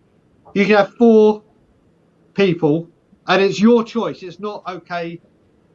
I mean, I think it's safe to say we're all down to 3 because Bill Nick is obviously going to be on every single person's. Yep. Yeah. Like if there was one statue, it's Bill Nick. Period. Bill Nick, yeah. But if you could have 4, gates, right? Jacob, I'll be very, very interested for yourself because obviously your Spurs history, and it doesn't have to be you go back into the past. It can be 4 players that have meant something to you right now. Oh, my Mount Rushmore, Mount Rushmore. Yeah. Okay. So if you could have 4, who would you have? I'm thinking. Well, now that you say it that way, I was thinking like as if I'm in the club, what I would suggest for the club Mount Rushmore, because that would be different than mine. Mount Rushmore, you could do it both ways if you want. For me, my Mount Rushmore is pretty easy. Heung-min Daddy, Heung-min Son, Heung-min Hung. He's going to be in there. I'm going to put Harry Kane in there. I'm going to put Gareth Bale in there. And right, I got mine. I said it was easy. I'll put Bill Nick. I'll put Bill Nick for the history. Yep. Bill Nicholson's number. Yeah, Bill Nicholson. I've got that, so that's a tick. Right, Bill Nicholson. Right, okay. Who's next? I'll go with my next one, Danny Blanchflower. Yep, I think he'd be very popular in the list. What about? Have we got any more from Jacob? Have we got yours? Sorry, I was thinking. I might have missed what you were saying, Jacob. I said Harry Kane. Right. This is my personal Mount Rushmore. I also said Gareth Bale. But see, Gareth Bale, are we going with the young one with the kind of the emo band haircut or with the man bun shaved on the sides? What are we thinking? I would. My third is Steve Perryman because 866 appearances. He's got. That's a great shout. That's a great shout. For me, the first 2, without a shadow of a doubt, are Bill Nick and Jimmy Greaves. Jimmy Greaves, yeah. Well, without even. It's so hard. It's good that it's such a difficult discussion, though, isn't it? Really, exactly. You know, it's like fucking hell, man. Now the 4th one I've gone for is Sandy Brown, and Sandy Brown played in the 1901 FA Cup winning team, and he had the distinction of scoring a goal in every round. And I don't know what he looks like, but I like a bit of old timey worldy stuff. But if I was, if I had another 2, I'd have to put bloody Glenn Hoddle and Ozzy Ardiles in, really, because they were just. My God, Kane doesn't even make your top 6. Yeah, do you know what? He doesn't make mine. Not yet. He doesn't. Who scored more than him? Who has scored more goals than Harry Kane? What you got to remember when you're looking at this, Jacob, he will get. When we start doing it, he will get one. Yeah. But he's the here and now. I think to do this, you've got to go back and on a history. Like when I went to Manchester City, they got a Sergio Aguero one for obvious reasons. It's when he scored the goal against QPR. There's no doubt that man, with his history, what he's done, deserved one. You mentioned Glenn Hoddle. There's so many people. You've got to look at this. Bill Nick, Jimmy Greaves. I think Gary Mabbott would deserve one. Have a damn whole graveyard of fucking statues. Ledley King, for his dedication and everything he did playing with one knee. Do you have the capability to do any poll type stuff, Jacob? Is that something you know how to do? Because I don't know. I Nah, cannot do it. You have to do there's it. people commenting anyway, so I'll just have a look at the comments. Sorry, I interrupted there, Brian. Sorry, Yeah, man. I think Ledley King needs to be within a shout of it. Yep. It's just so. It's just. I mean, some people have said, and I somewhat agree as well. Is Keith Birkinshaw. Yeah. There's another one. You can look at it if you're going for it. An iconic one would be Tony Parks, who saved the penalties to win the UEFA Cup. There are so many moments in Tottenham's history. There could be one at Gaza when he takes that free kick against Arsenal. Yeah. There's so many historic moments that you could get. Don't get me wrong, Jacob. I think whether it gets done via Levy and Enoch or if we get new owners and they start doing statues, Harry Kane is definitely getting one. At some point, there will be a statue of Harry Kane without a shadow of a doubt at Tottenham Hotspur Football Club. I just need to know that Kane's getting one. You're going to have your list with these names of people I've never seen. Yeah. That's fine. I just need the assurance to be able to sleep tonight that at some point Kane is getting a statue. Especially if we're having a damn starting 11 out there. Looks like we're going to need I don't know, by the sounds of it, maybe we should just do a starting 11 of statues out there. Because it sounds like there's Tony Parks. Never heard of Tony Parks. I don't know what year that guy played. I don't know anything about that guy. 1984, he's our like reserve keeper. Clements was injured. I think he was injured. He wasn't suspended. And like when it came to penalty shootout time, everyone. I mean, I was at home watching it on TV, but I was shitting myself. And he saved the penalty. It's brilliant. Oh, I just want to see what people in the chat are saying. So Paddy's saying Bill, Nick, and Jimmy Greaves. Yeah, I mean, look. The thing about Jimmy Greaves is any time, and it happens like maybe twice a year, I'll bump into someone over here that's like, 70 years old and they've come from Tottenham and they're a Tottenham fan, and we'll talk about, the players they saw. And any time I ask one of those guys, who's the best player you ever saw at Tottenham, they, without any hesitation, they always say Jimmy Greaves. Yep. All the time. So... Yep. Do you know what? I did watch something on Spurs play last night that was talking about Jimmy Greaves. There's a lot of people that will say OTRD list, but you know what? If you're doing this, we can't bring Ricky Villa into this and the statue of when he scored the goal against Manchester City to win that very famous goal. It's another thing that needs to be brought into your. It's just such a hard conversation, not hard, but difficult conversation to narrow it down. It's McKenzie. A great tackle there by Graham Roberts. Tony Galvin. Spurs have two to his right, but Galvin wants to go on his own. Ricky Villa, still Ricky Villa. What an amazing run. He's got his goal. And I think I really loved about that was it was about 20 minutes after Jimmy Hill started having a tug over McKenzie's goal, saying, oh, that was the best bloody goal that we've ever seen at Wembley. 20 minutes later, Ricky Villa just skins 10 players. My dad still tells me the story that game, and once we won, was the quickest he's ever downed a bottle of whiskey. Still to this day, he talks about that. After that Villa goal, he said a bottle of whiskey was like, gone.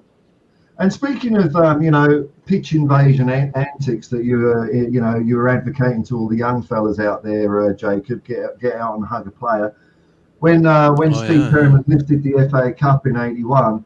A guy from the crowd went and gave him a hug. He just couldn't control himself, just gave him a hug, and he turned him away. You can see he's saying, I'm sorry. And Steve Perryman, whenever I've heard him talk about that, talks about that guy very fondly. There's no, what the fuck was he doing? It was just part of the moment and how times have changed, I just want to have a look at some of these. Sonny would probably be like, I don't take questions about that big wild man that came and hugged me. Yeah, that was disgrace, Keep your distance. That's all right. I'll have the memory. I just want to have a look at some of these people here. What they're saying. Paddy's saying, oh, "Fuck off, Paddy." But could you imagine Daniel Levy getting a statue of me? God knows what the statue would resemble or what I'd be doing, but that would be. He put it right outside the cheese room. Or he put it right outside where the beers are 1.2 seconds they fill up. He's like. Brian Daigle loved how much these beers fill up so quickly from the bottom of the cup. All right, Bill, Mia is going Bill, Nick, Jimmy Greaves, Danny Blanchflower, and Ozzy. See, Ozzy was my favourite player. Ozzy was my favourite, so that's why I didn't put Ozzy in, because I didn't want to appear biased, but he was always my favourite player. I was saying this on the stream this morning. It was like one of those early memories I have, the Argentina '78 World Cup, where the only players I can remember being mentioned were Mario Kempes and Ozzy Ardiles, and then like 2 weeks after Argentina win the World Cup, it's all over the headlines, and I'm 6 years old. Tottenham sign Argentina, and I'm thinking, fucking hell. So my brain just instantly goes, that means we're the best football team in the world. We signed the best player. So Ozzy is always the favourite for me. Spur can't follow them. Oh, here we go. Paddy Hartnett. Dyer holding a pizza just for you, Jacob. How about that magic moment, eh?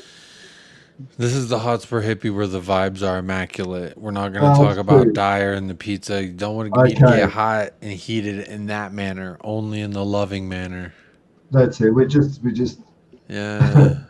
Daniel E says Bill, Nick, and Birkinshaw. Yep. Blanchflower and Ozzy. Yeah. And some more modern ones here.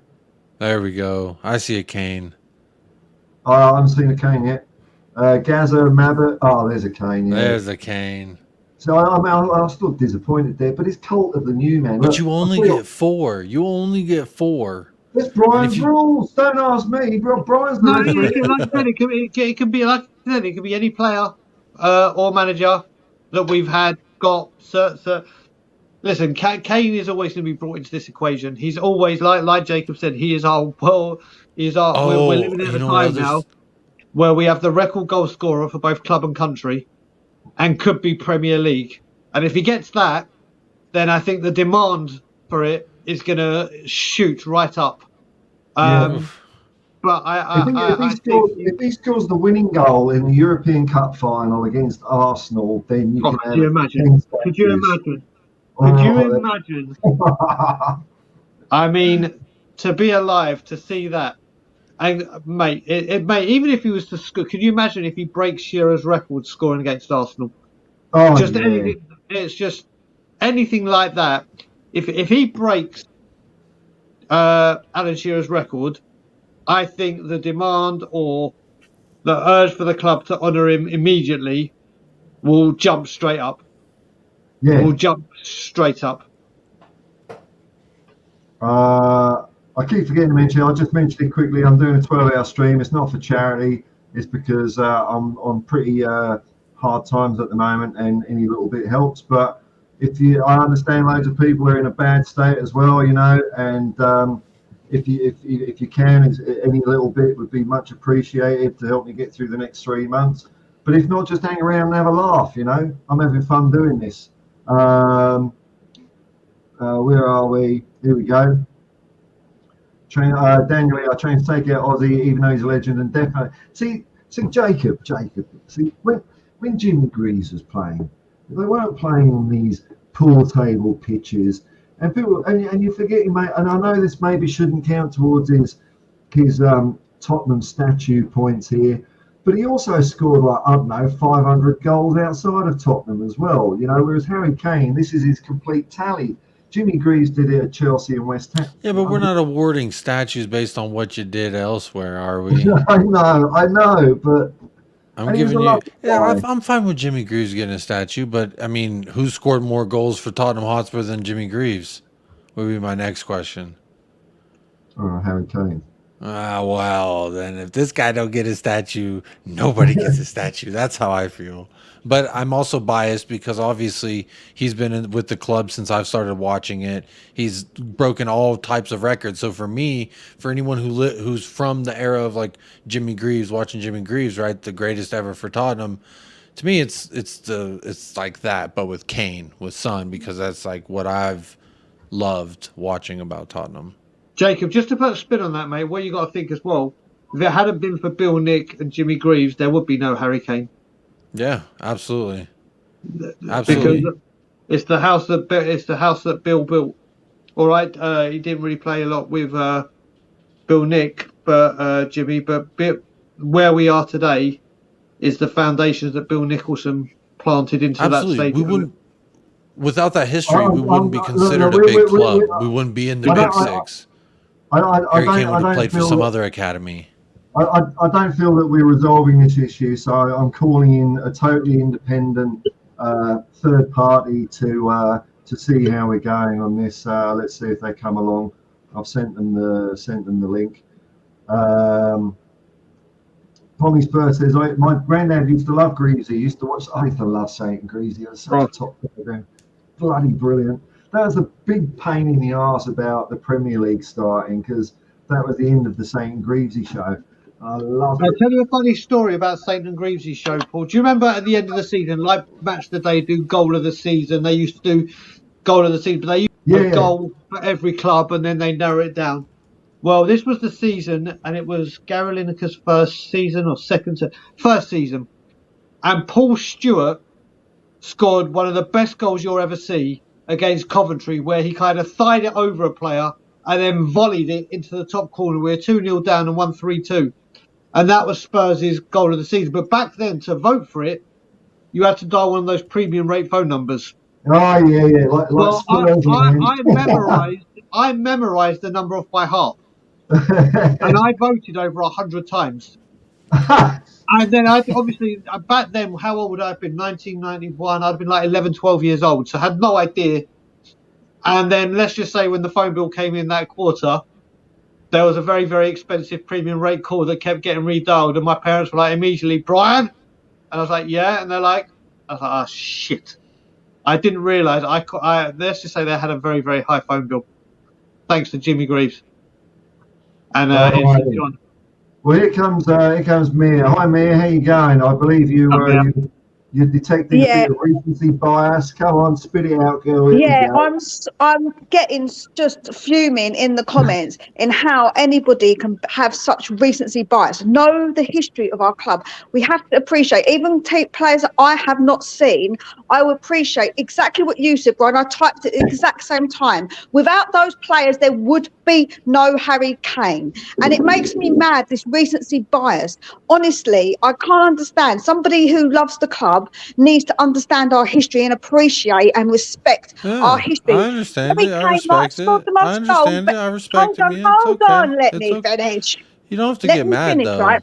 The reason I would say it, Jacob, is these players in the past have won us something.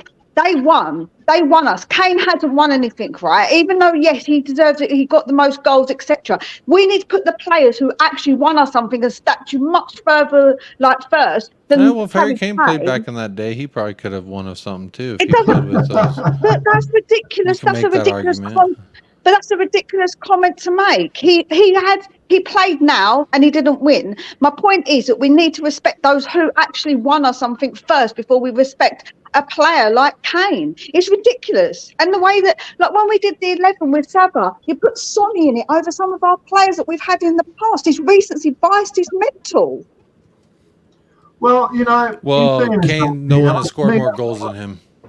Now, I get what you're saying here, but I mean, and as a bit of an older fan myself, I can understand it as well, though, because there's so much footage available of what you can see from players, say from maybe 1990 onwards, or maybe earlier in the 80s.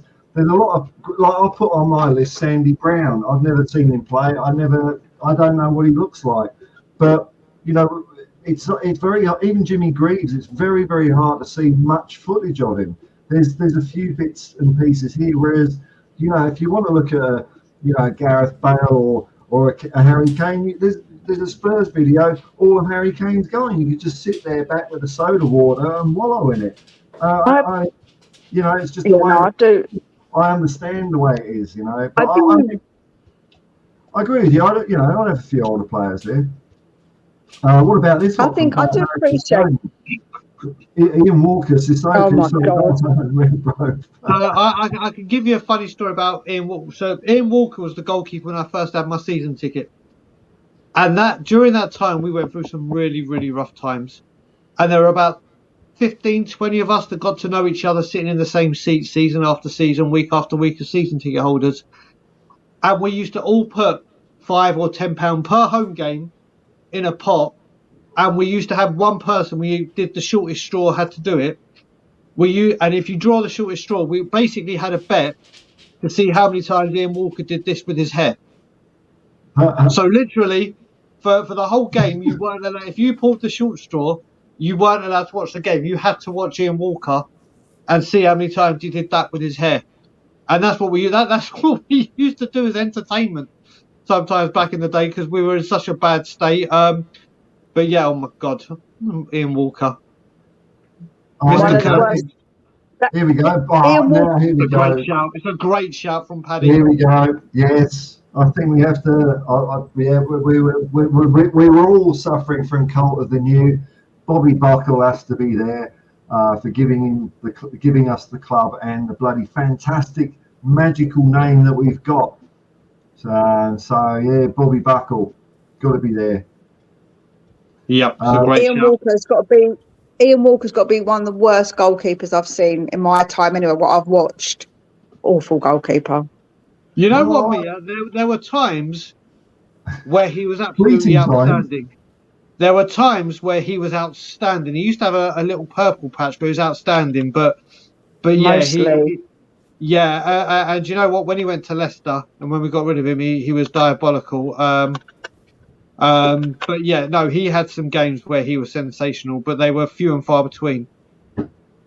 I just remember the kit that we used to have that used to be you can turn it inside out, because my brother had it. He had it was the yellow and I think it was like green on one side and then yellow on the other, and you could switch it by turning it inside out. Yeah, Paddy's just mentioned a guy here, and I have bittersweet memories of old Mickey Hazard, not because of Mickey Hazard himself, but I remember when we sold Mickey Hazard to Chelsea, and that for me was the start of us, the wheels falling off a bit at Tottenham. I thought I couldn't understand. I mean, I was only 14 or something. I couldn't understand why I would sell a player like Mickey Hazard, especially when a couple of years later, Glenn Hoddle left to go to Monaco, and Mickey Hazard would have been an ideal replacement to him. And Mickey Hazard, you know, he came through our YTS as an apprenticeship, and he was used an awful lot as a sub or cover for another injured player, but he seemed perfectly happy to do that. I think Jacob just removed there. He seemed perfectly happy to do that, and why you would want to get rid of a player like that added so much to the club. That's when I thought, oh no, I had my doubts about this Irving Scholar character, and my doubts are confirmed. But it was so nice to see Mickey Hazard come back for a little Indian summer when we had Aussie in charge. So yeah, maybe we could have the Mickey Hazard bar or something like that. You know, something, I don't know. I don't even know if Mickey Hazard's a drinker, but whatever part of the stadium or corner Mickey Hazard wants to call after himself, call it the Mickey Hazard whatever. I'm all for it. Love that guy. And he's got a chin that could, I don't know, take down the White Cliffs of Dover. Where are we going here? Fitzpatrick just woke up and saw there's a new channel in town. Well, apparently. Pommy Spur, I mean, Eric the Viking, I used to like watching him as well. Playing absolute blinder away against Blackburn in the cup, early 90s, lost 1-0, but could have been 10. Yeah, I wasn't at that game, but I think I can remember the one you're on about, man. Fitzpatrick is giving a big up to Daigle. Man, is that what people just call you these days? You're just Daigle. It's not Bryce, it's Daigle. It's a lot of this. I do get called by my surname a hell of a lot more than I used to since being on YouTube. That's for sure. Do you know what? That's a real boy thing, because I noticed that men do it a lot. Like in male groups, they're all just called by their surnames. Women never do that. It's really weird. It's a real male thing to do. You know what it is as well, Mia. You've got Brian Ireland from Tottenham on tour. You've got Ryan Isaacs, Tottenham on tour. There's a few of us, so it's just easy to go Daigle. It's just like there's that, you know what I mean? I know what you're saying, but it does seem to be it, and a lot of people will call me by my surname now. I'm actually quite amazed that people have actually said it right, because Bennett Simeon, when I first came on, said it right, but the amount of times in my life I've been called Dagal, and people get it wrong, and now when people just say Daigle, which is the right way of saying it, it's quite refreshing to hear. Well, I was born in 72, so between Paul McCartney and Pope John Paul VI, in my class there were 6 Pauls, so I was called Beatty. You know that you couldn't do it. You go Paul, whereas Paul, no one's called Paul any day. So it's one of those old fogey names. Do you know what? To be fair, I'm glad that I haven't got my mum's surname, my Greek surname, because no one would be saying that correctly, would they? Let's be honest, they'd all be mispronouncing it. So I'm pretty glad that I've got an English surname. Well, where I live, Mia, you're either Greek or growing up, you're either Greek or Jewish. And I had a lot of Greek friends. And when I used to go out with them, people used to speak to me in Greek. So Greek names I'm not too bad with, but I know there are some very, very long ones that are just like nigh on impossible. Yeah, pretty much. Alex, can I go? Sorry, folks. Firstly, Bill, Greavesy, if we're talking about history, these have to be the first 2. There may be some others. It's our history. God damn it. Sorry. That's the one thing they need to bring back, like they had at the Lane, naming different rooms after Tottenham greats. Yeah. Oh, so they don't. They haven't even got that. No, they closed a lot of this down, and I still think, and I don't know how people feel about this. I've said it. Whilst we've been struggling for naming rights, when we came back, how they've called the stadium the new Tottenham Hotspur Stadium, how that wasn't the Bill Nicholson Arena until we got naming rights. Or even White Hart Lane. Yeah, you know what? I understand. Do you know what? To us, it's like when Newcastle and Mike Ashley tried to change it to the JJB Sports or whatever, Sports Direct. Sorry. Newcastle fans will always call it St James's Park, and I think a lot of people still will always call Tottenham, will say White Hart. I call it White Hart Lane still, but I think they missed a golden opportunity to not say this is the Bill Nicholson Arena or the Sir Bill Nicholson or Bill Nick whatever arena until we got naming rights. I think they missed a golden opportunity to honour a great. How about Bill Nick's Lane? Bill Nick's Lane sounds like a good one. Yeah, that's what I should have called it. You know, these stadium namings, they cause a lot of confusion, because when I can bloody work and I'm doing Ubering, there's a couple of main stadiums around Sydney, and they used to be called easy things like the Sydney Football Stadium or Olympic Park, those kinds of things. But now they're all like Accor and Accenture, and the things bloody change around. And it's happened 2 occasions where I've dropped people off completely the wrong end of bloody town, and they get there and they say there's no one here, and I say, well, what are you looking for? I'm going to see the Swans play. Oh no, we've got to drive another hour to get you to that stadium, because they just keep changing. I hate all that, man. I mean, I don't know. You can put a price on anything, can't you? Anything. Audio, I was saying, morning peeps. Oh yeah, but we need a goalkeeper in the statue list. So I mean, it's going to be Ted Ditchburn, Jennings, or Clements, or three, or Tony Parks. It should be. If it was one, it would be Pat Jennings. I think we'll get the lion's share of the vote. But if you want to think about a goalie, Pat Jennings scored a goal from a goal kick.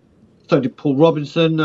But Paul Robinson ain't getting in this equation. But if someone says to you, name the most famous moment for a Spurs goalkeeper, I think people that have been around, I think 99%.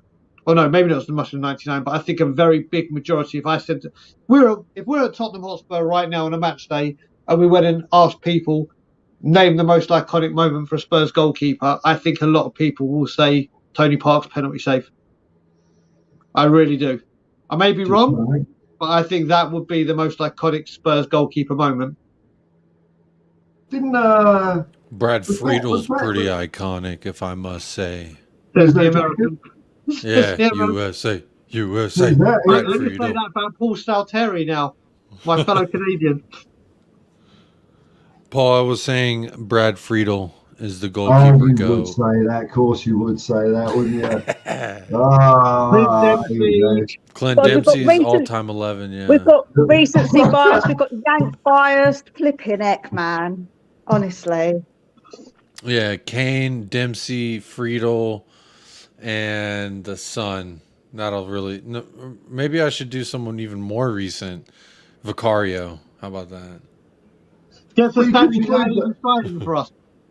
Yeah. Hasn't even signed. Here you go, have a statue. Udogi, he's been here a year. We'll give him a statue. Yeah. Yeah. Strasbourg, Steve's around. What's up, guys? Hello Big there. up, Steve. What's up, Stevie boy? And here we go. Poppy Spur. As much as they're all great players, it's a fine line between legend passing through generations and 100% fact, to be honest. Especially not recognising Kane as one. This is, I mean, this. Look, I think you need a little bit of benefit of time. That's all I'm saying, Jake. That's maybe even in 5 or 10 years' time. Then Kane will be the things of legend, and then we will think Kane, a statue for Harry Kane's right there. But when he's got his arse on the pitch, you don't get a statue. That's it. Yeah, well, that's what I'm saying. As soon as he retires, we have this spot reserved for you. We will okay. Immortalize, Joe, I think it has to be a few more years. I feel like there's so many other players that should come before Kane getting a statue. They should be the ones that go. And then maybe when Kane has retired for a while, like just to give him one straight after he retires. Why do we gotta wait? Why? Because I tell you what.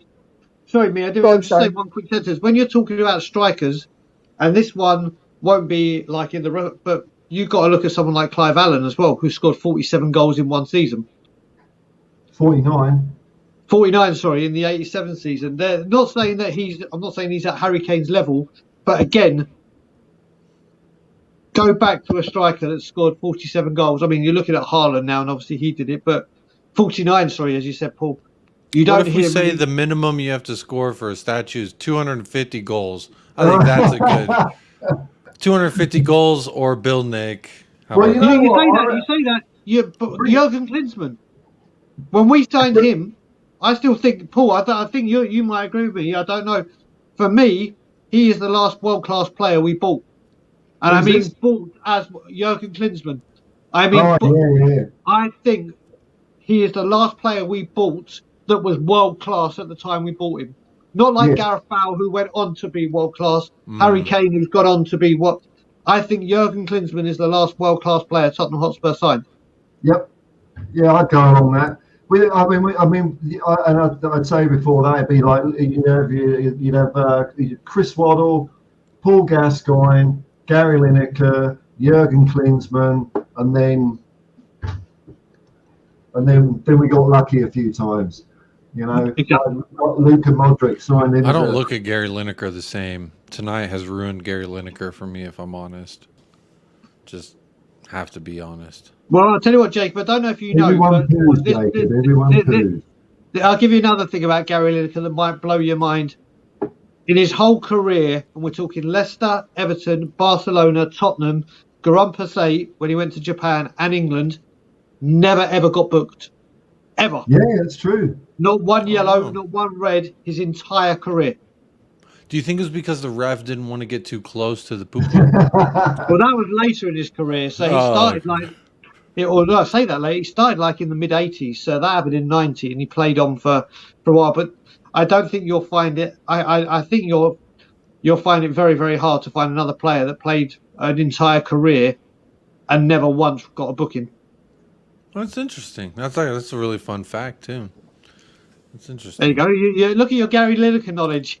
Yeah. It's growing. It's growing. He never got booked ever.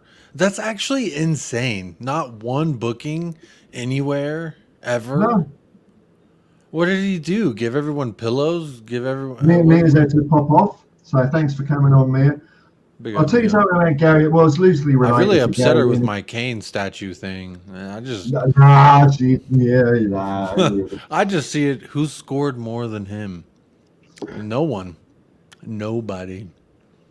Gary Lineker, I remember his last game of England for England when Graham Taylor took him off, and I kind of warmed to Graham Taylor more after he finished managing and all that. But the one thing I can never forgive Graham Taylor for, and I remember this so clearly, it was the week before Aston Villa played Tottenham at White Hart Lane. And Aston Villa, I've forgotten who they were playing, but it was there was only like one live game a week. They were playing live on TV, right? And you know, you've probably seen this a few times in matches where, you know, someone gets injured or some shit and they'll kick the ball off, and then instead of just going straight on the attack, they'll just throw it back to the keeper, back to the opposing team, not take advantage of it.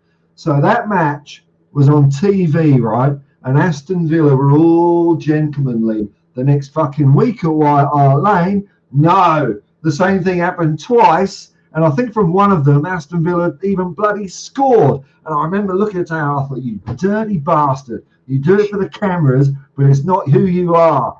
I didn't like it. There we go. Well, they are the villains for a reason, right? Now it's gone everywhere. Everyone's going for. Look, Yeah, I'll tell you what. Kane.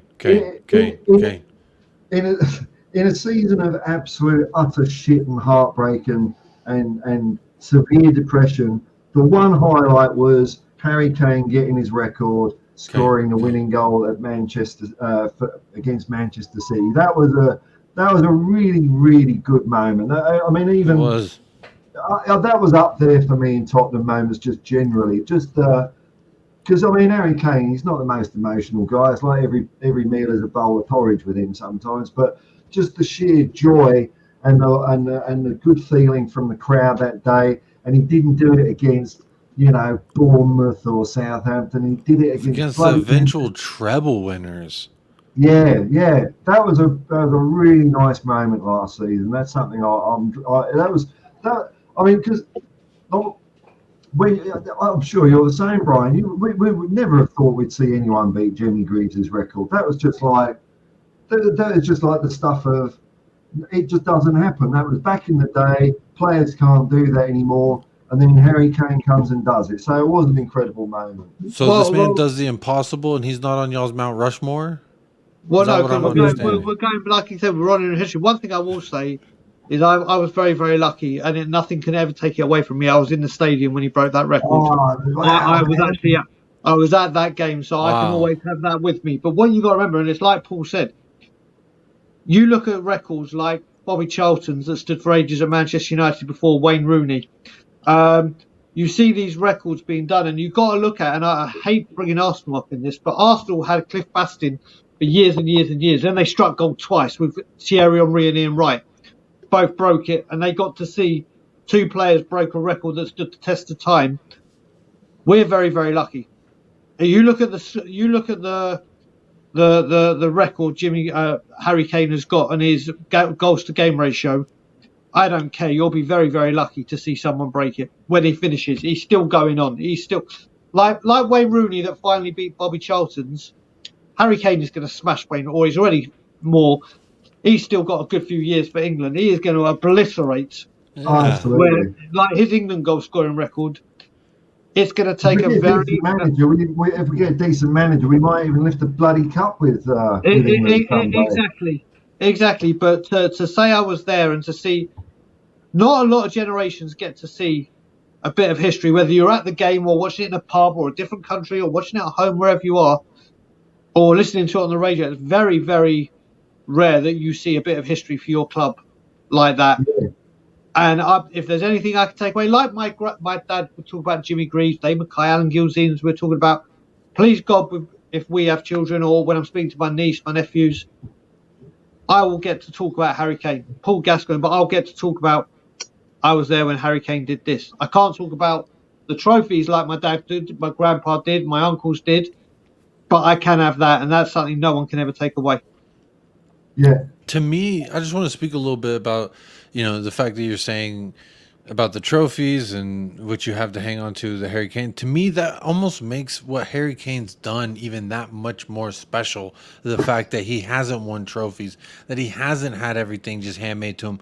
I do understand the comment that, Greaves did it first. And he was doing it on pitches like cow fields, not on carpets.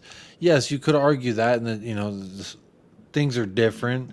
But to me, Harry Kane, the fact that he's done the impossible, he's done something that people never thought they would see in their lifetime.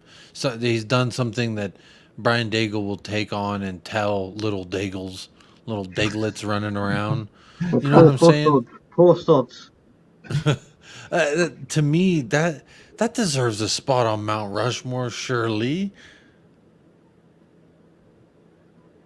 Listen, Look, I agree. There are people that built the club. Bill Nick, he's made it. He's made it to even my personal Mount Rushmore, but still, I just think Harry Kane. I mean, when you look at a record like goal scoring, and you look to me, how long has this record been tracked? Since 1882? Am I mistaken or no? say that again. Has this scoring record, the goal scoring record for Tottenham, has this been a statistic that has been tracked since 1882? I would imagine. I mean, obviously, going back in the day, you don't know if they thought, "Oh, let's do this when we were created" or whatever. But it will go back. Jimmy Greaves was like in the 1960s. It will go back in the 1900s and stuff. I would imagine it could go back to 1882. It really could do. But you've got other great people like Bobby Smith.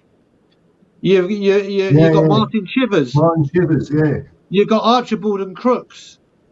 We've had some talismanic strikers, but Jacob, what you get it? Harry Kane will have a statue. When we start doing statues, he will have a statue. There's no doubt about it. But I think there's an order of play that's got to go before him. Right, but we can't have like like I said, like we can't have a starting 11 of statues before we get to Harry Kane. Surely, I'm not saying the starting 11, but Jimmy, look, I'll tell you now that if you did a poll on Twitter or at Spurs, I'm curious. I'm really curious. And you asked a massive amount of Spurs fans who deserves a statue first, Greavesy or Kane. Do you know what?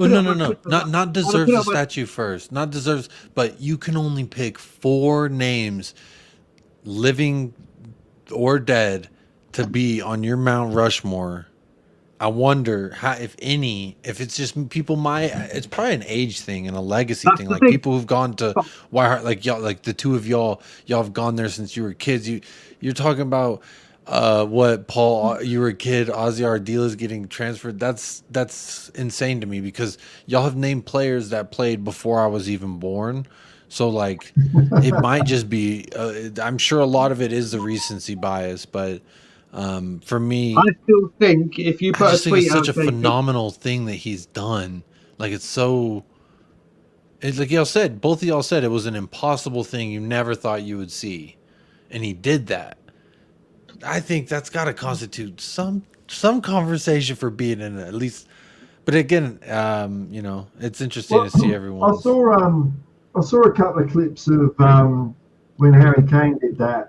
And they were the one I remember is this. When I say old bloke, he was probably like 2 or 3 years just older than me, and he was quite emotional. And like you, Brian, he was just sat there saying, "This is something I thought I'd never see." And to say you've been there and you were actually there and one of the people, and I felt lucky enough to watch it on TV actually, but to actually have been there. I mean, really, the standout moments I remember from going to Tottenham, because my memory's not what it was, because I didn't go to any cup finals. I actually bottled out of going to the '87 FA Cup final, and I'm glad I did because I would have been in fucking tears after that one. But and this isn't saying anything about a statue, but it's just a really nice memory I have.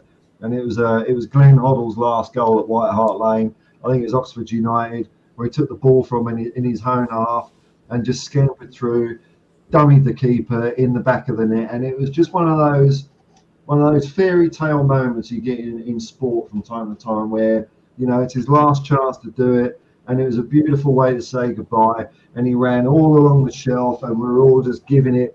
It was just wonderful, But I can't say I've been there when Harry Kane did it, so I'm not saying Glenn Hoddle should get a statue for a goal against fucking Oxford United, but it was nice to have been there nonetheless. Yeah, I mean, do you know what? Kem's just said that. Why not Joe? If they did it, why? It'd be nice to have Greaves and Kane next to each other. Maybe even bring it up as like passing the torch. But obviously, that you'd have to see. But I honestly think, Jacob, if you asked even the modern day Spurs fan who deserves the statue first, I think a vast overwhelming majority of people would say Jimmy Greaves.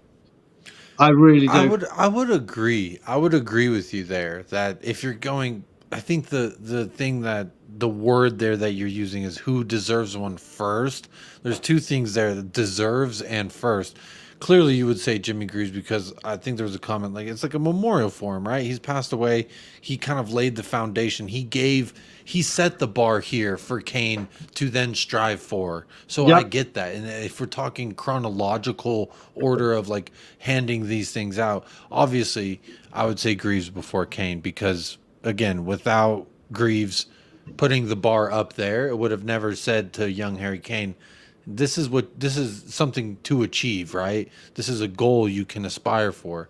And honestly, it's insane. I watched something just last night on Spurs play about Harry Kane, and they went into the Jimmy Greaves thing as well.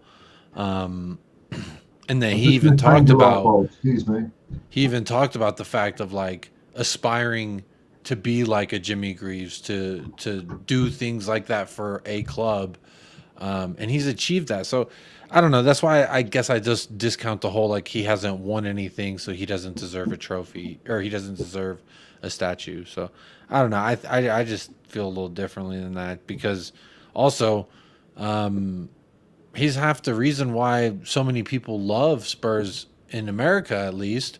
I mean, when you ask Michael who his favorite all-time Spurs player is, he'd probably tell you Harry Kane. Yeah, no, I can see. That I can see. Listen, Harry Kane will, in 10, 15 years' time, or even now, people, when you talk about Tottenham's greatest ever player, Harry Kane is in that conversation, regardless what anyone feels about the legends that have gone past. I don't think you'll find a striker that's. I said it for you. His passing is just out of this world. If you just, a lot of people will go type in Harry Kane goals. If you type in Harry Kane passing into YouTube and see some of his vision, insane. and to be able to pull these passes off, you see a lot of creative players that wish they could pass a ball like Harry Kane could. I mean, you just got to look. You just got to look. Do you know what?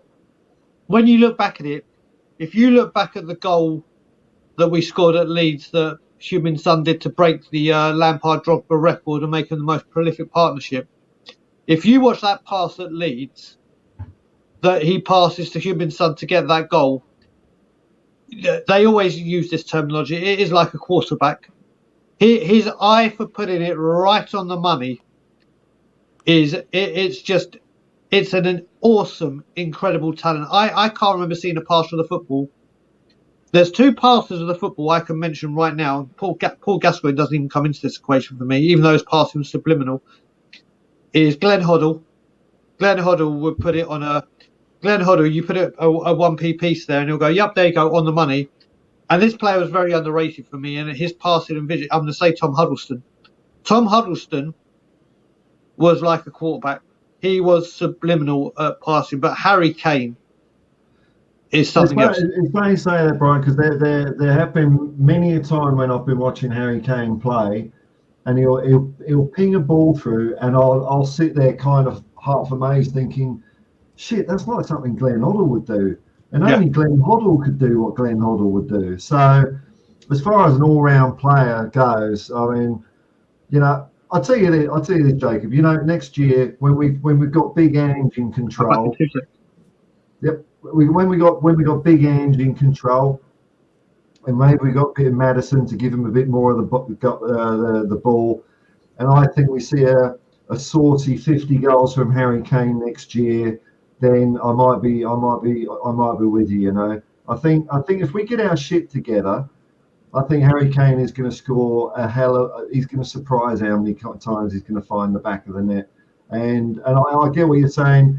He has done his record in not the best team that we've ever had. In fact, one might say a piss poor team compared to teams even 10 years ago, maybe, or 5 years ago.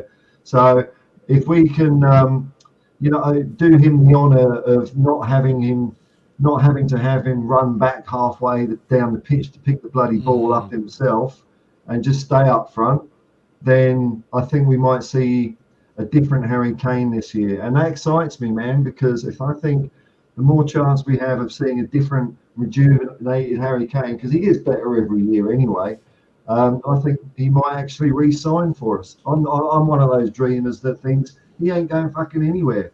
I think all he needs is a little glimmer here, a little glimmer there. He wants to win something with us. You know, winning a Carabao Cup with Man United. Whoop-de-doo, well done, Harry Kane. But winning something with Tottenham, that's going to mean something special. And I don't know if Harry Kane's the kind of guy that would just want to erase the possibility of that dream ever happening. You know what I mean? While he's still at Tottenham, there's still a chance. If he leaves Tottenham, then that's gone. That's what I like. That's fair. I think that's fair. That's fair to say. I mean, honestly, it's a thought-provoking conversation, right? When you take a club that's been around for hundreds of years, it's like, I mean, naturally you're gonna there's different aspects and stuff that people are gonna feel differently about it. To me, I don't know. Like I said, it's just I look at, maybe it's the American in me. I look at with all sports, right? Like when you say who's the GOAT of basketball, people will tell you Michael Jordan. Some people say LeBron, and they'll point to LeBron. Oh well, statistically, LeBron has passed Kareem Abdul-Jabbar, and he's scored the most points in the history of the sport. No one's ever scored more points than him. But I would still argue that Michael Jordan is the GOAT over him, right? So it's not just me. I don't feel like it's just me being like, it's all statistics, it's all goals and etc. But I mean, to be top 5 in assists for the club all time, I believe it is. He's top 5. I think he's 4th, and he's all-time goal scoring. I mean, the man's a machine. We talk about Erling Haaland being a robot. Kane's been a robot for years. It's just the ankles every now and then would trip him up. He seems to have fixed that up. I think the Tottenham physios have been bending his ankles at right angles. But, to me... Someone brought up in playing in an Ange system, if you think that his ankles might wear out faster now because it's going to be more of a high pressing. He'll be right. But, to me, this is like a fun thing about supporting the greatest team the world has ever seen. It's because you can have this discussion, and it's not like, if you're supporting Chelsea and deciding who the players would be, you got like 1 or 2. Whereas we've got so many that it brings up discussion, doesn't it? And everyone's got opinions, and it's all just talking silly old crap anyway. But I think this one, Captain Grandma, I think Bill Nicholson first, and then we'll see what happens after that. And maybe I've forgotten the guy who founded the name, that founded the club, Hodges. That, and then we sort out the shit all later. But if you're supporting one of those half-assed teams, you can't even have this discussion. All you can have a discussion about is, what season did we sell the best meat pies? Shit like that. I've put a light bulb in. I've turned the lamp off because I can't stare at that bloody thing. So sorry if I'm looking a bit shadowy and mysterious. Let's have a look at some comments here. I'm getting behind with them. John Fitzpatrick, JP, I agree with you on Kane and Son, but no way does he deserve a statue. We kind of done the statue thing. We'll, but again, so we can all have our own mental statues. Fitzpatrick was also talking about, right? The question was, who's your personal Mount Rushmore? I named a couple of I think he was trying to say, but Bale no way deserves a statue. I was just saying that because I fucking love Gareth Bale. I love watching him play. I loved when he came back on loan. I just think he's one of the all-time greats of the sport. So, but that doesn't mean he did it with us. That was, again, my personal one. My biggest Spurs regret, I've never saw Gareth Bale live. Never. I've seen all the... When Gareth Bale was in his pod for Spurs was when I was at the peak of my alcohol addiction. All my money went there. The first game I went to was the summer, so it was Soldado's first game, the pre-season game against Villarreal or Athletic Bilbao, where he weren't playing because he was in the midst of going to Madrid. So I never ever, and obviously I was in Canada when he came back and we couldn't go in because of COVID anyway. So my biggest ever Tottenham regret is never ever seeing Gareth Bale live. The game where Gareth Bale just jumped at me, was it Inter Milan? where he just ripped them apart. Yeah. I'm thinking, who the flying fuck is this? This is just amazing. And I think we came from 3-0 down. 4-0 down. 4-0 down. It was 4-3 in the end, was it? Away at Inter Milan, and then we beat them at home. Yep. And to tell you the truth, he may have scored a hat trick at Inter Milan, but I think his better performance was the game at home. He followed it up. I've never seen, even Andy Gray, the commentator, was like, I've never seen anything like this guy. He destroyed Maicon, who at the time was the world's best right back. He was absolutely mesmerizing in that game. He was unbelievable. Here we go, just changed a little bit. Audio artisan Mickey Hazard doesn't get the props he deserves. I agree. And I saw a comment from Paddy that Spurs have done a few players a bit of a dirty over the years. I mean, Mickey Hazard pops into my mind, forcing him to go to Chelsea, and also the way we treated Pat Jennings as well. I mean, what a bloody mistake that was.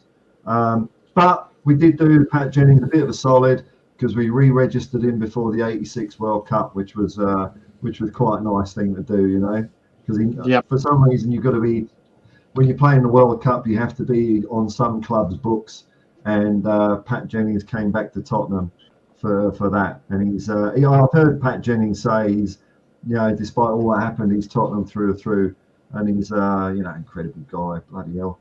God, everyone's talking statues. Here we go. Oh, look, here we go. Got some arms for you there. Big up, my man, Chris. Right, Chris, you're not working for the Tottenham Twitter team, because I do see that pumped arm. Yeah, come on. Our asses handed to us a lot of times. Back on it. Back to work. Trust me, Paul. If he worked for Tottenham Hotspur, the social media team certainly won't be giving that to me. No. It'd be a finger up like that. It'd be a finger up like that is what it would be. That's funny. Chris Bear Football TV, morning everyone. I'm way behind here. Past the thing of the past. It is almost 1 a.m. over here for me, so I'm gonna get ready to go to bed. Paul, well, Jacob, it has been lovely having you here. Thank you, man. Thank you, man. I almost did 4 hours. 3 hours 45 minutes? That's a not good bad. Old shift, man. Yeah, put a little shift in for you there. The sun's going. As soon as the sun goes down, I start getting sleepy. So I'm gonna have to go and grab another. Could you just give me 2 seconds? I'll just refill my glass of Coke. Yeah. I'll chat it up. Let's do it, Jacob. Well done, man. I mean, it's now getting. I can't believe I've been on. What have I been on now? About 2 hours. It's 7:45 in the morning. It honestly, when you joined, it was like 10 p.m. for me, and then whenever I got up to go get some cookies, it was like midnight. I was like, damn, really? 2 hours, 2.5 hours just flew by. I don't even know what the hell we were talking about. It just flew by. Well, that's what it is. It's like I said at the beginning. It's the strength of the Spurs community, isn't it? Mm-hmm. It's what we do. It's what we do. And like I said, it was 4 a.m. in the morning when I started watching. I was like, oh my god, what are they doing going on? And I was like, then I knew what the stream was about. And I was like, listen, I've got to come on and support the guys. So here I am. But yeah, it's like bloody 4:08 in the morning here now. Well, to the 20 people watching, I put the link in the chat. Click that link. Go fund the great Hotspur hippie here. Help him out. So honestly, if I had more financial means, I would be sending it your way. That's why I wanted to come put in a shift with you, chat some shit. Time is money, and time together could be more valuable sometimes than money. So should I remove your moderator status now, just in case you come back and you start fucking about with things, or I think you're trustworthy, aren't you? I am trustworthy. Plus, the worst thing I could do is just time everyone out so no one can chat. That would be my villain move. I'd be like, you're all timed out, and then everyone gets timed out. But as long as you have like another moderator, like Ellie or someone, they can keep the other. They can keep me in check. They can time me out. So just don't give me too much power. That's. Everyone's been really cool in the chat. I've tried to sort of, I don't know, that's the way I want it to be here, no one gets too feisty. I really quite like that, just just talking bollocks about Tottenham and whatever comes to our head. But thank you very much for your time, Jacob. And yeah, absolutely, cheers absolutely, to you. for a great Best drink cause, in the man. world, Coca-Cola. Always here for you. And Brian, it was great chatting with you. Have a great rest of your day, and good morning to the UK folk.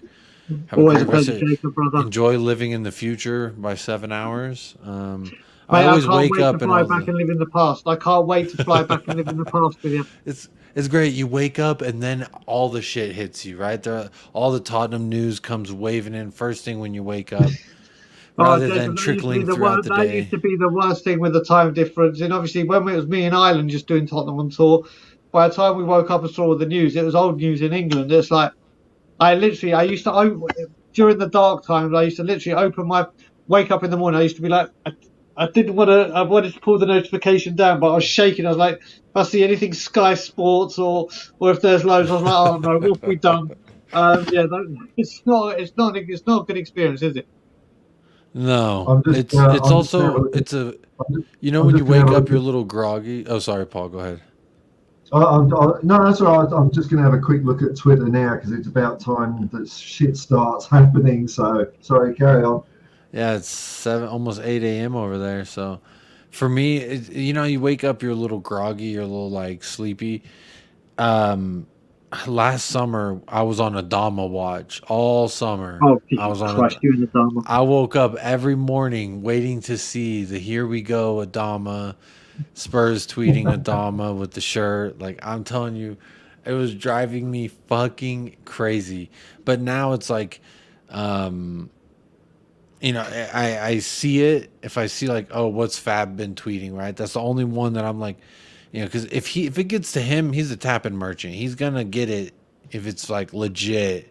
So I trust it whenever he tweets it, and it's like a little shot of coffee in the morning. You wake up, you see something #THFC with Fab tweeting it. It's like, okay. So even with Vicario, Googlemo, whatever his name is, I got excited because it's like seeing Fab tweet with THFC. It's a little bit of a jolt in the morning because it is. Yeah, sometimes I stay up. I think the Mickey Van de Veen thing broke at like 3 a.m. my time, and I just happened to be awake. I was playing video games way too late, and I was awake. And the Mickey Van de Veen, I was like, oh shit, am I dreaming? Because this is a guy that I spoke into existence. So that's very fun to see, It's weird being over here because, you wake up, everything's already old news. Everyone already knows. You have to stay up till like 3 or 4 a.m. to get the real breaking news. The one big plus, Jacob, is when my wife and I lived here, she used to hate that Saturdays or Sundays, 3 o'clock, 4 o'clock, whatever, Tottenham are on. We're not doing anything. And if we've lost, don't expect to do anything in the evening because I don't want to go out and pissed off. But at least, obviously, on our side of the pond, it's over by unless it's the late game. And if it's the late game on a Saturday, it's midday in Canada or in Toronto. So it's watch the game. And I've got the rest of the afternoon and so time-wise, my wife's very happy because she stays in bed, I'll go and watch the game. Exactly. And then I've got the rest of the day to do with her. So that's always good. But my wife loves it, yeah. But mate, the worst thing is to go to the Scotland Yard for 7 a.m. for a 12:30 kickoff on a Saturday, and it's like minus 30 degrees. And you're getting out of bed, and you're like, oh, no, the going somewhere like that. The supporter clubs out here in America. I mean, my time, we kicked off 5:30 a.m. like 4 times this season. Yep. That's absolutely insane, and I hate it. And I would never wake up at 5 to go to a bar to watch a game at 5:30. I'd much rather just watch it in bed personally. But my wife loves it because she's like, oh great, is there she got into the habit of being like, is there a Tottenham game tomorrow, i.e. do I get to sleep in and you take care of the boy while you watch Tottenham in the morning? So it's a good point. Paul, what time's kickoff for you in your part of Australia? So a Saturday 3 o'clock kickoff is what time for you? It depends what time of year it is, but it could be either 3 o'clock in the afternoon is either midnight or 2 o'clock in the morning. Okay, so you're the other way round. Jesus. You're staying up late rather than getting up early. Arse. It really is arse, and and a bit like you're saying, when it's Saturday afternoon at 3 p.m. you kind of got that rest of the evening to go. But what I find is, and especially this year, last year, is like the game would finish. I don't know. Some games would finish at like 3 or 4 o'clock in the morning or some stupid time, and I'd have just watched the most abysmal display. And and as I said at the beginning of the stream, I suffer from. It might sound frivolous to some people, but I do suffer from severe depression. And it sometimes some things like that really kick me out of kilter and knock me out for the whole bloody day. It's I'm sure I'm not the only one. That's why I don't mind saying it, really, because I don't think. I think people like to say they talk about mental health and understand and all that, but I don't think people really do. And you don't know till you go through it, right? Or you have someone you love go through it. It's fucking horrible. Yeah. Oh, it's fucking terrible. But it's all about the ebb and flow, right? It's all that's it. And like, as you get older, you kind of, I think you get better at managing it. Like when I was younger, it was a lot harder. But as I'm older, I can understand what's going on a bit, and I know there's certain things I can do to mitigate it or head it off at the pass. But if we lose 6-1 against Newcastle, I'm fucked. Although that one was so bad. That was actually comically hilarious. Yeah, that was funny to the point of a goal would go in, and I'm thinking, but that replay didn't look quite like the goal I'd just seen. Oh shit! It's that was a different one. Yeah, I'm very lucky. That game, my eldest nephews came to watch it, and they're 11 years old. So big up, Mark. Big up, Mark. So when it was them being 11 years old, I had to stay very, very calm. I was just watching at home. If they hadn't have been here, I think I would have started throwing things around the house. And there may have been a few broken windows, and there could have been, but thankfully they were there, and I had to stay calm. My wife, when it comes to games like that, my wife just always goes, well, why do you get so upset? What did you expect them to do? when my like, wife, anything other than what I just fucking witnessed. My mum does it to me. My mum does it to me on purpose, and so does my wife. They go, oh, it's only a game. And I'm like, before they go to say it, I'm like, don't even say it. I'm like, don't even say those words. It's like, if we lose it's to only Arsenal, a California wildfire. If we lose to Arsenal, I go home, and that happened here and in Canada. I turn my phone off, and I just say, no one speak to me till tomorrow. I will go to bed. I won't leave the bedroom, and I won't say a word to anyone until the next day. It's like, don't even come, because if you say it's only a game and we've lost to Arsenal, I can't be held responsible for my reactions. It's like, real quick observation before I do. I am gonna leave. Real quick observation. Y'all's cameras next to each other like that, it almost looks like y'all are in the same room. The walls are the same color. The fucking border trim on the top is the same color. Oh shit, isn't it? Y'all might be in the same fucking house and just don't know it. So I was looking, I was like, that is a noisy fucking next door. That isn't part. I'm looking mainly, like you said, Jacob, the top border part. Mm-hmm. It literally does look like it. My God. It's the same thing. My God. Yeah. So I'll leave y'all with that parting thought. But that's a good one, night. I hope y'all enjoy your tomorrow. It only took you 4 hours to spot it, and we never spotted it either. So thanks, Jacob, man. Cool. Well, to be fair, for the first 3 hours, it was me up there. But now that y'all were next to each other, I was watching. I'm looking. I'm like, those rooms, like they're connected in the same color wall and same color trim. Rooms. It's like the Lion, the Witch, and the Wardrobe. It's like Narnia. You go into a wardrobe, you end up in Australia. Where the water, right, Paul, when you flush, it's counterclockwise, not clockwise. I keep forgetting to look. I need you to verify this information. It is the other way. I'll tell you what, wait. Just give me 1 second. I'll do a flush and I'll tell you. All right. You know, this is what I love. I love The Simpsons for this kind of stuff because they teach me things. You know what? If someone had told me this kind of conversation would come up and I wasn't part of it, and you had to say which Spurs YouTuber was talking this shit, I would ask Jacob without even thinking. Without It's even kind of- thinking, the I stuff- like to be culturally aware, you know, and this is one of those burning questions I have. Does it It's really? hard to say, but I'd say it was clockwise more than anything else. Okay, that's a little mysterious. You I don't know. it's Maybe it's just- not straight or something. I Like, don't know. how's the water shoot out of the toilets there in Australia? I don't understand. Because there's a clear in America. This is how the toilets work here in America, Paul. There's a clear direction. It's clearly a funneling system. More here, it's more of a just have Get a it load of down the fucking water. gullet. Just go away. Okay. Well, that's fun. Anyway, I was trying to leave with a more fun parting thought, like y'all are in the same room.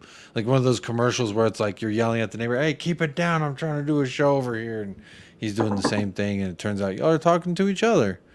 But it is officially 1 a.m. I did do the 4-hour shift. So there we go. Completed it. Thank you very much, There man. you go, Paul. I clocked Appreciate in, it, I man. clocked out. You can leave my family alone. Don't have to hold them at ransom anymore.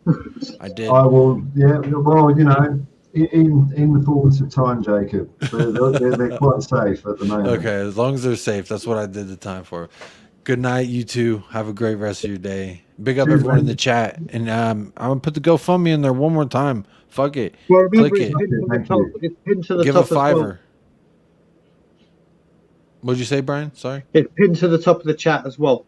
Okay, there you go. Yeah, it's pinned to the top. It's in the description. You can't miss it. So y'all do it for a good cause. All right, y'all. I'm out. Big up. See you later, Jacob, brother. Bye. Oh, wait. Real quick. Paul, this is for you.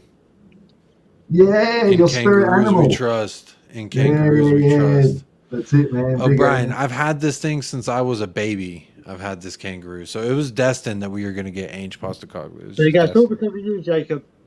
destined. All right, It's all y'all. because of you. It's all because, yep, that's right. 32 years ago, I got a little stuffed animal. The writing was on the wall then. I think he was still arguing with Scott Taylor at that point on There you go. So wait, Australian news. when your kid was born, what was his first cuddly toy? Like, what was his first animal? It was a panda. Okay, so in about 32 years, or when he has his first kid, 32 years later, we're going to get a Japanese coach. There we Keep go. the tradition on. Yeah. Keep or Chinese. Not too sure where the actual pandas are. I know it's from that part of the I world. know they're but, in Asia. Yes, and so India, an, right? an Asian coach will. There you To go. be Get your fair, bets Kung in. Fu Panda was Chinese, I believe, in Kung Fu Panda. There we go. So There we go. So there you go.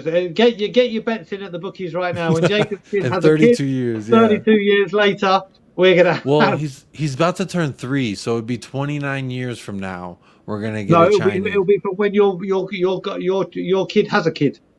Oh no, Oh, you're right. Sorry, Yeah. you're right. Yes.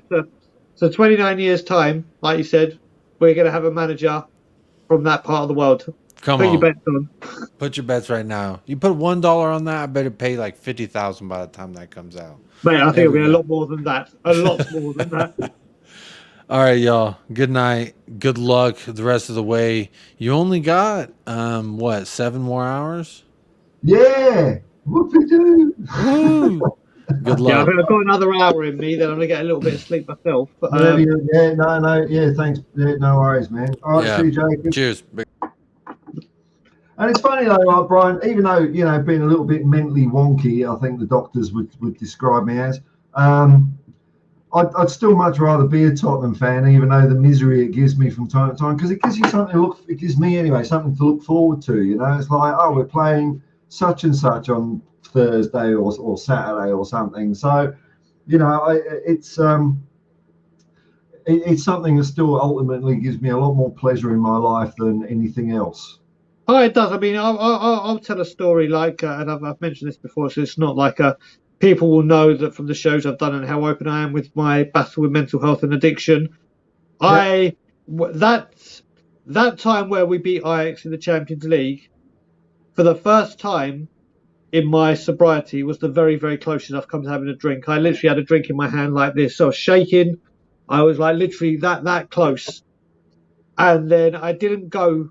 I watched the first leg where we lost to Ajax in the Scotland Yard, but I had to leave at half time because I thought I was going to have a drink. And I didn't go to the second leg because I thought if I do go there, and it is a defeat or a win, obviously before the game, not knowing what was going to happen, I'm going to have a drink. They wouldn't have served me at the Scotland Yard, but I could have easily walked to another pub where they don't know what my situation is. Yep. And I didn't go, and I watched it at home because I knew I'd have a drink if I went out. But from all that anger and worry about what might happen if I have a drink, obviously that Lucas Moura hat-trick came. And of course I wanted to have a drink to celebrate, didn't. But the emotion that overpowered me because of Tottenham, then that wanted a drink was gone. It was like, yes, I want a drink. It'd be amazing to have a drink right now. But then it was just joy, pride, just all the euphoria. It's amazing. Like I said, supporting Spurs is or any sport you watch, your team is always going to be. If they're doing bad, you feel bad. If they're doing great, you feel great. It's amazing how it can make your mood. It's funny. I mean, I think everyone. I think every human being has got a little bit of craziness in them, and I think that's why world sport is so, such a force for good. Like there was a couple of moments during the World Cup that really hit that home to me. First of all, before the World Cup started, there was a load of hoo-ha over it being in Qatar, so I'm not going to get into that. But what really kind of, warmed my heart a lot was that game between Saudi Arabia and Argentina. And I think it's fair to say that Saudi Arabia is not the most popular country on the planet, But for that game... I'm just closing my curtains, Paul, because the sun is shining right through it, blinding me. Carry on. But for that game, it was like the whole world was cheering on Saudi Arabia, and you see the Saudi fans cheering when their team's doing well, and when you see fans from all over the world acting like that, it just makes you realise that we're all the bloody same, aren't we? It doesn't matter where you are in the world, we're all exactly the same sort of person, and sport just gets rid of all that other shit and noise that we hear from the news and all that. We're just a bunch of people wanting to win a game of football at the end of it. It's fantastic.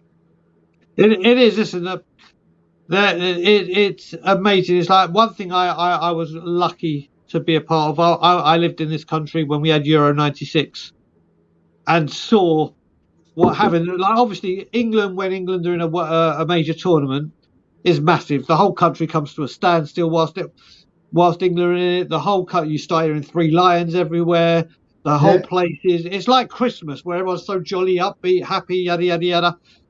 I wasn't here obviously for the Euros, but I've never been in a host country or city for a World Cup because England obviously haven't had it.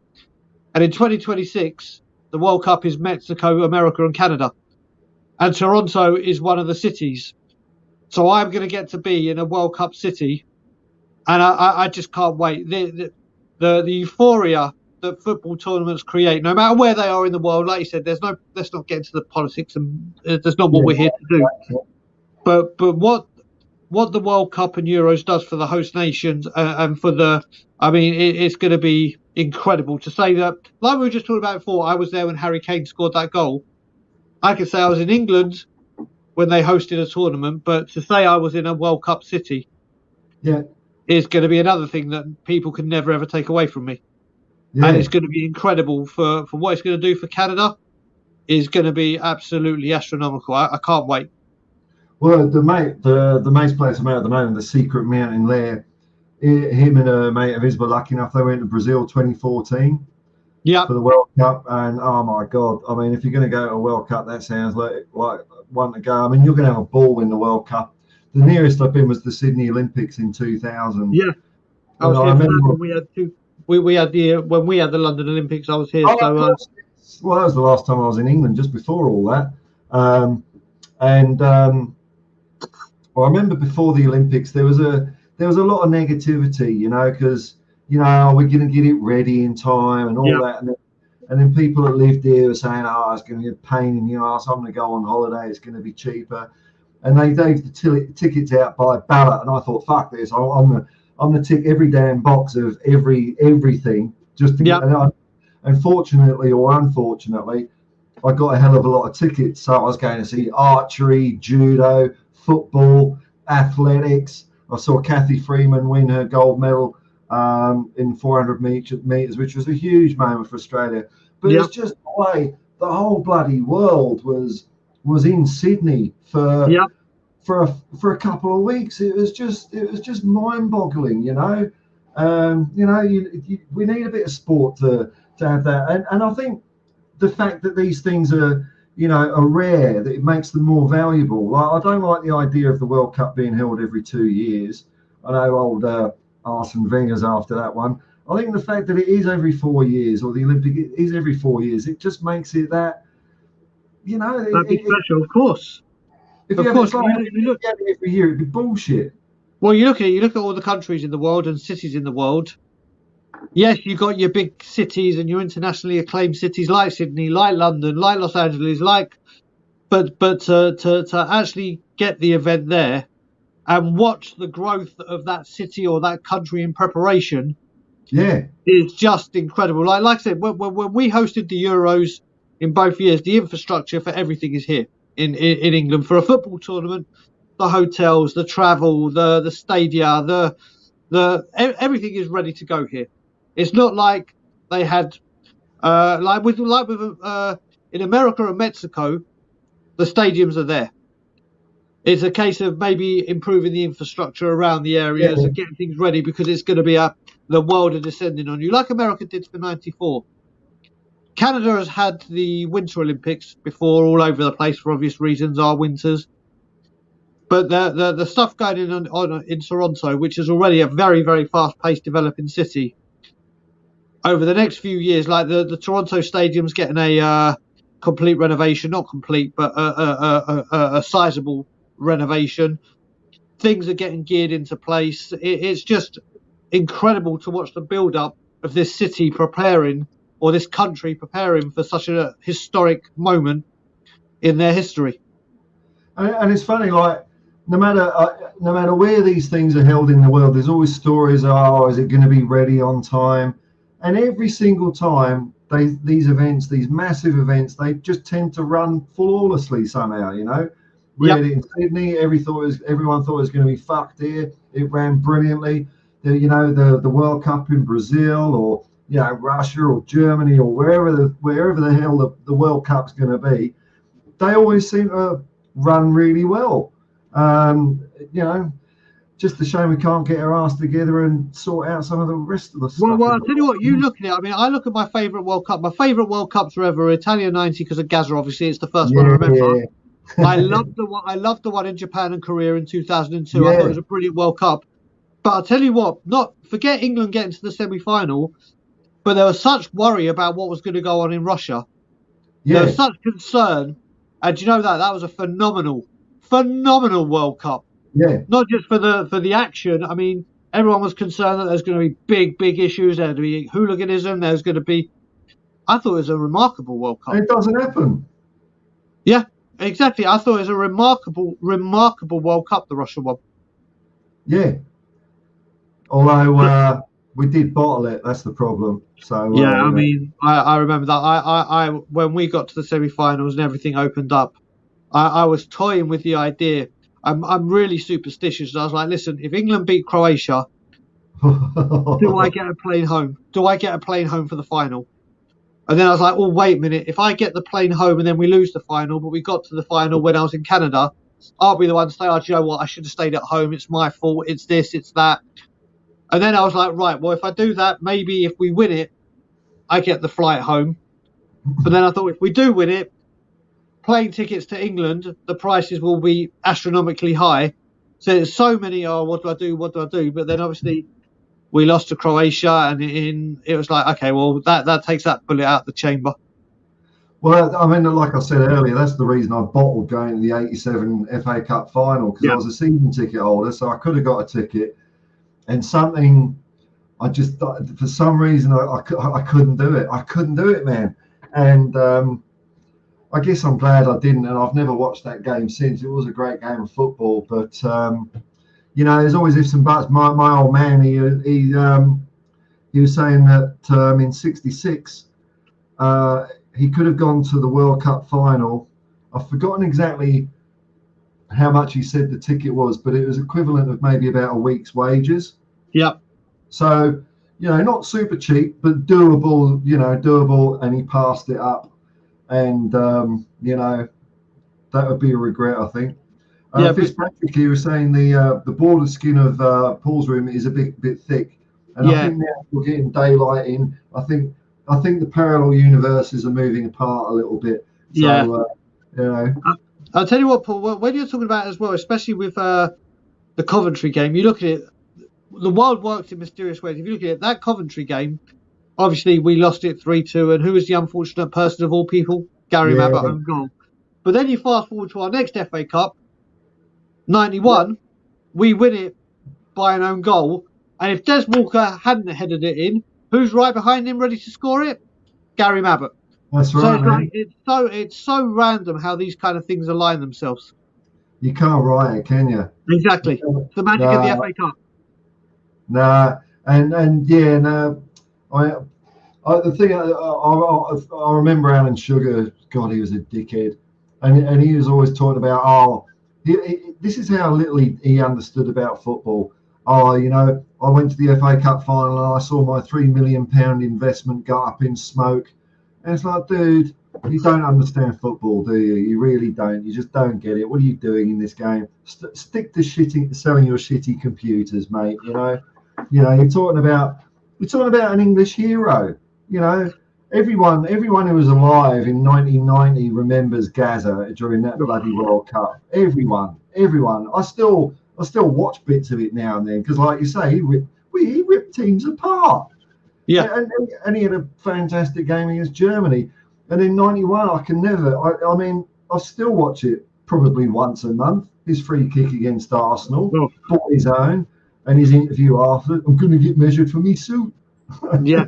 Well, you look at it, the FA Cup final, I still think, and the referee says it's his biggest regret ever, Gascoigne should have been sent off after the first tackle. He had a couple It of was a horrific tackle. He should not have been on the pitch, but obviously it was the Paul Gascoigne tack, so it's Gaza, it's the FA Cup final, let's keep him on. And then who knows what would have happened to him if that second tackle that he did that ripped his knee apart didn't happen. Yeah. Who knows? Would he have seen out his title? Obviously we need to sell and he would have gone for more money, but would the travesty that's followed him still be happening? Who knows? But I think when you're that sort of genius, you can't understand people like that. He's just, I think what was it you or Jacob saying earlier? The way the press treated him was disgusting. Jacob. Yeah, but when you got players like that, or not just players, but you can apply it to anyone who's out there, like musicians and stuff like that. And the reason why they're so great is because they're a bit different. They're a bit different, and I think sometimes when people are a little bit different, they find it hard to cope with the world and be at one with the world. That's why they're so good at some particular outlet, because it gives them a place in the world. And you know what, Paul? The other thing that really annoyed me with this is it's not just the British media. What you saw with social media and phones and camera phones being come up, I still, to this day, and I speak from the heart here as an alcoholic, Paul Gascoigne walked into a pub and people still served him. Right. This is a national treasure, and people were more concerned about getting his money and watching him get drunk. If I owned a pub, whether I was an alcoholic or not, and Paul Gascoigne walked in and said, "Give me a pint," I'll be like, "Gazza, listen, I love you dearly. I know there's no way. You can have a pint of Coke, you can have a pint of water, you can have a pint of whatever soft drink you want. I won't even charge you. But I am not giving you alcohol." And that goes to any alcoholic. But people have got this problem. Even if you go to an off license, phone an off license, and Paul Gascoigne came in and bought a bottle of whiskey, I'll be like, "Not in my shop. Not in my shop. I'm not. I know what that will do to you. I'm not." But they all they cared about was this or then selling the stories to the paper. Listen, Gazza's here. He's drinking. Bang, there's your money. It's despicable. I mean, I don't know how people that alcoholics, people walk into a pub. If I go to my pub in Toronto, Scotland Yard, and I went, "Give me a Jack Daniels and Coke," they'd be Brian, you can have a Coke minus the Jack. They just principle. They're like, not a chance. Yeah. A chance that, because they know that. So how a famous person can walk in with a known issue and they just happily go, there you go. Yeah. And it's not just, it's not even just alcohol. It's just like the social media and these bloody things, man. And it happens all the time here. There's stories that will come out about a professional sportsman either having a bad moment or doing something mildly silly where, well, I mean, really, there's no actual harm done to anything or anyone, but they've been set up, someone's videoed it, they've sold it for 10 grand to the paper, and you've just ruined someone's career over, a lot of the time, it's over pretty, I mean, I've done worse. And what I'm saying is these aren't people that are hurting anything or doing anything, just being stupid for a bit. And, I find that horrible, man. It's just, I don't know. But I mean, Gascoigne, the last I've seen, he seems to be travelling not too bad at the moment. At the moment, he seems to be doing very well, and long may it continue. There are a few times where it's been very, very touch and go, very touch and go.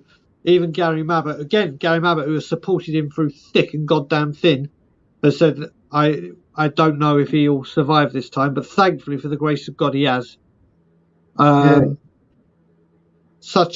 The way the press hounded him, the tapped his phones, the stuff they've done to him is diabolical. How a human can do this to a fellow human is just beyond me. And look, I'm no psychologist or anything like that, although I used to be a counsellor. But I something tells me about Gascoigne is I don't think he really comprehends or understands how much everyone loves him and how much joy he's given to so many people in the world, and maybe if he realised that, and maybe he's not even capable of realising that. Like there's a comment here from Carl Simpson, he's had wrong people around him for some of his career, just to let him know that, and not just in England, and like Celtic would be my second favourite team, I suppose. But when he did the old playing Blue Rangers, it made me laugh, for fuck's sake, I mean, well, you know what? It's the Rangers players that told him to do it as a joke. And being Gaza, said, "Oh, all right," and he did it. And I've got loads of documentaries on him. And he actually, I don't know if people know this story. I've seen the documentaries. He actually got a letter from the IRA or a member of the IRA saying, "If you do that again, I'm going to come over and I'm going to bomb your house, or I'm going to kill you."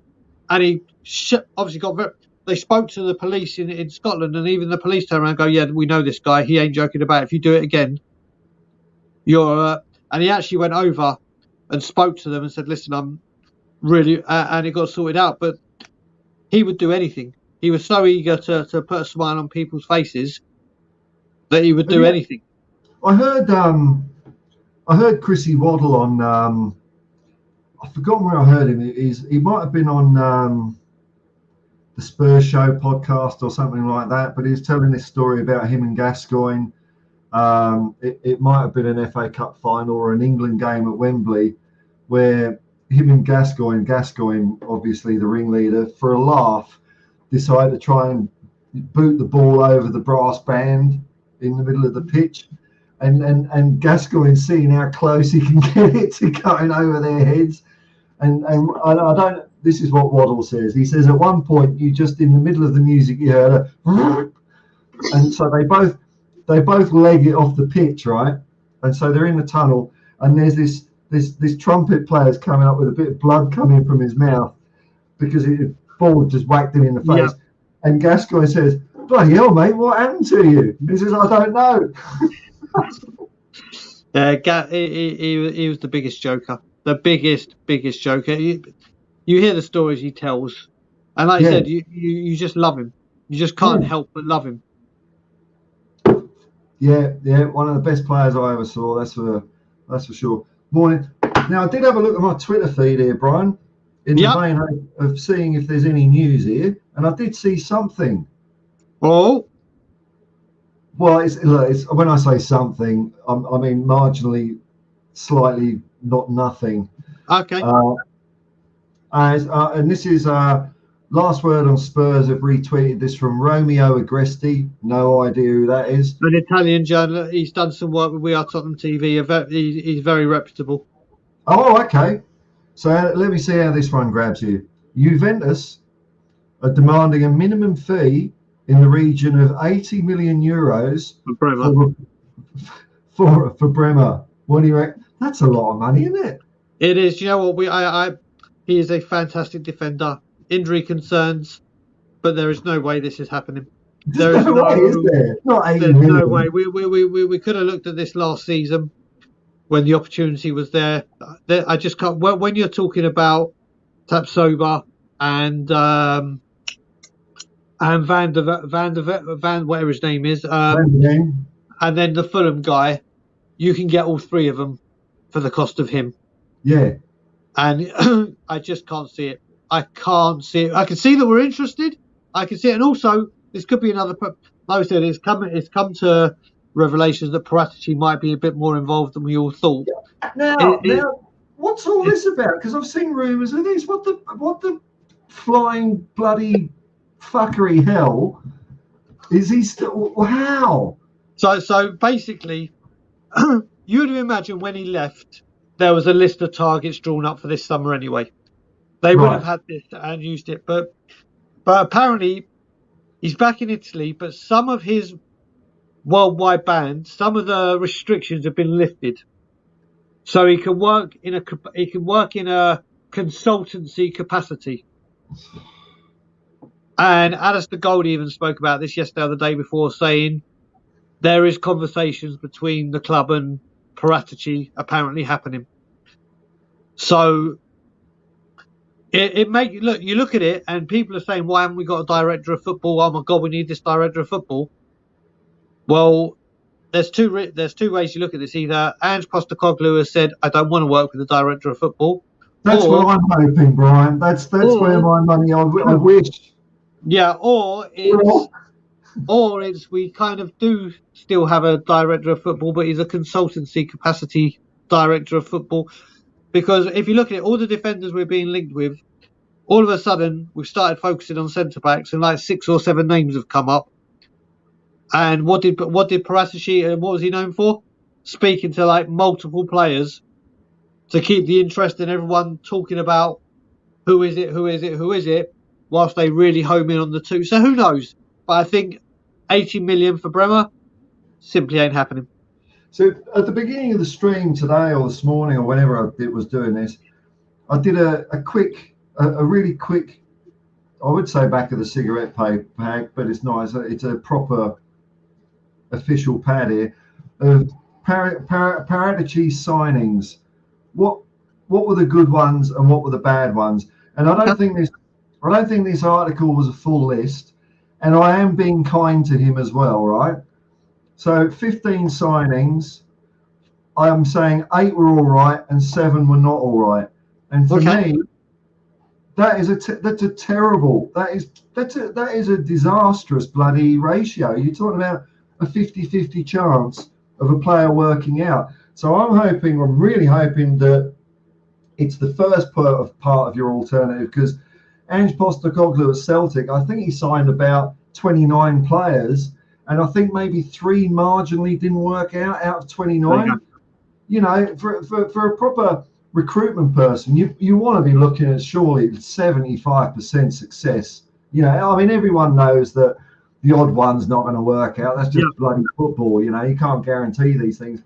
But to have half of them and to have, I just don't understand why we don't just cut ties. Why is it? You know, the last time I saw him was in a video in a toilet in a Holiday Inn in Newport Pagnell or something, the day before the shock news came out. The shock news that bloody UEFA and FIFA said they were going to do back in January. They said, we're going to make a decision by April, I think it was. Yep. And I mean, and then Tottenham are like totally surprised that this happens. Like, yeah, but that's what they said they were going to do, you idiots. You know? Correct. And you look at it as well, Paul. I look at this as from an ethical point of view. If a member of staff has brought the club into disrepute, you cut all association.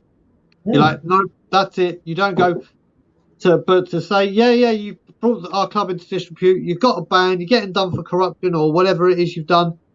But we're still going to talk to you. We're still going to. For me, it just doesn't Dirty sit hands, right. isn't it? Yeah, it doesn't sit right. You've brought the club into disrepute. You're done. You're done. Yeah, no more. No Yeah. more. I don't know. I was surprised at that. I don't know. I'm still waiting to see what Scott Munn, his role is, because I don't understand all these structures and layers. You know, I think when, not so much now, but at the beginning when I was banging on the Ange Postecoglou drum, I think people's hearts, not many, but a couple of people thought, because you're Australian or whatever. Scott Munn's Australian, and he doesn't. I don't give a shit about him. Basically, I've no idea. He comes from a private school. He fell into sports administration like a lot of Australian sports administrators have done. You know, he comes from a privileged background. That's how you end up getting in these jobs for the boys. And I don't know.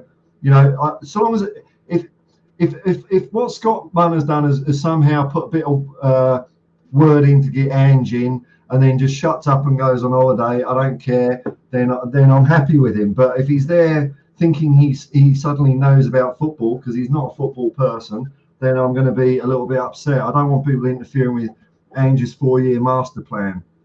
But what about Scott Munn? Any thoughts on him? It's so hard again when we just plucked a random name out of thin air. And once again, you got to remember when he was announced, it was when a lot of heat was coming on Levy again. A lot of heat was coming on him. I can't remember exactly what fixture it had been, but the pressure had been mounting.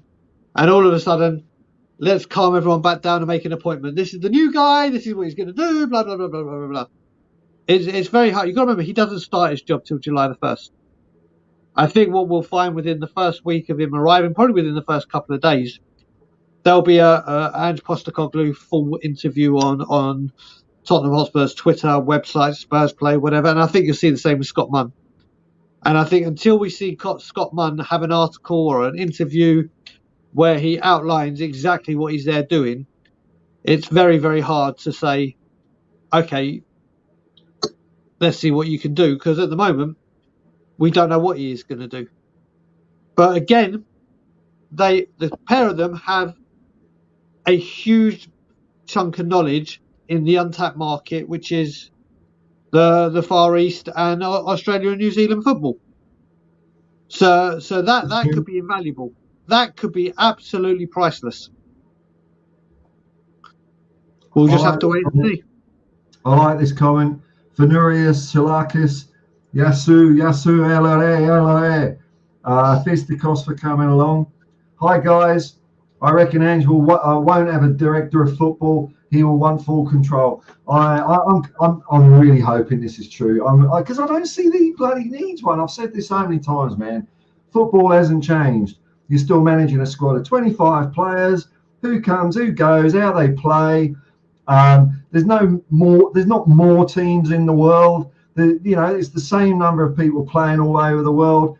Whatever you could do to set up scouting and recruitment back then, you could still do now. I just think the whole director of football thing is a whole load of corporate old bollocks, because for some reason there's so much money in the game and they just don't trust football people to run football, which is stupid, because football is the whole enterprise these people are getting involved with. So why wouldn't you trust a football person and get on with it?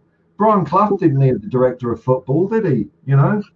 No, but like you said, football has changed. I think some clubs, put it this way, if I had been appointed Spurs manager, I would insist on a director of football just so I don't have to have conversations with that man, because they wouldn't end well.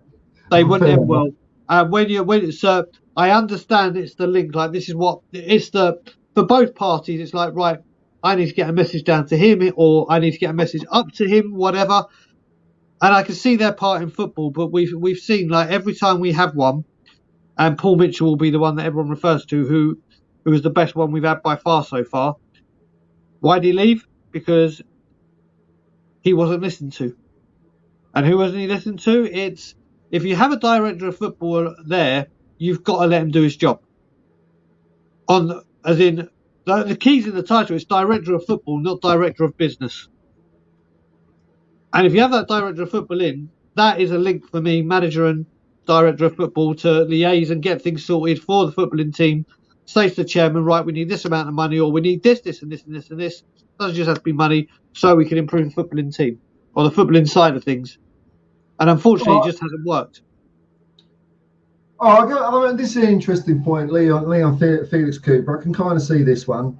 Coach is a coach, and why should he be involved with contract negotiations with an agent? I think that the thing that sticks out in that comment with me there, that rings true there, Leon, is agents. You know, these oily ticks that have come into the game, and you know, I mean, what's an agent want? It's like a real estate agent or any sort of agent. They always want the player to move because they always get a little slice of the action. So you might have a point there, Leon, that you probably do need some guy there to look after that sort of slightly seedier side of the negotiations than a coach. I just like the manager to be. You know what? Let me put it this way: director of football, okay, fine, but they are there to assist the manager, not the other way around. The manager is the gaffer. That's it. The manager's the boss. Correct. And then you've also got to have what Leon says as well. Back in the day, like when you mentioned Brian Clough and everything, even if we go back to Terry Venables, they didn't have all these merchandising deals and sponsors and become a brand and do this and do that. So it used to be literally for a footballer, go to training, go home, unless you're doing stuff with the manager, whatever. You had all the time with the manager, blah, blah, blah. Now they finish training, they're either going to do a video for their boot supplier or their sponsor, or building up their foundation for charities, or their own clothing line like Human Sun, or their own.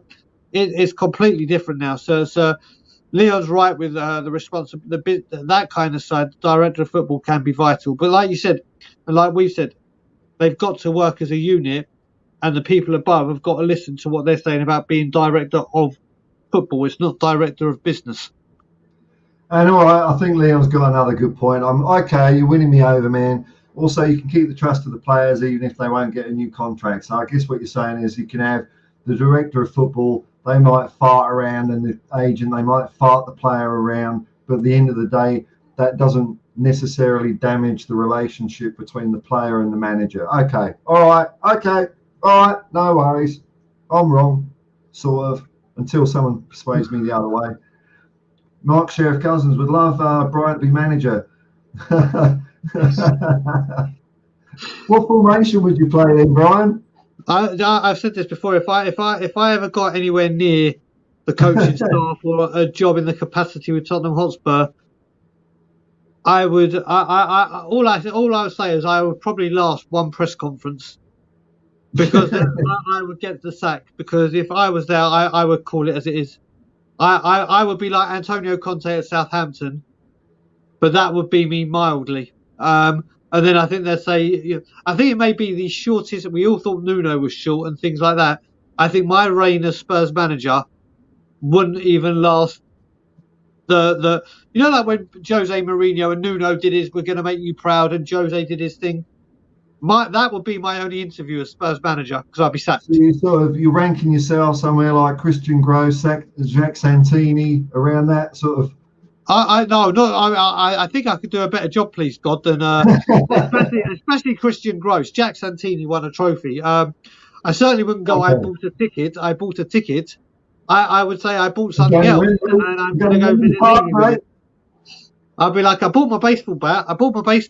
Where's Levy's office? I wouldn't last long in the job. But I would say, I probably, as a manager, I would probably play the Pochettino formation. Right. Whenever I used to play Championship Manager, I used to be one of those that did.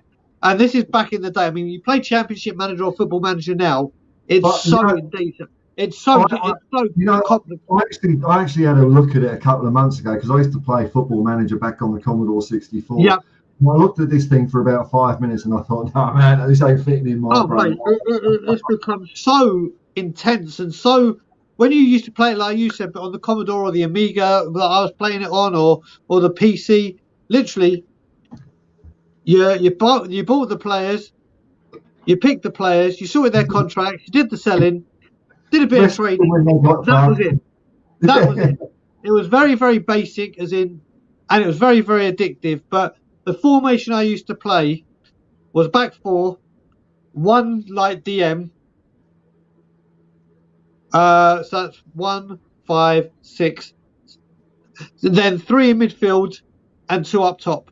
That was my formation. Then I had the arrows of the fullbacks going up to the halfway line. Then the wingers going up to the corner flag. And then I had my midfielders going forward. And I played very, very attacking. But I would probably be 4-2-3-1 because I loved the way that the peak Poch, some of the football. And the way, Joe, there's a thing I watched. I can't remember if it was on Match of the Day or it was on Sky Sports, but they showed how Tottenham had been brought to play from the back. Like when they showed when we had the ball, how high Toby and Jan were, and when the ball shifted this way, how Danny Rose, Toby, and Jan moved over this way. And then as soon as the ball got switched, they moved this way, and then one would drop back if the ball. It was like in perfect unison. You could see from the back, forget what's going on up front. And it was just incredible. So I think if I was to have a formation and I was Spurs manager, I would play Poch 4-2-3-1. And then you'd last one game, and then that would be it. I'd last one interview. I'd say I'm going to play 4-2-3-1. And if Mr. Levy tells me to do something else, he can go F himself, and then I won't get to play the match and I'll be sacked. Yeah, I'm agreeing with Fenurios here again. At the end of the day, it's Ange's reputation. He will walk if he is compromised. There's no doubt about it, man. No doubt about it. And I think he will do it. Even though I like as a fan, I kind of agreed with what Conte was saying. I don't think it was right for him to say it, and I don't like the way he took absolutely no responsibility at all. I think if Ange's reputation is compromised, I don't think we'll really hear too much about what's been going on. I don't think he'd be throwing players under the bus. I hate that phrase. God, why am I saying that? He will just leave.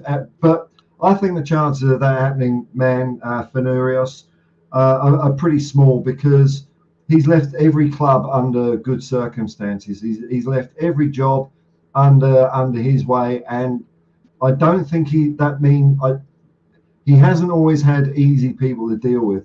I know we've got, a particular breed of person at Tottenham at the moment, but it's not like Ange has walked into the, Brisbane Roar and the Yokohama and Celtic even, and just instantly had his own way, and they've done all that he said. He's had to win them over, and I think, that is Ange's strength. So when you're saying wait till July the 1st, Spurs fans, you understand, man, I understand already how, I'm with you, man.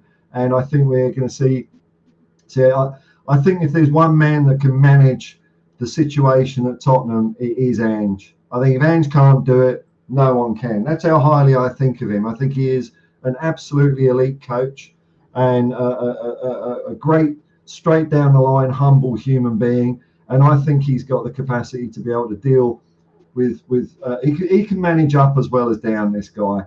Up as well as down. But if he gets really fucked over, he will go. He won't do a Conte and just piss off back to Italy and not come back, I have to say, I loved the fact that Conte did it, how he did it. It had to be done. It had to be done. It had to be not kept in-house. He had to speak. And you got to remember, I'm coming from where I stand in my Levy out stance. For me, I thought it was brilliant. What I didn't like is the way he pissed off back to Italy. Does he have to take accountability? Yes, he does. But what he said, listen, the way he had us playing was hideous. The way he didn't use the squad rotation weren't great. Not saying that the quality was there for him to use, but there were options he could have tried when things weren't going well. But the way it ended, I'm delighted with the way he did it. But then pissing off to Italy, and then that was wrong. That was wrong. I think it was. I think it was pretty clear from. I was about to say, I think it was pretty clear from when he had his surgery, he'd lost all interest. It was like, and then he was out in Italy, and then he came back, and he came back too early, so it was more time. I think it was all written in the stones, and it was just waiting to written in the sand. Sorry, not stones. And it was due to happen. The stars, man. It's cloudy. Stars, not the sand. Fucking hell. Yeah. Jesus Christ. Right, at the end of that speech, man, if he'd have said exactly the same, and at the end of it he said, "I'm resigning," then I would have gone, okay. But he didn't go that far, and I don't know, man. I look back on those Conte times. Seems so far away now because I'm so excited about Ange Postecoglou, but and I was really behind the guy, I really wanted this to work. I thought, fucking hell, we've got a manager here. If we do what he says, which we probably won't, but if we do what he says, we've got a chance at something here. And we didn't do what he says, and then things happened, and he just lost interest, and then the players stopped giving a fuck.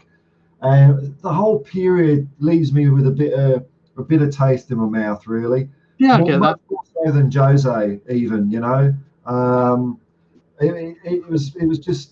It was just dragging out. It's like, it was almost like, oh no, you're going out with a girl and you want to dump her, but you haven't got the balls to do it. So you try and be a bit of a dick and hope she dumps you or something. And it just drags out this bloody long, protracted thing instead of, maybe even at World Cup time, Antonio saying, look, I can't do anything here. Maybe have a spray at that point and then leaving.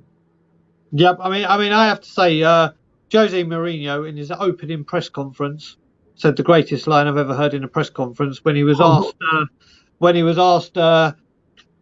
do you feel that Pochettino and losing the Champions League final is what brought all this bad luck on, and he lost the dressing room, having lost the Champions League final? Do you reckon this was the biggest downfall? And then Jose Mourinho simply turned around and said, do you know what? I don't know. I've never lost the Champions League final. And I was just like, Jose was brilliant at that. At the end he turns it toxic, but to turn around and just go, yeah, I don't know what happened because I don't lose Champions League finals. He's just like, there you go. What a line to say. Now I had Mark on a stream a while ago, and he talked about this then, and so I wasn't gonna bring it up, but you brought it up yourself, Mark. So Mark had the same operation and was back at work the week after. So I'm not saying Mark isn't an athlete in his prime or an ex-professional, elite sportsman. But if Mark can recover that quickly, that whole thing, I don't know, man. Yeah, before you look at it, that Mark's, and there's a few people that said that, but the day the Queen died, my wife, they thought she was having a heart attack, but it was actually the same thing and other things, and she had to have surgery, and it took her 3 weeks to recover. So I think it's based on, it could be on the body, it could be, like I said, my wife had another couple of complications, so it may have been the complications that made it. There's some people that go back to work instantly, or not instantly, a couple of days. I think it's very, very personal, isn't it? If you have surgery, you look at it, some people recover from Achilles tendons or ACL injuries quicker than others. I think it's all geared on the body. And yes, Antonio Conte was an elite athlete, but now he's an older gentleman. And it affects different people in different ways. For some mysterious reason these days, though. Yeah, I mean, it's the way you look at it. Like I said, with my wife, it took a little bit longer, but again, I think it's a valid point what Mark's saying as well. So if Levy had balls, then he would have sacked Conte long before. I was really annoyed with Conte's comments. Yeah, I look, at the time when Conte said it, I thought, yes, at last. Like, the same as you, Brian. It's like at last someone has called this club out for what it is. It's just the way I look back on it, I don't know. I just don't think. Maybe I'm thinking this because I don't think Conte quite spoke our language, and I don't mean that he was Italian. The fans' language, he didn't. There wasn't that connection there. Ange is going to have that day one, July the 1st, man. Brian, I want to see your happy smiling face when you see him sit behind that chair, because he's going to come out with some banger shit, man. It's going to be so good. Of course. It was funny when so when he started at Celtic, they had a press conference, and they had the journalist one, and then they had one, something Celtic do, and I don't know if this is like a Celtic initiative or an Ange initiative. They have like a press conference, but it's for the fan YouTubers. So they all ask questions, and they had, I know, I mean, what an idea. Can you imagine that at Spurs? Fuck me. Yeah, that's not happening. That's not happening unless they invite certain channels. Yeah, that ain't happening. Donna, I've got a great PR idea for her. Oh no, she's not answering. Yeah. I've left her a message. But so, and just around the same time, the Celtic had hired a new CEO or someone. I've forgotten his name. Dermot. I've forgotten his name, but you could tell he was the more, corporate guy. Like there's, what are you doing here? And he's talking about, well, I'm going to look at the business and engagement and a couple of other words that were just meaningless fluff. And all the fans were just asking Ange questions. And I'll tell you what, man, the fans were so, given that the fans didn't know boo about him, and a lot of them were very skeptical, they were really respectful straight away. And they were asking him really good questions, They were saying, so Ange, welcome to Celtic. What formation do you like to play? And he gave them, he had much more time for giving the fans detailed answers than the journalists upstairs. He was so good with them. Yeah, I mean, I am excited. I am happy with this. I'm more than happy with this appointment. We're just going to have to see where it goes. It's never a dull moment at Tottenham, is there? No. But yeah, listen, Paul, on that note, I'm going to have to go get some shut-eye because I'm drifting now. Thank you so much for coming on, Brian. No worries. Listen, I think we might be going live in a few hours, and I will pop the link on our channel as well. Nice. Thank you very much. I will do that as well. But listen, everyone, enjoy the stream. Paul, good luck with everything. I will try and come on back later near the end if there's time. I'll definitely stop by if I can. Everyone, have a good day, night, afternoon, wherever you are. And as always, Levy out. You didn't even ask me that time, did you? Thanks to Brian and thanks to Jacob for helping me out. We're nearly at the halfway point. Looks like there's a couple of people that want to come on, which is very cool. Thank you very much. I'll get round to it. Just to explain what's happening is, I said it at the beginning of the stream, and it was a little bit emotional at the beginning of the stream, but I'm feeling all nice and pepped up with chatting to people in the chat. I have got some quite tricky financial troubles at the moment. I can't work for three months, and things are looking a little bit bleak financial wise, to put it mildly.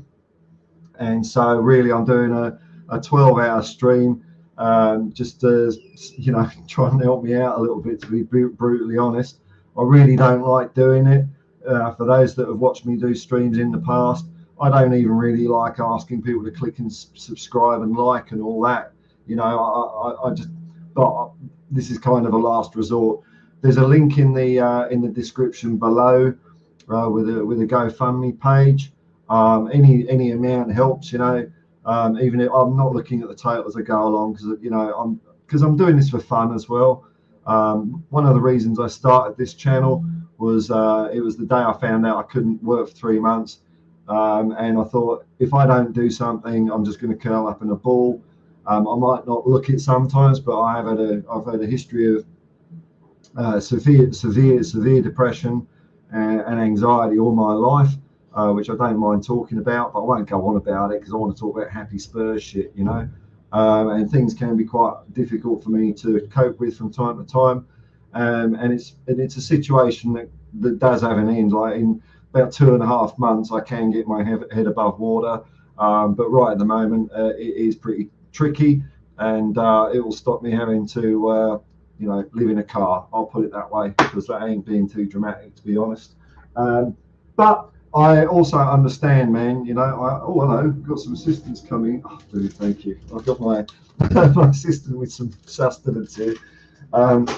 But and one of the reasons I feel, I don't feel particularly proud about this is because I know there's a lot of people in the world that's doing it incredibly hard at the moment, far harder than me.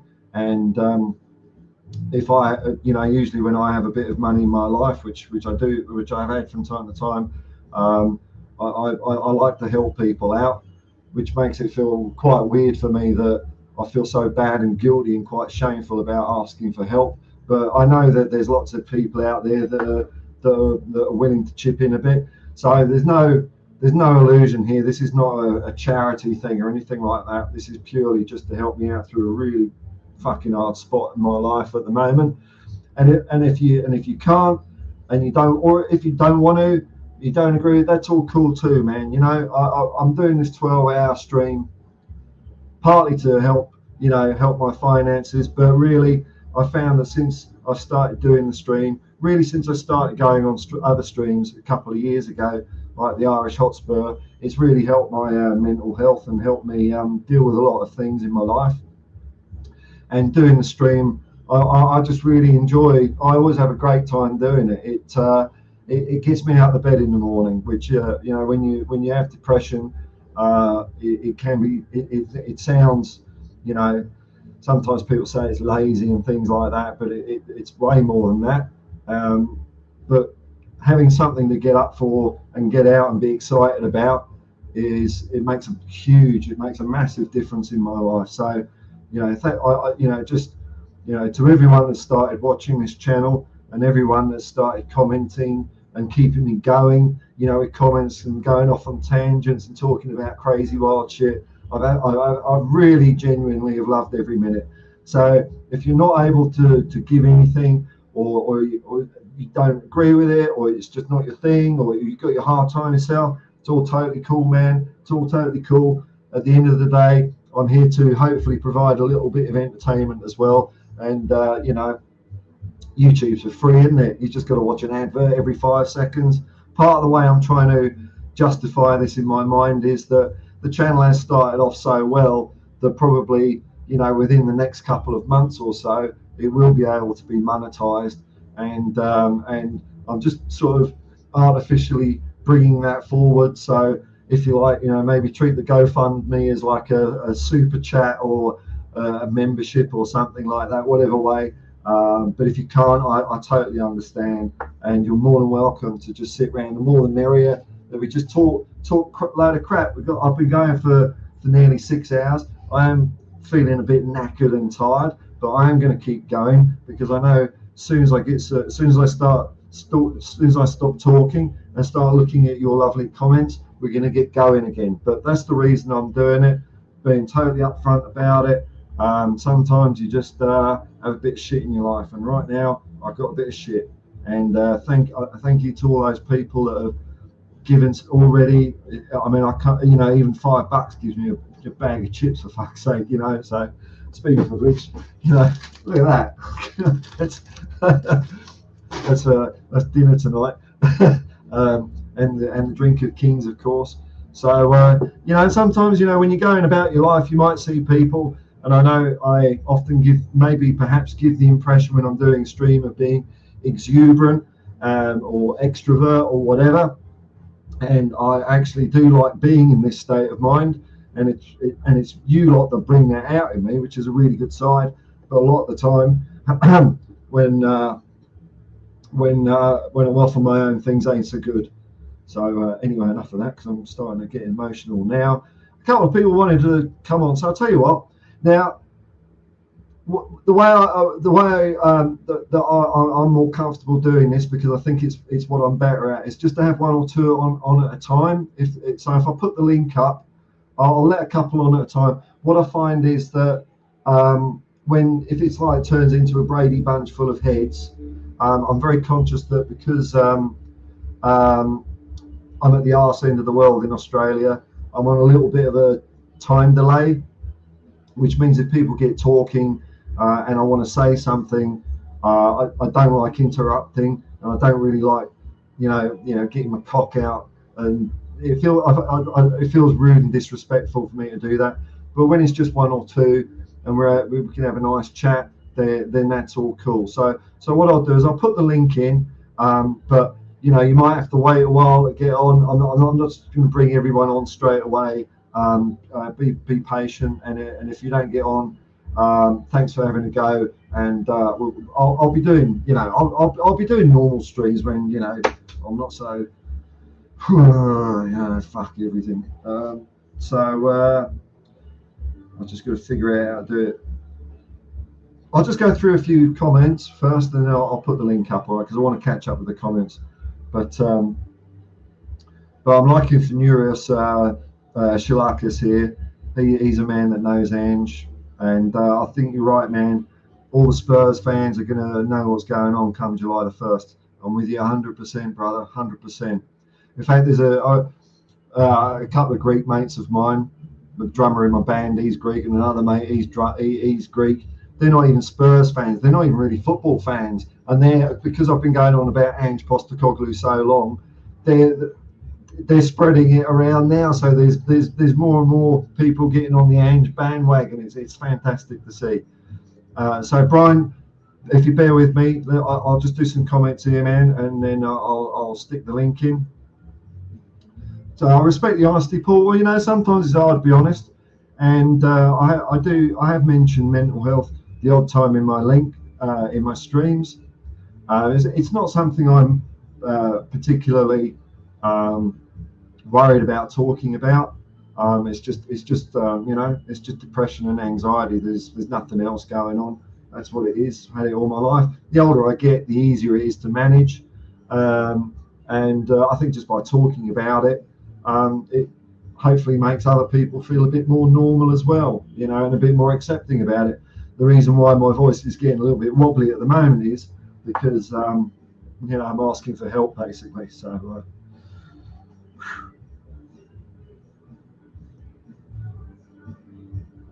let me get on. I didn't give the reason I can't work for 3 months. I might mention it at some stage. I probably have mentioned it. It might sound trivial to some people, but no, I think I said it at the beginning of the stream anyway. All right, just to give you the quick rundown. Like, bear with me. I'll try and make this quick. And if I start cracking up a bit, I'll just move on because I want to get back to Tottenham. Is that a couple of years ago, COVID lockdown completely wiped me out financially. Since then, I've been doing Uber driving. And for any of you that have had the pleasure of driving a car in New South Wales, would know that it is extremely easy to lose your license if you run out of points, which I did in January.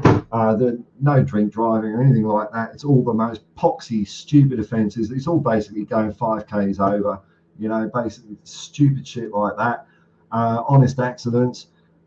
So really, for the whole year, I've known that this day will come, when the license goes for three months, and that year, knowing that this is impending, has really deteriorated my mental health because I've been you know, the last thing you want to be when you have anxiety is to be worried about shit. I mean, when you got anxiety, you worry about fuck all anything. So anyway, so this has been looming for a long time. It finally happened. Beginning of June. It's only 3 months. It's not like a year or anything like that. So it's not like the bloody end of the world. But for this 3 months, I really don't know how I'm going to get through it, to be honest. So that's why I'm asking for a bit of help. There you go. Steady Shark. I struggled with anxiety throughout my adult life. It's horrible, and I wish I was in a position to help beyond adding to your view. No, man. Really, you know, I really don't want people to even apologise or anything like that, you know, or anything like. I totally get it, man. I totally get it. Just you being here having a chat it's helping me, man. It really is. So thank you very much, and I hope you found a way to deal with your issues as well, or you know, manage them as best you can. Leo Felix Cooper. Good luck, much love and success for your goals. I can't donate, but I'll become a member as soon as you get one car. Thank you, man. That's very nice. Actually, I don't know what my subscription is. I'll have a look at my subscription count. Let's see how it's going. Because I've been amazed how quick it's been going up. I've got lucky on on a couple of videos, I must admit, that I did at the beginning. But I thought it would take me like a fucking year to get up to 500 or something like that, if that. Or I didn't know if I'd even get there. I don't even know what bloody app to run on this thing. Here we go. What are we up to? 621. There you go. 621. That's not bad, eh? Thank you very much, everyone. Moondog, I agree. Perryman was a great captain. Andrew, you're so right, man. I didn't usually get in between people's discussions. Sorry about the bad lighting, but I've had this torture device shining in my face, and I can't take it anymore. So I know the lighting's a bit shit. I agree. Perryman was a great captain. Loved him. And yes, we should have a statue of him before Kane. I agree. 866. I think it's 866 appearances, which is like. That's a superhuman feat, isn't it? 866 appearances for a club is amazing. And Bill Nicholson is the one. Thanks. No. You can ask what you want, man. I'm not. You know, if I didn't want to answer it, I just would have skipped the comment, man. So that's all cool. Yeah, I mean, it is. I mean, maybe at some stage I will get on my high horse, but the fact that a full-time driver that relies on it for a living gets exactly the same amount of points as everyone else, even though you're driving like 100,000 kilometers a year, is fucking appalling. Okay, Mark, right? Okay, you get where I'm coming from. Yeah, it's fun. And you know what, man? You're a cab driver, right?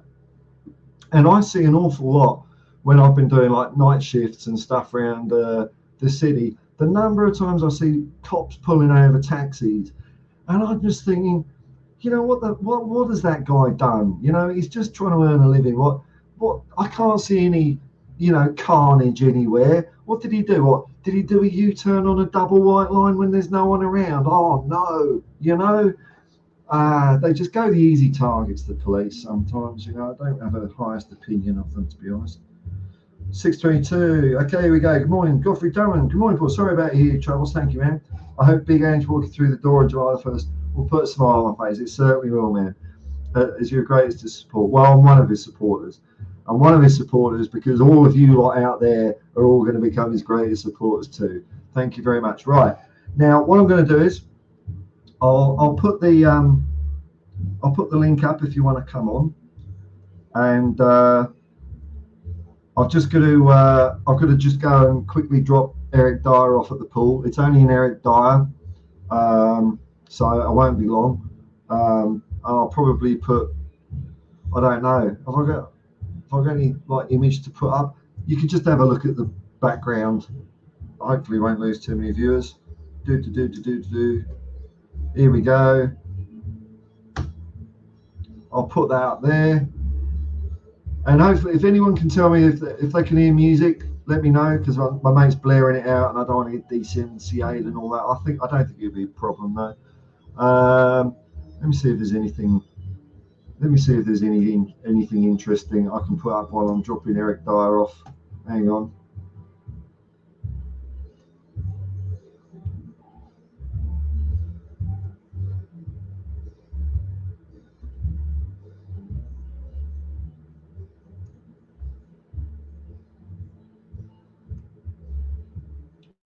Bear with me a second.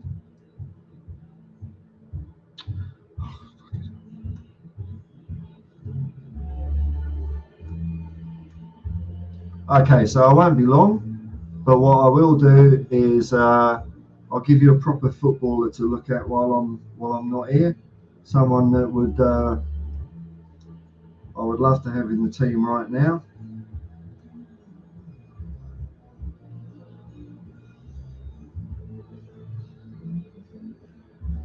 There we go. I'll let you look at the beautiful eyes of Dave Mackay, and I'll be back in a second. Thanks, folks.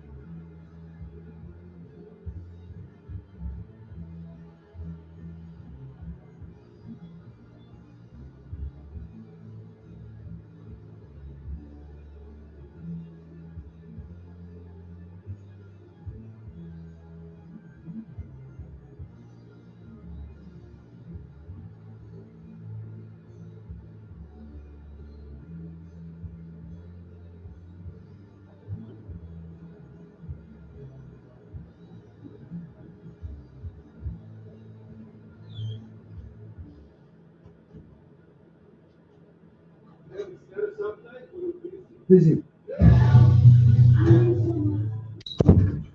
Oh, righty, ho, ho, ho. Okay, so let me see what we got here.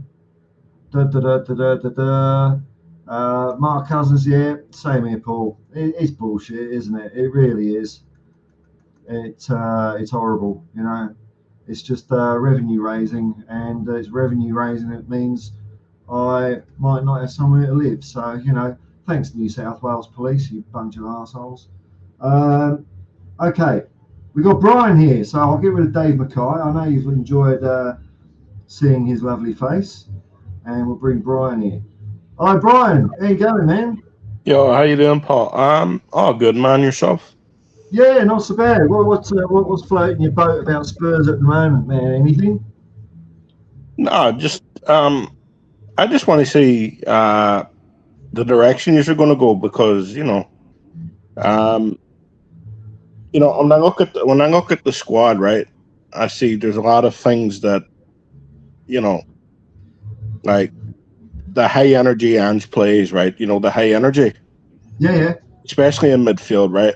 I look at your squad and I think, like, who can, I see Ndombele, right? Technically great footballer, right? But what off the ball, right? Does he have the work ethic to be in an Ange system? I don't think so, right? Celso, right? Bazuma would be the guy I'd look at and go, you know what I mean? Højbjerg, hardworking, but does he have the technical attributes to be in an Ange system? Yeah. You know what I mean? Like, so it's just it's just not technicality, but you have to have both a technicality and a hard work rate to be in an Ange system, And I think when I look at the Spurs squad, right, the defense looks, like it needs to shaken up, right? I think if we need another winger or two, right, someone just not with quality but high energy, chase everything down, and you need someone to come in, like, just say if Harry Kane picks up a wee knock or something, you need another striker in there. There's like 7-8 positions. I look at that team and I think it needs strengthening. It's a bit wobbly, isn't it? Yeah. I agree with you, man. I think, and the players you mentioned, I've got the same concerns. I don't think Højbjerg's got it. We got players that are too basic, and I'm not even going to start talking about the defence because they're a waste of time at the moment. But what I do think is that it was only 2 seasons ago that we had one of the best attacks in the country. So I think Kane, Son, and Kulusevski, touchwood, could get back up there. Yeah. And as far as midfield goes, I reckon Pepe Maddison might be a guy that comes to the fore this year because he's got a good engine in him. Because Ange likes to run around all over the bloody place all the time. 1-2 touch football. So I think Saar could come good. Bentancur, when he comes back out of his injury, I think he's going to fit in nicely. So look, I don't think we're not a million miles away, but I think we're more than one transfer window away. And you know what, Brian? I just want to see football that puts a bit of a bloody smile on my face because it has been horrible for 4 years. Yeah. One thing, right? Goalkeeper. I saw you link with the Italian. I think he's signed, right? The Italian guy. I think he's in town for a medical right at the moment, man. Yeah. Yeah. Right. People are saying, is this a club signing? I guarantee you, Ange would have looked at him and went, yes or no. Yeah. If Ange, right, Ange would say F no if he didn't want him. Yeah. You start dealing with a guy who's not going to take any bullshit from Levy, right? But here's the thing, right? You're talking about he's not going to criticize any player in public either. Right? He's going to back his players in public. What he says behind the scenes might be different, but there's not going to be none of this back chat. He ain't going to back chat the board as well in public, right? He's going to keep it to himself. But if right, where he reminds me a bit like Harry Redknapp, right? A wheeler dealer, right? A high energy work rate, a good eye for a player, right? With I think he's a little bit more tactical than Harry, but like the way he wants to press his team's press. Because when he came to Celtic 2 years, I was on when we played Hearts on that first game, and sorry to interrupt, Brian. So you're a Celtic fan, are I'm you? a Celtic fan. I was talking to you before. Okay, cool, man. Cool. How? Right. Right. When he came, when we played Hearts, right, and I know circumstances were bad then because a lot of players came in for the first game, but they didn't train with the team because of COVID restrictions. They were, especially foreigners came in to Scotland, like Kyogo Furuhashi. They had to spend 10 days in lockdown, and all that there. So these players came in and they didn't, they didn't get the play, they didn't get to train with their teammates or, and it was right on the first game, right. We were all over the place with a makeshift defense on the opening day of the season. We had our midfield look thin, bare thin.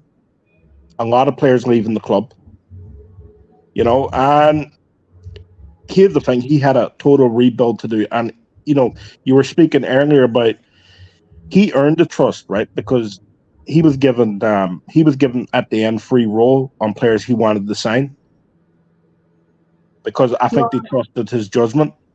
So I'm all right in saying, Brian, because I'm not too familiar with the Celtic ownership and board and all that. Were the board a bit on the nose when Ange came in, or are they like popular with the fans, or they weren't popular with the fans because a lot of previous signings. I'll tell you why Brendan Rodgers basically left Celtic. Right, he wanted to sign John McGinn, right, from Hibs, and the Celtic board wouldn't. There was like a 300,000 valuation difference in what Hibs wanted and what the Celtic board were offered. And Brendan Rodgers was like, "No, I want this player. Give me the money," and they were like, "No." 300,000, right? I know. To Spurs, that's story, man. right. I know to Spurs, right? That's not a lot of money, but right. It's the same principle, though. I know what you're saying. Yeah. Right. So, and and it was really when Nicholson came in, right? It was like, okay, Nick, right? I forget the name of the manager or the guy came in prior to that, right? Because he quit like a few months after he got the job, and then Nicholson came in, and it was like, Nicholson, okay, it's your club, you run it how you want, right? Here's your budget.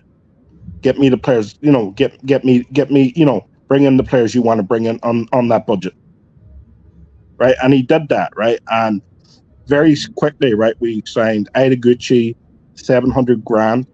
We did hear this for Real Atati, 900,000. Real Atati, 900,000, like, right? Dyson Maeda, 1.2 million, right? And we signed Matt O'Reilly for 1.5 million. That January, right? So we spent like near enough 5 million quid on 4 players.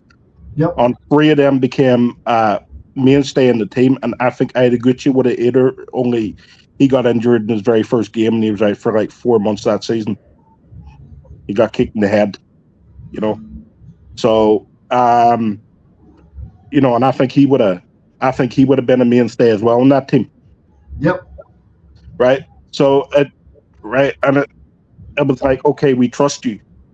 It was like, and that's the first time I've ever seen any manager get any type of trust like that, right? Wow. At Celtic Park. Yep. And I'm 40 years old, right? And I've been watching Celtic since the late 80s. Well, I've been watching them, since the early 80s, but tell you the truth, I really had no real interest, but my whole family are Celtic supporters, so yourself, like, that was drummed into me, But yeah. And he's the first manager I've ever seen like the board actually trust, and to bring in the players he wanted. That's because I've been following Ange quite a long time. So since he was Australian. Well, the first time I came across him was Australian youth coach, which I'm probably. I suspect you would have seen the interview where he's Australian. Yeah. Yeah. So I actually saw that live on TV, and that's where he first caught my eye. Now I never really thought or expected at that time, oh, this is a manager I've got to keep my eye on. But then when he resurfaced in our league, and then he took over the Australian national team, and then he went to Yokohama, and then I'm starting to think, oh my God, this guy is a miracle worker, and because I thought when he went at Celtic, I got the impression that it was a bit of an underwhelming appointment for a lot of Celtic fans, which I totally understand. Yeah, like you're already you're after Eddie Howe, and then who's this guy that comes in? Right? And I think us as Spurs fans I think we'll get there quicker with Ange because we've got the benefit of seeing what he did at Celtic, and I know there's a load of people in England that look down on the Scottish League and all that, and I don't buy it. But at least it's something, something close to home. And I also had the feeling that until you say I didn't know for sure that Ange can manage up as well as down, and it doesn't take long for people to grow in confidence. And so when he starts making decisions, he becomes like the god of the club, if you know what I mean. Yeah, when he left, right? I was expecting it, but I was hoping it wouldn't happen. Yeah. You know what I mean? Like, and then when I heard we were getting Brendan Rodgers, to me that's like going from that. To me, that's like right in Premier League terms. That's like going from a Pep Guardiola to Jose Mourinho. Yeah. You know what I mean? Like he does like to play attack, but he's very pragmatic with what he does. Where Ange is, let's just go and overwhelm teams. Let's outwork teams. Let's right, that ball gets out of play. The multi-ball system will be at Tottenham next season, right? As soon as that ball goes out of play, right, you'll have ball boys. You'll have ball boys get it into his hands, right, and just go at teams, right? Get it into his hand, get it back into play as soon as possible. Put them on the back foot, put them under pressure. That's what he likes to do, right? He likes quick, intelligent footballers, right? But when you don't have that ball, right, you got one job: get that ball back. And if you can't get that ball back, you sprint until you get that ball back, or till that ball goes out of play. That's right, man. Right? That's how he works, right? And we scored the most scores in our history last season. Yeah, you came close, didn't you? Yeah, 114 goals. Your goal difference was plus 80. I mean, yeah, 114 goals last season, which is like the highest since the 60s. Yeah. Since Jock, right? Sting. So this guy wants to attack, right? And that's just the league. That's just the league season, right? So, like he just wants to attack.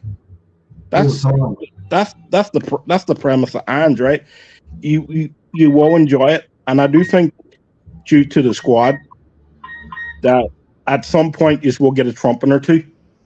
Yep, for until sure. He's able to bring in. I heard you've been linked with that Bayer Leverkusen defender, Tassobi. Right? I've had my eye on him for a long time. He's quick, he's strong. Right? If you just get him right, I think 60 million's a freaking steal. If you just get him for 40 million, 30 million, that's a fucking steal. I think 60 million's a steal for him.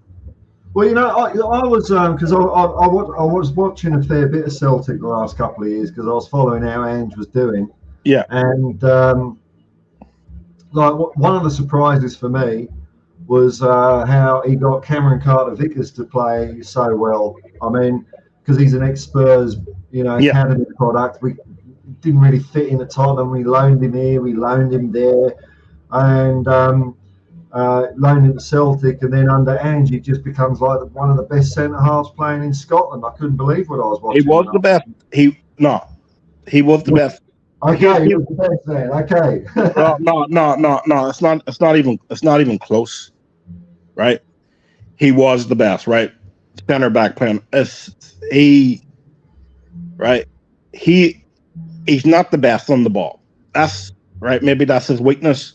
On the ball, he's not the quickest anything in behind. But you see anything in front of him. Big, strong, solid. He's like an oak tree, isn't he? Yeah, right. He gets his head to everything. He reads the game. He reads the game very well. He's up for a physical battle. And trust me when I tell you, Scotty strikers, they're designed for not speed, or they're designed to battle. Right? He's up for that, right? He's just up for the physical battle, and he looks like he enjoys it. Yeah. Right. He's like an oak tree, you know, he has been brilliant, right? And yeah, right. I think he's the best central defender I've seen at Celtic Park since Virgil. Wow. And that's telling you something. I rate Virgil, and I've always rated Virgil, and I was like, we sold this guy for $7 million. Yeah. And as soon as Conte was on his way out of Spurs, I was just banging on the Ange drum, man, because watching, I mean, it wasn't just the attacking football, it was the atmosphere at Paradise, you know, the bond that you could see that all the fans had with Ange and all the players, like, you know, Kyogo Furuhashi. Apart from him having a great touch on the ball, he's just he's just the right character for the team, you know. Yeah. And he formed so well with the fans, and I think this is what you get with Ange Postecoglou, because I also watched, because I've been watching a few Celtic channels like 67 Hail and people like that, and they weren't too hard on Ange leaving, but I did see, maybe one or two voices saying maybe Ange was playing to the crowd and having, you know, maybe quoting players and banging the chest. But I can tell you, after seeing Ange do that his whole career, all he's actually doing is just giving 100% of himself to the job, and that's part of it, to show how passionate he is. I don't think there was any that's a lot of Celtic fans that are disappointed. I get it. It's hard. That's right. Here's the thing, right? Since Martin O'Neill, I've not fallen in love with a Celtic team since the Martin O'Neill era. It's a long time. That's what 2000. That's from 2000, from the year 2000 to 2003, right? And that Celtic team was torn up in 2004, basically, right? And then Gord Strachan came, and you know, right? That since that team, right, was basically torn up. That team was at the end of its, you know, there was a lot of older players in that team, and it had to be rebuilt. You know, like Sir Chris Sutton, John Hartson, you know, Paul Lambert, you know, which was a good team, by the way, right? That was that team could have competed in the Premier League. I haven't not won it, but you know, it would have been top 10, right? It would have been top 10 in the Premier League. I have no doubt in that. Stelian Petrov, who was one of the younger guys in that team, you know. But yeah, that right. I've not fallen in love with a team since then. Really, like, and it's really been Ange that, you know, and he talks about the character of a player he wants to bring in, just not the footballer, right? But the character, the man, you know, he wants to bring in. He wants to bring in people who wants to be at Celtic, and you know, who wants to perform for the club, and you know, will give everything they have to perform for the club.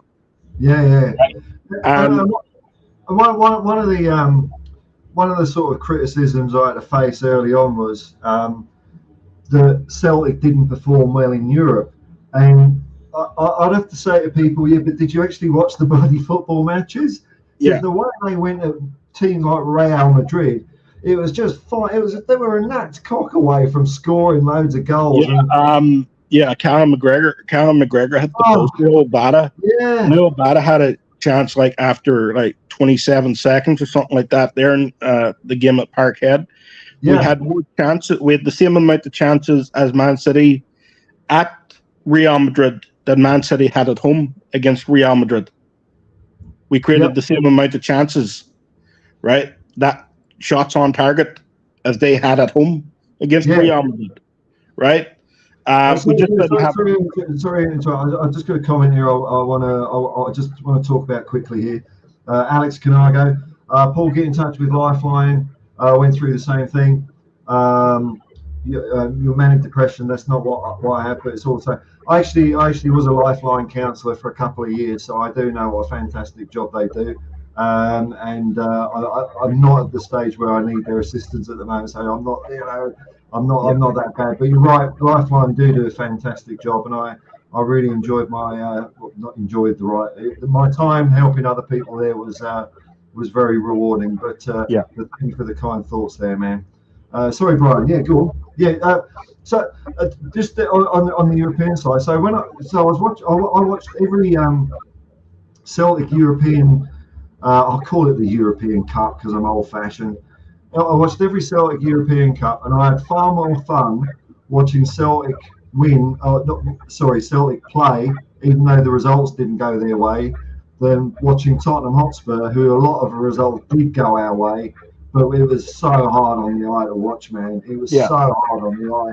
And one thing I was like, if my Ange Postecoglou dream hadn't come true, and he hadn't come to Tottenham, then I was kind of almost excited for seeing what Celtic would be able to do in Europe next year, because I think they would have surprised an awful lot of people, Yeah. Right. We lack quality when it comes to finishing. Yeah. Right. We also have no pace at the back, and this is something I think Ange would have addressed. Cameron Carter-Vickers was also injured for the early part of the Champions League. Yeah. He was carrying an injury through a lot of the season, wasn't he? Yeah, he was. And we played against Rangers in the Scottish Cup semi-final. Right? And he was the last 30 minutes of that game. We went 2-1 up. And basically Rangers just poured everything forward. They really tried to get back. He was brilliant. Like you talk about a one man, right? He was like a one man mountain. Yeah. And in that he covered Carl Starfield's ass numerous times in that. You know what I mean? It's the same game I think of, because I hadn't seen Celtic kind of. It's not like they fell back and became defensive, but they really had to rely on their defense to dig that one out, didn't they? Yeah. And that's the first time I've really seen us defensive under Ange, right? Where they just started pushing everyone forward, right? And they really put us under pressure, and that was the first time I saw us, go defensive, right? Real Madrid had lots of the ball at Celtic Park, but we didn't look, for the majority of that game, we didn't look, we looked like we had a good shape, and they had really a hard time breaking us down. But on the counter, right, when we had the ball, everything was so quick. Like, we caught them out early a couple of times with a quick throws system. Yeah.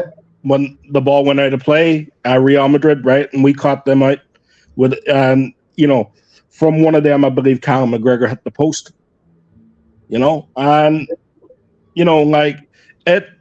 Watching an Ange team, right, is fun. There's no doubt about it. Would I like to win? Yes. But right, it's not like I came away, right? I would rather us have a go. That's it, man. Get knocked out, and then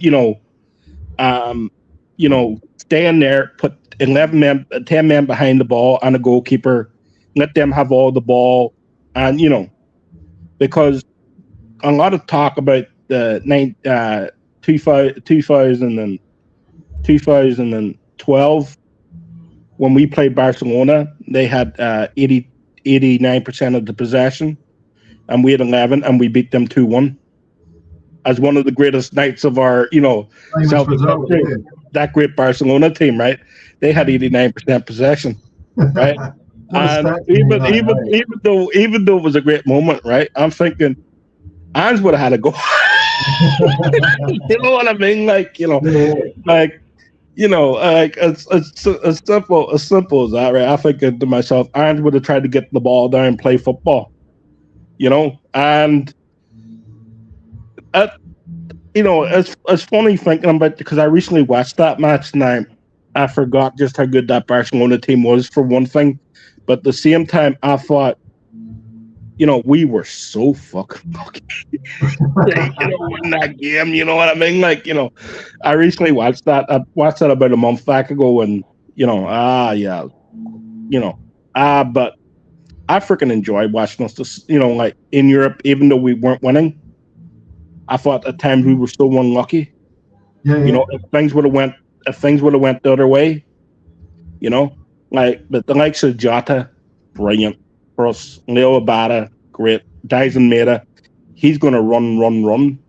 yeah. You know, really talented. The other thing I like about what Ange does is he uses substitutes properly. Like at Tottenham, we've just been, you know, well, it's been so predictable the last, you know, pretty much 4 years. You get a couple of substitutes at 70 minutes and then another one at 85. Whereas Ange, as soon as a player can't run anymore, he'll get them off and put another one on. Yeah. The other thing too, for the first time in my life, I can remember he could have put two teams out. Right. You know, right? Like if I go left back, right? I go Greg Taylor or Alexander Bernabé, right? Center backs, right? You go Cameron Carter-Vickers or Starfield, or you could go I forget. I don't know. Kobayashi. There's so many Japanese players, right? Kobayashi or Stephen Welsh, right? Right back, you got Alistair Johnston, right? He replaced Josef Juranovic with Alistair Johnson, right? Josef Juranovic, you probably seen him play for Croatia, the right back. Yeah, right. And he found a Canadian guy, Alistair Johnson, the Canadian right back, right, who is a different type of player. I think he's a better defender, but he's very good on the ball as well. You know, right. So this guy, if a player leaves, he's not phased. You know, right. So right now it's Alistair Johnson and Anthony Ralston. So you know you can have either one of those two right back. This is the first time I ever remember us like we could field two teams. Yeah. You know. Now, I just want to bring up a couple of comments from a guy here because he's looking like a man after my own heart. I'll come back to you in a second, Brian. Flips MC, you want to talk attacking Ange ball? That Asian Cup win, lads. I know, man. I know. I was there. The Socceroos had no right to win that tournament. We didn't. It was past the golden age, wasn't it? It was gone. Yeah. And we won it, and we did it and we played good football. That was the thing. We did it playing good football. Yeah, and this like guy, Ange went into a World Cup talking about winning it. Yeah, that's right. That's the mentality. He went into the Champions League, right? And he goes. I know it's a completely different level, right? But right, we want to compete. We want to put teams on the back foot. We want to, right? We want to play our game. We're not going to play their game. We want to play our game. He went on, and he had me believing, right, we could beat Real Madrid for a short time. Then I realized it's fucking Real Madrid. Well, you know, and that's half the battle. You know, when you get that belief in so many fans, the players feel that, and it makes them play better, and then it makes it's like a feedback loop. You know. Yeah. And I've seen this happen so many times with Ange's teams, and you know, in Australia, it gets better for periods, and then it's not so good for periods. We're doing all right at the moment, but there's always been a kind of a cringe about football over here. Yeah, if you're a real sportsman, you play rugby league or AFL or cricket or something like that, and because we're like a football minnow, there's great pressure from the administrators of the game.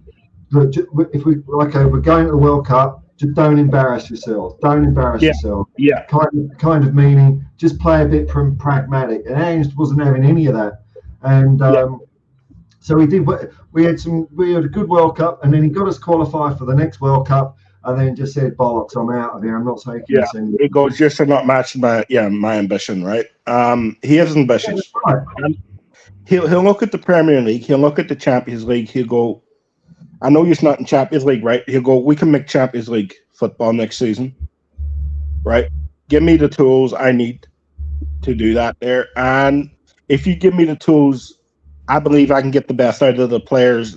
And he will make players better, right? He improves players. I think Joe Hart's another one. Joe Hart's another player that all us Spurs fans were laughing at. Really, he's all washed up, and he's been playing bloody well for Celtic as well. Yeah. Joe Hart's been very good for us, right? I do got a problem with sometimes he sees the ball and he puts it, instead of putting it wide, out wide, he puts it back in the middle of his goal. Yeah. If it wasn't for Cameron Carter-Vicker a few times, I think we would have conceded a few more goals because he seems to always get on the end of them. Well, I heard Pat Jennings talk about this once because obviously a lot of Spurs fans and people in Northern Ireland, where my family's from, Pat Jennings is like a legend. But Pat Jennings always gave credit to his centre halves, that whenever he got a hand to one, he could always rely on one of his defenders to clean up the mess afterwards. Yeah, but no, he Joe Hart's done very well, so he has, and I do like Joe Hart, and I think he's got the ethos of the club down. And you asked Joe Hart, right, before he came to Celtic, he heard it was a big club. He didn't realize how big of a club it was until he moved to Celtic and started winning titles, right? And every player says that, right? I think a lot of, because Chris Sutton said the same, right? He goes, and you can listen to Chris Sutton on BT Sport, right? Chris Sutton's on Sky Sports next year for the Scottish, right? Him and Chris Boyd in the studio. That's gonna be that's gonna be hilarious, right? Chris Sutton's going to take the absolute piss out of him. So he is, right? Right, Chris Sutton said himself, he didn't realise how big the club Celtic were until he joined. And, now he says, "I'm their biggest supporter." Yeah, I think it's just, I think their reputation just comes from, there's less money in the Scottish game. That's all it comes down to. Because I think a lot of people watching from the out, or not even watching it, they don't even bother watching it. Okay, in most years it is either Celtic or Rangers, but at the moment it's Man City in England every year. But any time Celtic or Rangers goes to like Ross County or Inverness, those other teams are trying to kick the fucking shit out of them. It's like a cup final for them. It's a much more physical game. I actually did enjoy because, like I said, I watched a lot of Celtic games last year, and I had a lot of fun watching it. Just the passion and tenacity in the game and unpredictability that we kind of lost a lot of in the English Premier League. And one thing I did notice, because I did look this up a while ago, was I think it might what might have sparked me off on it was Rangers manager Michael Beale's comment when he said Ange is like lucky to have so much money to spend. And when you actually look at the transfer net spend, I think Ange's first year he spent less than he got in, and I think the second year he spent a bit more than he got in. But it wasn't like you're talking, silly money or anything like that. I know that he bought a lot of players and he paid, some record fees in some cases, but there's also getting players out the door wisely that brought a hell of a lot of money into the club as well. Like Chris Ryer, like he left for like 14 million down to Brentford, right? Austin Edward left for about 17.5 million, down to Crystal Palace, right? So those were Ryan Christie about 3 million. Right, so players didn't leave, and it was a total rebuild of people like Lee Griffiths was at the end of his right? Tenure there. You lost your captain as well. Lost Scott Bryan, and like I was very concerned about Callum McGregor, right? Because I think great footballer. I didn't know if he had the personality to be so, and it's like Ange just looks at these guys and go, you know what, you are a good player. Yeah. You wouldn't be here. You wouldn't be here if you wouldn't be at Celtic if you weren't a good player. You know what I mean? Yeah. Like, so you do have that in you to be better. And he'll pull something out of these guys, right? He looks at these guys. I think he's a great man-to-man manager. Brilliant. Right? As well as a team manager. I think he looks at individual strengths and he concentrates on individual strengths more than he concentrates on individual weaknesses. He goes, if you do this right, he goes, you're going to have to do less of that. Yeah. You know what I mean? Like, right? But he seems to get the best out of players, right? And I love the guy, right? I could sit here and talk all day about Ange Postecoglou. I love the right. 2 years ago, I was on the phone to my brother, and I was like, "Who the fuck is this guy?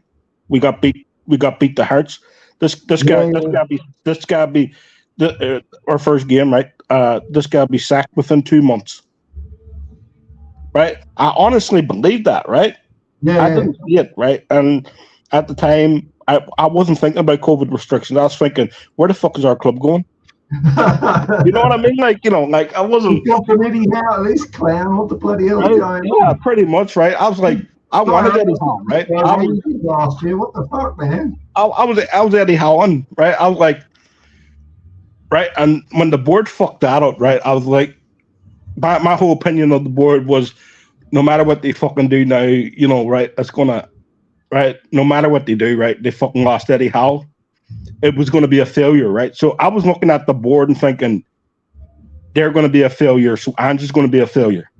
Yeah. You know what I mean? So I was looking at it from that angle, and then very quickly, right, at home we were playing great football, but away from home, it was like a monkey off the back.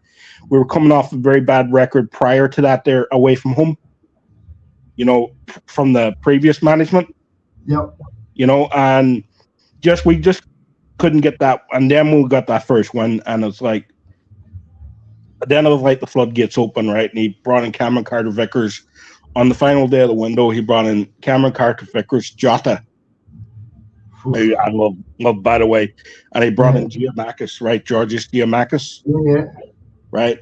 And Georgios Giamakis, he got relegated from his team in Dutch football, but he was the top goal scorer in Dutch football. You know what I mean? Like so the Greek striker. So, I was hoping, and he got injured pretty much right away. So he was out for, right. So Kyogo was really carrying the chip. And then by the time, he did get back fit, right, Kyogo got a few months out injury, and he took over the mantle and he started scoring goals. And I was thinking, okay, we got a team here.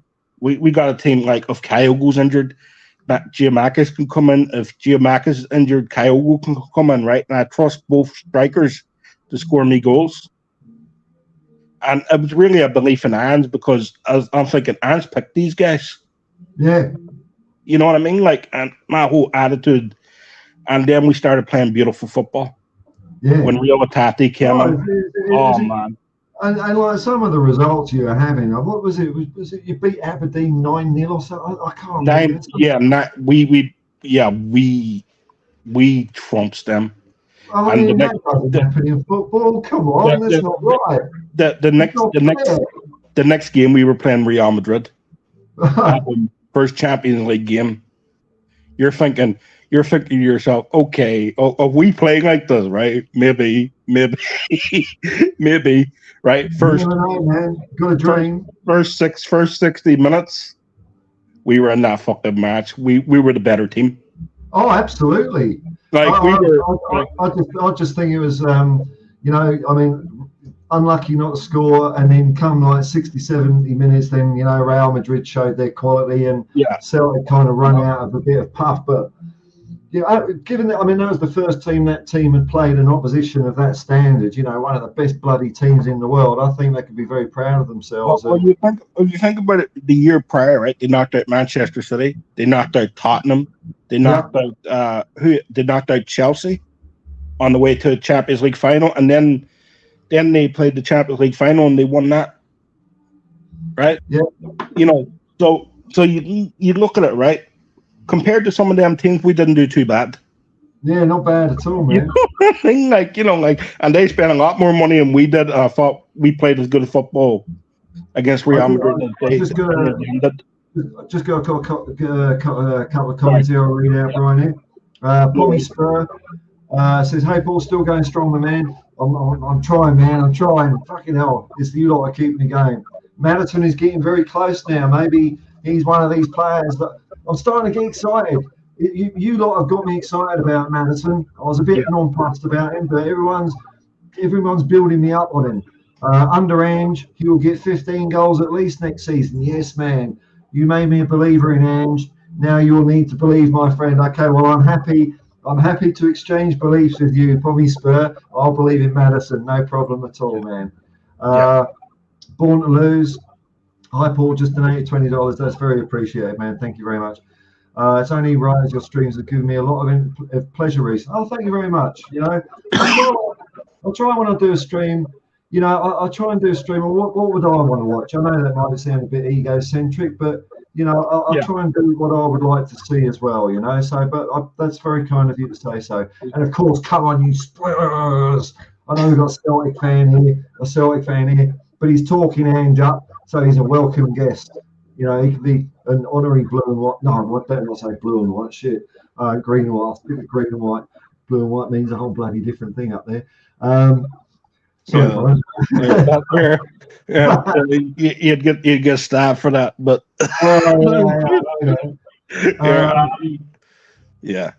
Probably says I'm still sat in my fucking office as you cost me hours already. Don't worry about it. I've done office work in the past, man. I couldn't cope with it in the end, which is why I'm in my situation. But everyone's just sitting there looking at a screen, pretending they're doing something because they got some middle manager asshole doing KPIs and all that sort of rubbish, you know. There's a little bit of talk about. I've seen bits of talk here and there about players from Celtic that we might be after, like Jota's getting a mention. Kyogo, the ones I've heard. I'd say Kyogo's got the biggest mentions. Hatate, Jota, and the only one that seems to be mentioning Cameron Carter-Vickers is me. No one else is mentioning me. But there's one. I've mentioned this a few times on streams, but like when I look at players, I don't just look at their sizzle reels because even Eric Dyer's got a sizzle reel and he's shit out. Like this is how fast Eric Dyer's going to do. You know, that's it. That's as fast as he gets. He'll fake. That's too fast.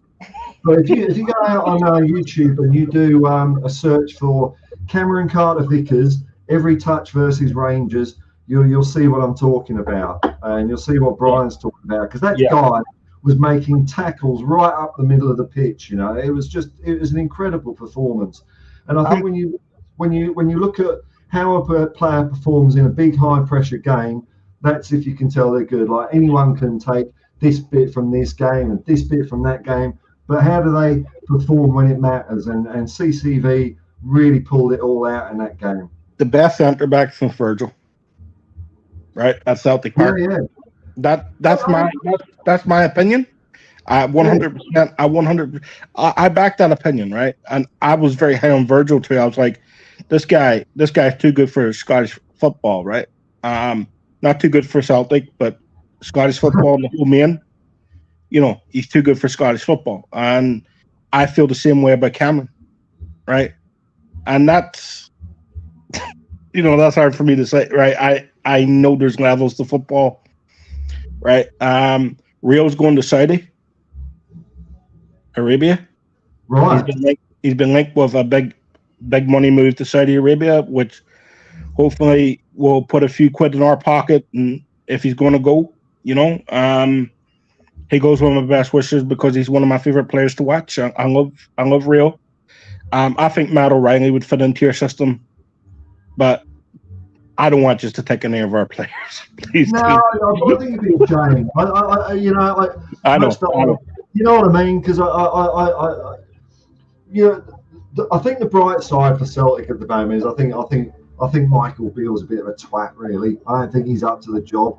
And I mean, just the way Ange completely had him in his pocket when he came out with that stupid lucky comment, you know, and Ange didn't even really put him down as much. He just didn't have to, but he kind of did, if you know what I mean. You know, with his, you know, we're champions again because I'm a lucky man, that kind of shit. You know, and I would love to see a bit of that between Ange and Arteta at Arsenal if Arteta gets a bit out of his box, which I reckon he can do. Because I think Arteta can be a little bit flaky. I don't think he's quite got it. I mean, I'm biased, but I don't think he's definitely got the mental strength. He's definitely not got the mental strength and strength and just vision and purpose of Ange Postecoglou. That's one thing. I know that for a fact. So I'm looking forward to maybe Ange getting under someone's skin down the road from us. Yeah. Here's the thing, right? You will pick up a player at some point. You go, I don't know much about him. Yeah, I know nothing about any player, man. Yeah, so, right. You know, right? You know, you will pick up a player, and Tottenham fans in general, like this goalkeeper, right? Yeah. I think you still don't know a lot about him. He'll turn out to be a star, right? That's what Ange does. Ange picks up players you know nothing about, right? Kyogo, I thought first time I saw him, right? He ain't going to handle the physical side of the SPFL, right? The guy's so quick and his movement off the ball just troubles they don't know where he is. Yeah. And then, you know, his timing on runs is perfect. You go one way and go the other way. He needs defenders. And I thought to myself after watching him, I'm going, I was wrong. You know, like, right, Jota, he's a trickster. What else can he do? Guy works fucking hard off the ball, right? Yeah.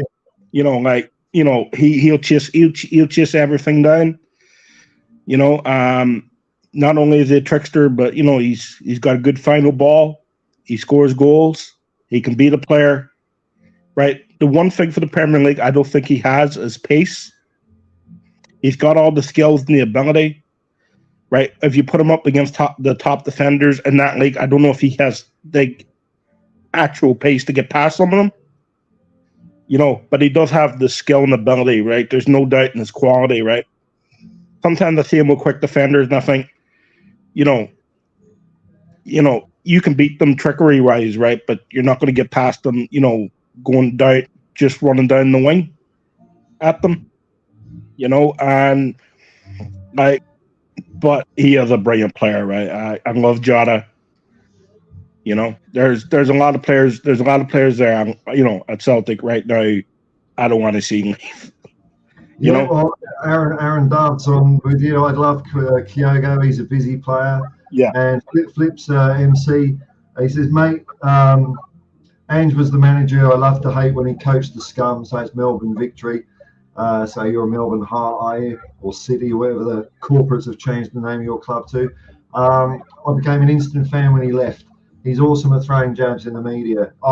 There's some great compilations. Like when he was asked about, you know, what do you think of the appointment of the new Rangers manager? And Ange says, look, I'm more worried about what I'm having for dinner tonight. You know, just little things like that. Yeah, you know, I do remember early on the old journalists up there were giving him a hard old bloody time, thinking this guy doesn't know anything about football. And they'd ask him, I can't remember exactly what the question was or answer was, but they asked him about some manager or something like that he was up against, maybe in Champions League.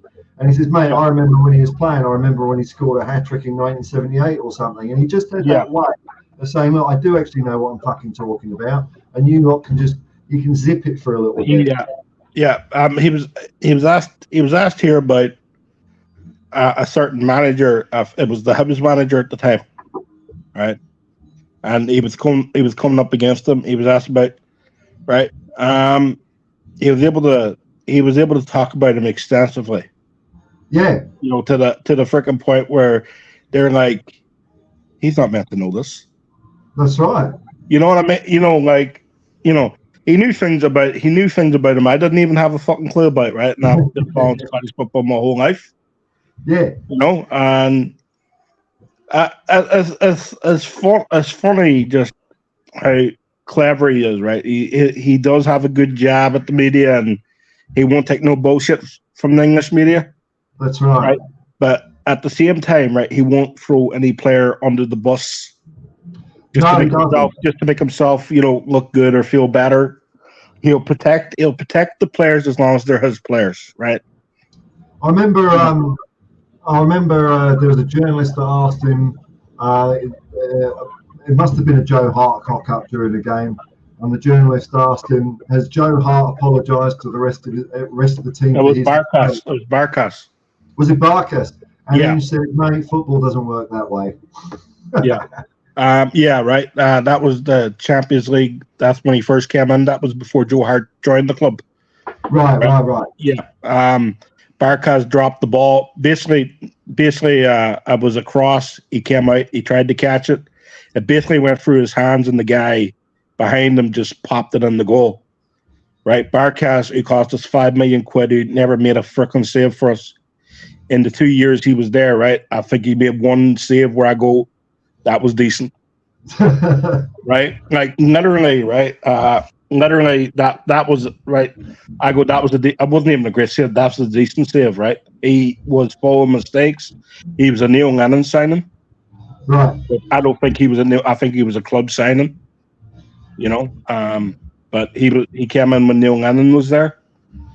And one thing Ange said, right, he would never criticize a player. I do know from someone who works at Celtic, he heard him say, "We're going to need a safer pair of hands." Yep. On here, get me options. And Joe Hart was looking for a way out of Tottenham at the time, and he was on the dead cheap. And Dermot Desmond goes, "Oh, if we can get Joe Hart there, I'll cover his wages." Right, which didn't take away from the club.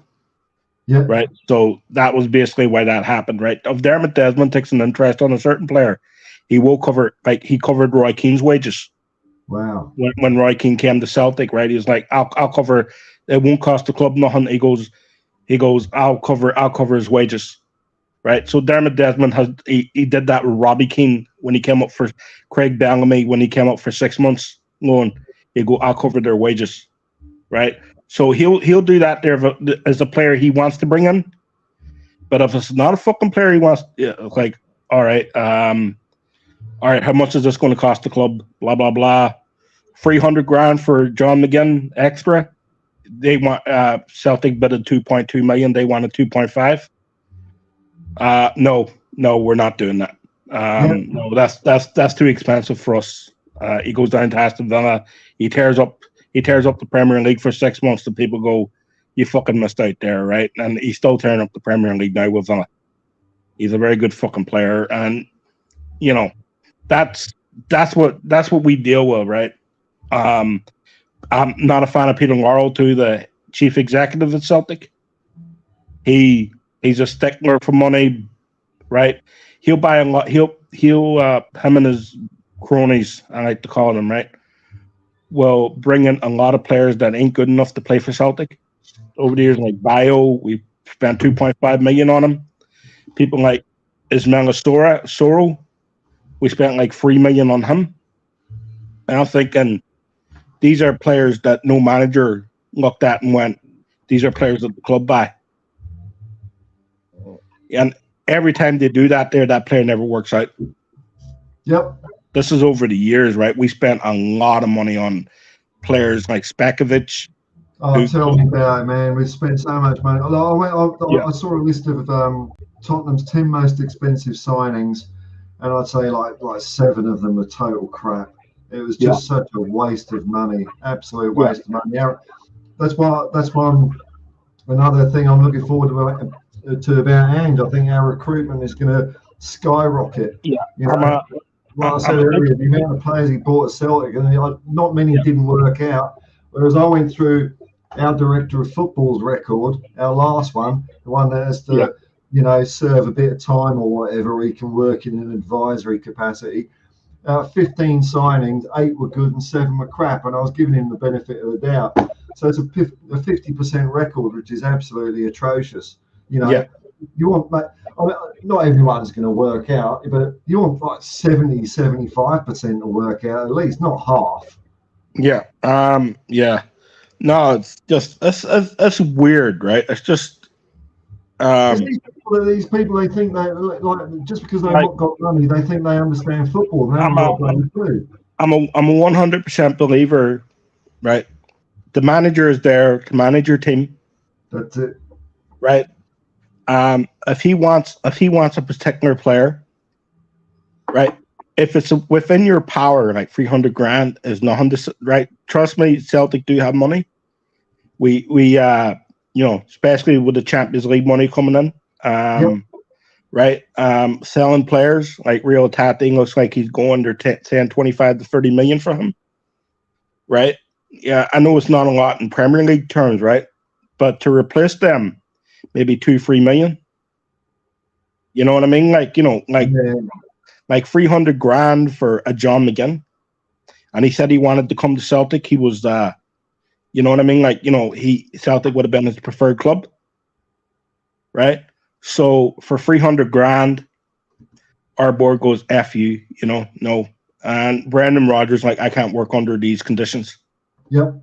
You know, that's why he left. Brendan didn't have the personality to deal with that situation either, whereas Ange does. Well, he fell out with the board, Peter Morrow in particular, right? And I don't like Peter Morrow. He's Mr. Know-it-all, but he knows nothing when it comes to, you know, right? He'll send his own cronies out to scout players, and they're not good enough to play for Celtic, and he'll go, well, my cronies suggested them, so we'll bring them in. A manager comes one list, he'll go, no, maybe him, no, maybe him, no, right? That's what, right? And for a long time, a lot of the players came into Celtic were, you know, if they were brought in by the manager, usually they worked out, right? But if they were brought in, you know, they're brought in by the club. They don't work out. Same as bloody Tottenham, man. Same as bloody Tottenham. Ange just changed the mentality of the way we did business, right? We were proactive in the transfer market, right? You knew the players brought in were Ange Postecoglou, you know, you knew he had an extensive knowledge of the Japanese market, right? Of other markets around that part of the world, also East Asia, right? People like he has a good extensive knowledge of the European market. I think he had friends at Benfica who told him about Jota, bring him in, right? You know, and I think people he trusts too, right? And you know, Giamakis, who came in, right? His teammate got around. He scored 22 goals in the Dutch league. Yeah, and a relegated team, right? You know, he was also looking at a young Slovenian guy, right? I can't pronounce his name. Jan Zakikai. I can't pronounce his name.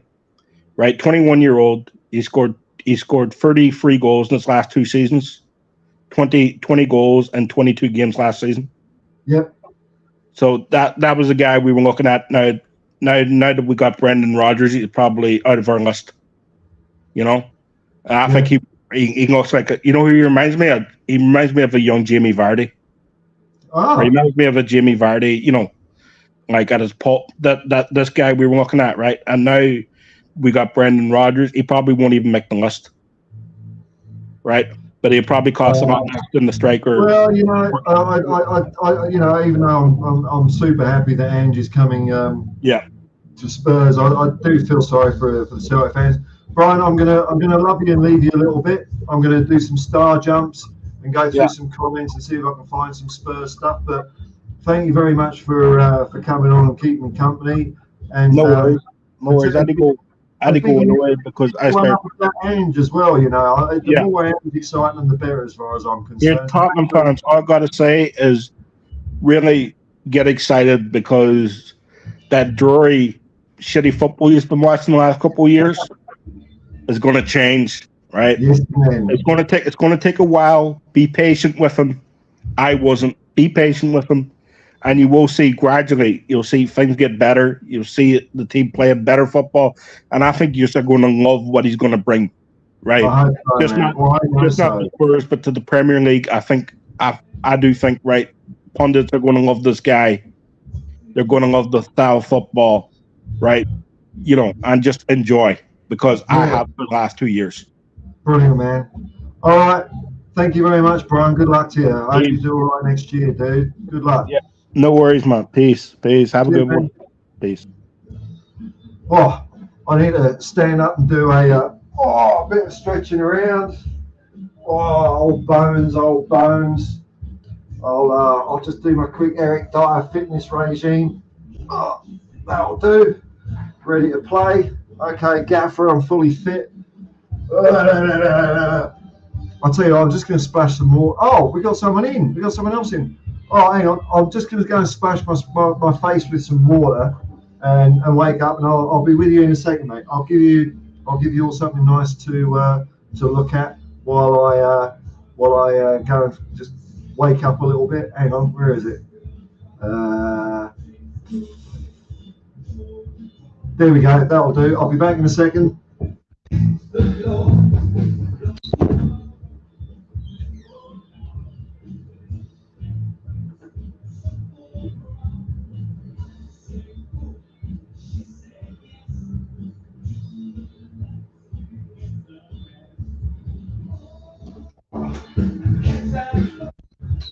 Oh, fucking hell. Okay. 7 hours done. That's not too bad. Oh, I've got a couple of people coming in. All right. We'll remove Dave McQuire. I've got a couple of people. Hang on. Let's get rid of Dave McQuire. Like that. I'll just go through a couple of comments here, folks, and then I'll get to. I'm nearly up with the comments anyway. Let's see if there's anything we ain't talked about. People are talking with each other.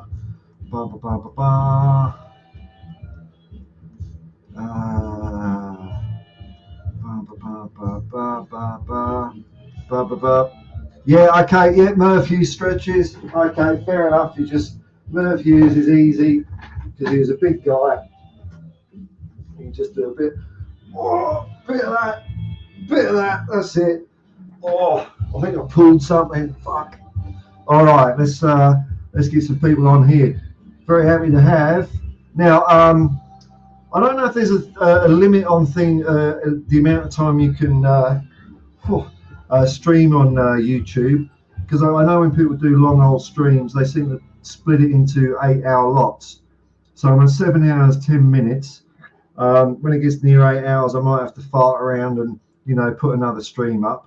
But that's a way away. In the meantime, we will bring in Senor Jose Eltel Cockerell and Mark Cousins, the sheriff. How you going, folks? Big up, Paul. There you go, man. Buenos dias, compañero. Buenos dias, Paul. ¿Cómo estás? Bien? Muy bien. That's all the Spanish I know, but I'll move my hands as if I'm talking Spanish anyway, man, Hola. I get away with doing it as well. How you going, folks? How you going? We were having a good old chat about Gary Mabbott there earlier. Your hero, Mark. Oh, where are you? I missed that. Yeah. I must have still been in bed. Yeah. Well, I picked a really good time to start doing this stream. It's like when the whole world is in bed. So Who was that? Was that with Brian and Jacob? Yes. Yeah, we're just talking about old heroes. So I don't know if I'll talk to you about this, Jose. Like Spurs players, what Spurs player springs to your mind as that was the guy for me? Ozzy Ardiles and Ricky. Yes, when they signed for us. Yeah. In '78. Yeah. Hang on, I need a bit of volume here. Speakers are 100%. I might have to get closer. Yeah, I was telling this story earlier, Jose, about one of my earliest memories is my earliest clear football memories are Arsenal losing the '78 World Cup to Ipswich, which was fantastic. And then almost straight after that, we had the Argentina World Cup. And the only two, because England weren't in it, the only two names that really stuck out in my little tiny infant mind were Mario Kempes and Osvaldo Ardiles. And then soon Alberto Luque, there was loads. You loads, yeah, but I was tiny, man, tiny little brain. And then 2 weeks later, it's in the papers. We've signed two of them. It's like, what the fucking hell, man? It's like that just blew my mind as a little kid. I just thought, well, we're world champions now, aren't we? We're the best team in the world. So Aussie was always my favorite. It still is my favorite player, man. I was 10 years old when that World Cup was on. Right, I was 6. And I remember the mature, wise man of the world. And I remember getting up at 1 o'clock in the morning. Obviously, I was in primary school, and I got up during the night, 1 o'clock in the morning, because Peru were playing Argentina, and Argentina had 4 clear goals to get through to the next round, and Argentina beat them 6-0. Yeah. And that's my abiding first memory of that World Cup. Obviously, I remember watching the rest of the games, but that was the first memory of that World Cup, was staying up without my parents knowing, because I had school the next morning. I was still in my last year of primary school. And they won 6-0. So amazing times. Brilliant. Yeah. Yeah, I remember that. I remember that game. And it's funny that, like when you're an innocent little kid, like, because since that there's been talk, was it a fix because of all the stuff that was going on in Argentina? I think Argentina just kicked their ass basically, and I remember the final, the ticker tape. I could still see the scoreboard, and that Argentina 78. That was the first Panini sticker album I had. It was brilliant. I loved it. Were you big on the Panini albums there too as well, Mark? Were you? Yeah. I had all them back in the day. Used to get excited when you opened the thing, and if you had a Tottenham player in there, like if you got Glenn Hoddle, I felt like I was like the god. Hey! Yeah. Spain 82 with the blue and white. Yeah. Blue and white. And I think the only other player I got excited outside of England, I think, were for 82. I think he was either Uruguayan or Peruvian, and I think his name was Pablo Cesar. And it was because he was the only player in the whole bloody World Cup that had the same birthday as me. That was it. Yeah. That Spain 82, was it Brian Robson scored after about 20 seconds? Yeah, against France, wasn't it? Can't remember if it was, I probably remember Northern Ireland beating Spain more than anything out of that World Cup, because that was lovely. Yeah. Well, yeah, see, I would have been 7 in 78, but like the 82 one, I did a scrapbook, and it got all the the papers and that, all the headlines, and I don't know what happened to it. It probably got thrown away, but I had a scrapbook with all the cuttings from the papers and that, up to the final, with the reports and whatever happened. Yeah, and that so. I can sort of just about remember the 78 World Cup, because obviously it would have been on in the middle of the night, and I probably wasn't allowed to stay up. I wasn't allowed to stay up, Mark, but I just got up without my parents' know-how. Yeah. I had to go to school the following morning. And I'd never let on. I kept the volume off. I went into the living room. My bedroom, the living room was in between my room and my parents' room, so I kept the volume off. I shut the door as much as I could ajar, and because obviously in the dark, the reflection of the TV screen goes everywhere, and I just kept ultra quiet and watched that game, and then obviously I got up for school the next day. Obviously, when you're young, you don't get tired. So no, Christ no. I used to go out at night and then go straight to work. Yeah. Oh yeah, I think we all did that once upon a time ago. Yeah, Jesus. I couldn't do it now. It takes me about 3 days to get over it. I mean, the saddest thing about that 82 was Italy beating Brazil, man. That was the day the football died, really. But I mean, it turned out to be, the World Cup's one of those things. The best team always wins. You can't fluke the World Cup, no matter who you are. Brazil maybe might be the exception, but they were so much fun to watch. Those guys with Socrates and Falcao and all Zico. Yeah, I remember that team. Banging the ball in from all sorts of distance. I think everyone in this country's got a soft spot for Brazil, just because of the football they play. I think they're like they're apart from Argentina, they're like the world's second favorite team, and it's like, okay, England are out or Australia are out, then Brazil go for them. Yeah, it's definitely Brazil, because like after 1986, I got no time for Argentina whatsoever. Oh, of course, here we go. Yes. I've forgiven him, man. I've forgiven him. No, never. Never. It was horrible when it happened, but yeah. I remember watching that. I mean, you could see it on the telly. As soon as it happened, I thought, well, there's a 5-foot bloke just out jumped Peter Shilton, who was like 7 foot something. I thought, how's that? Because Maradona was only about 5 foot something. 5'5". Yeah, I was going to say, I know he wasn't the biggest. He disguised it pretty well, man. I mean, it's the referee's fault at the end of it. Schultz was like 6'3", weren't he? Like, I mean, I was probably biased because I was a Spurs fan, but I always thought Ray Clements was a better keeper than Peter Shilton. I don't know if that was fair or not, really. Well, but it was a good era at the time for England. You had Shilton, Clements, and Corrigan. Yeah. It was close between all of them, wasn't it? Hell, you're right. It was close between all of them. But Peter Shilton seemed to get favoured, didn't he? He did. But the manager seemed to alternate the keepers, and in the end, it ended up being Shilton. One of the managers came in and just gave Peter Shilton the run in the side. But up until then, they used to alternate Clements and and Shilton. The one that got the bad in the stick was always Corrigan. Corrigan hardly got a look in, but was always the number 3 keeper. Yeah, he was Man City. Yeah, he was the one. He was in goal for them. Yeah, I was going to say he was in the 81 Cup final. Yeah, he was. Yeah. Anyway, we talked about Maradona's cheating goal, but his second one, you can't take it away from him. No, especially when you players talk about that, what the state of the pitch was, that the turf was just moving around under the feet, and I'll just have a look at a couple of comments here because I don't want to get too behind. So Aaron Dove has told me that I do have to split the stream, so I'll have to do something and faff around, but I'll see that when it comes. I'll procrastinate about it. Aaron says, I was 4 in 78. First memory of Aussie was Chatham Day record, 81 or 82. Tottenham, of course. 81. That was the day. And that was hang on, let me get this right. Who was the player that was on top of the Pops twice? Chris Waddle. Was it Chris Waddle? Or Glenn Hoddle. Glenn Hoddle. They did diamond lights, didn't they? Yeah, they had diamond lights.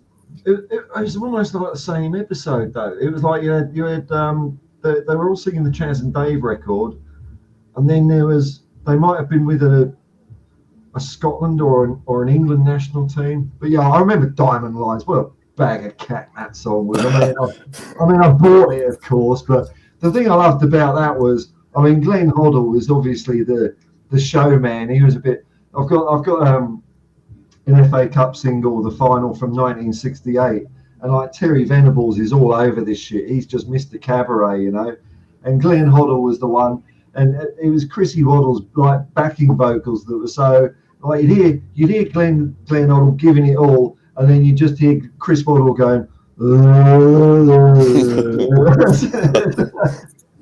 That's because he had a Geordie drowning voice. Yeah. Oh, I love Chrissy Waddle though. I really did. Can you remember Gaza, Fog on the Tyne as well? Fog on the Tyne. Yeah, Lindisfarne. Yeah. I know I keep saying I miss the good old days, but Top of the Pops was a lot of fun when they weren't like dodgy characters presenting it. But I wouldn't have a clue who's in the top 10 now. I don't even know if there is a top 10 anymore. It's all done now. Not that I got clues number 1 or anything, but like it's all done now on downloads. Because the BBC got rid of Top of the Pops. That was, well, it seems like yesterday, but it's probably 15 years ago or so. The Top of the Pops was axed. We were probably still at school or something. Yeah. No, it carried on in the 90s, I think, Top of the Pops. Or it might have been 2000s. But Top of the Pops ain't on telly anymore. No. Or if it is, it's on BBC Two and some random time of the night. Alex Canago has just asked me what am I doing for dinner. I've kind of just kept going. I've got a bowl of twisties here, which is a fine Australian health food, and a couple of litres of Coke. I'll just I'll keep, if I need to eat, I'll eat, but otherwise I'll just keep going, and then I'll just pig out at the end of it. I'm all skin and bones, man. I'm all skin and bones. That's why I feel the cold mountain weather up here. I'll just do a couple of chats.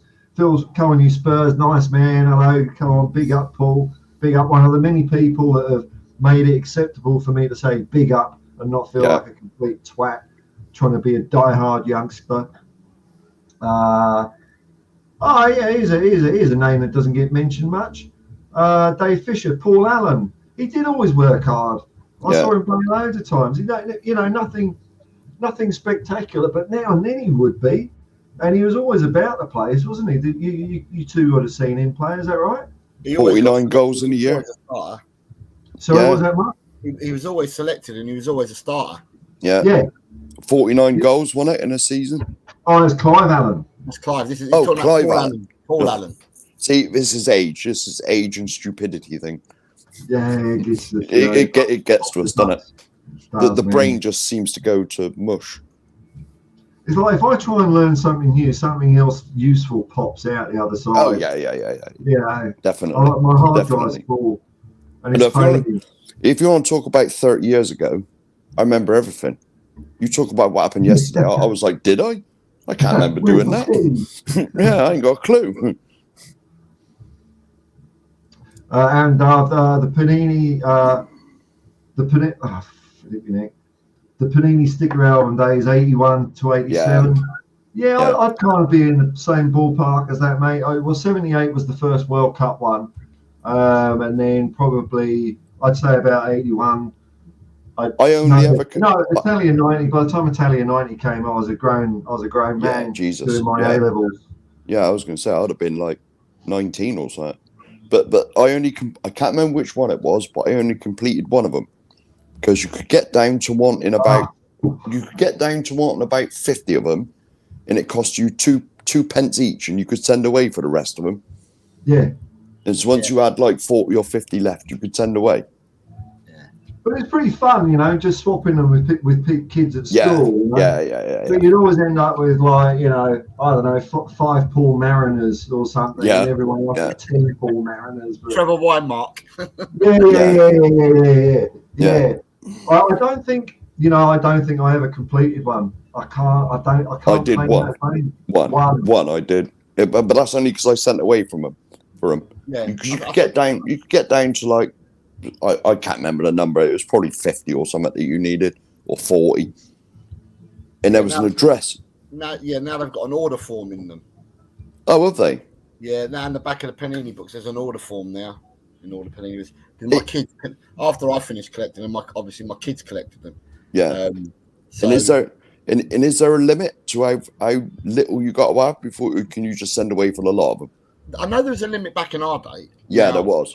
I've never asked my kids whether there's a limit or not, but I know that there's an order form at the back, and none of them are here for me to ask at the moment. So, they actually still do them. They're like paper. It's not all gone like wanky digital stuff. It's actually a proper book with stickers and shit. Still, is it? Sorry, I lost you there for a second. Oh, hello, I'm back again. So the actual paper physical Panini books still exist. It's not just like Panini still do them. Yeah. Oh, that's cool. Yeah. I'm lucky. I'm lucky. I had 2 daughters, and so I never got wrapped up with any of that crap. My oldest is a girl, but she loved football.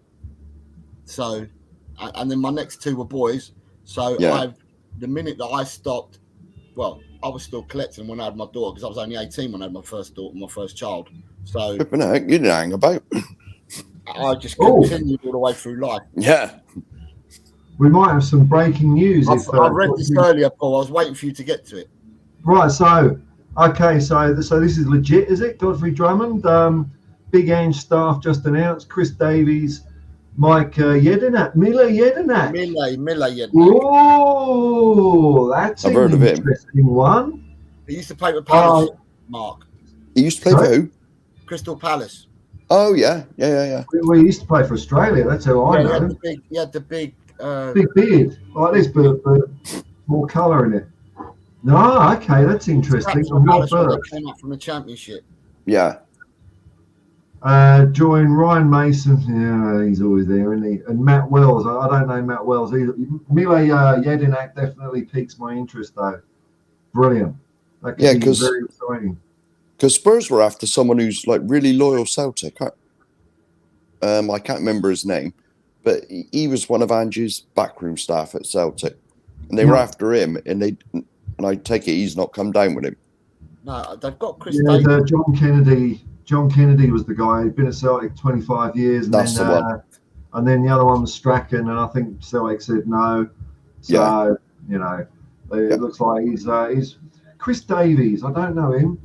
Rob Birch, but things are moving, man. Anthony, he's at what's the date? 27th. It's the 27th in England now. So what's that? 4 days. We've only got to wait 4 days, man. This is cool. I'm getting excited. Now you know more about this than me, Paul. When Ange does move, he doesn't seem to take his backroom staff, does he? That's right. Yeah. If he'd have taken someone from Celtic, I think that would have been the first time he would have done that. Yeah. I remember early on when he started at Celtic, he did talk about it in an interview that he likes to go into a club, and because the way he was saying was like, if you go into a club, you can't expect everyone to be shit. There's going to be a lot of knowledge in the club, and you don't just want to wipe all that away. So he likes to go in a club and finds out who can work with him and who can't, and then make changes. So, I think that's not a bad approach to have, really. Right. I think the thing that excites me about Jedinak coming in, because he'll already know Ange's style of play. So when he comes into a club, he has to get coaches up to speed and players up to speed. So if he's got a guy coming in that's already familiar, it will, make things a little bit quicker, hopefully. So Chris Birch was recently. Sorry, Chris Birch, the other guy. Sorry, Davies. Here we go. Chris Davies. He was a former assistant manager at Leicester City, and he's 38 years old. Okay.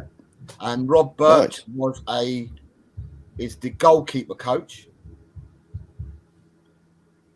and he was previously a goalkeeper himself. Yeah, I was going to say I thought I'd heard of him. And he's in it. Yeah, he's been at Tottenham's. He's been at the academy. He used to be a pro at Tottenham back in 2002. Oh, did he? Sorry, no. He was in the academy for Tottenham in 2000. Signed as a pro in 2002. Went out on loan to Woking, Stevenage, Bristol, Stevenage. Then signed for Barnet. Played for Sheffield Wednesday, Lincoln, and Notts County. Sorry, I've just got a mate coming in. Apparently, I've got a bit of dinner. So what I'm going to do is if you two can chat, I'll bring the dinner. I'll scoff it really quickly, and we'll keep going. We'll carry on doing it. Yeah, that's right. Cheers. It's takeover time. Right. So where is he on? He's on the staff. Yeah, I thought I'd heard of him. Yes. So he's a former Tottenham player from many years ago. 2002? He signed forms in 2000 in an academy. Ah, that's only yesterday. And then signed as a pro in 2002. Then went out to a load of clubs on loan. And then did you say Bristol, one of them? I'll have to go back and let me just check again. I'm sure you said Bristol. Right, so he's 39 years old at the moment. Yeah, he was at Tottenham Academy in 2000, signed as a pro in 2002. Then he went out on loan to Woking. He did a Woking, Stevenage Borough twice, then Bristol City, Yeah. then Stevenage Borough again.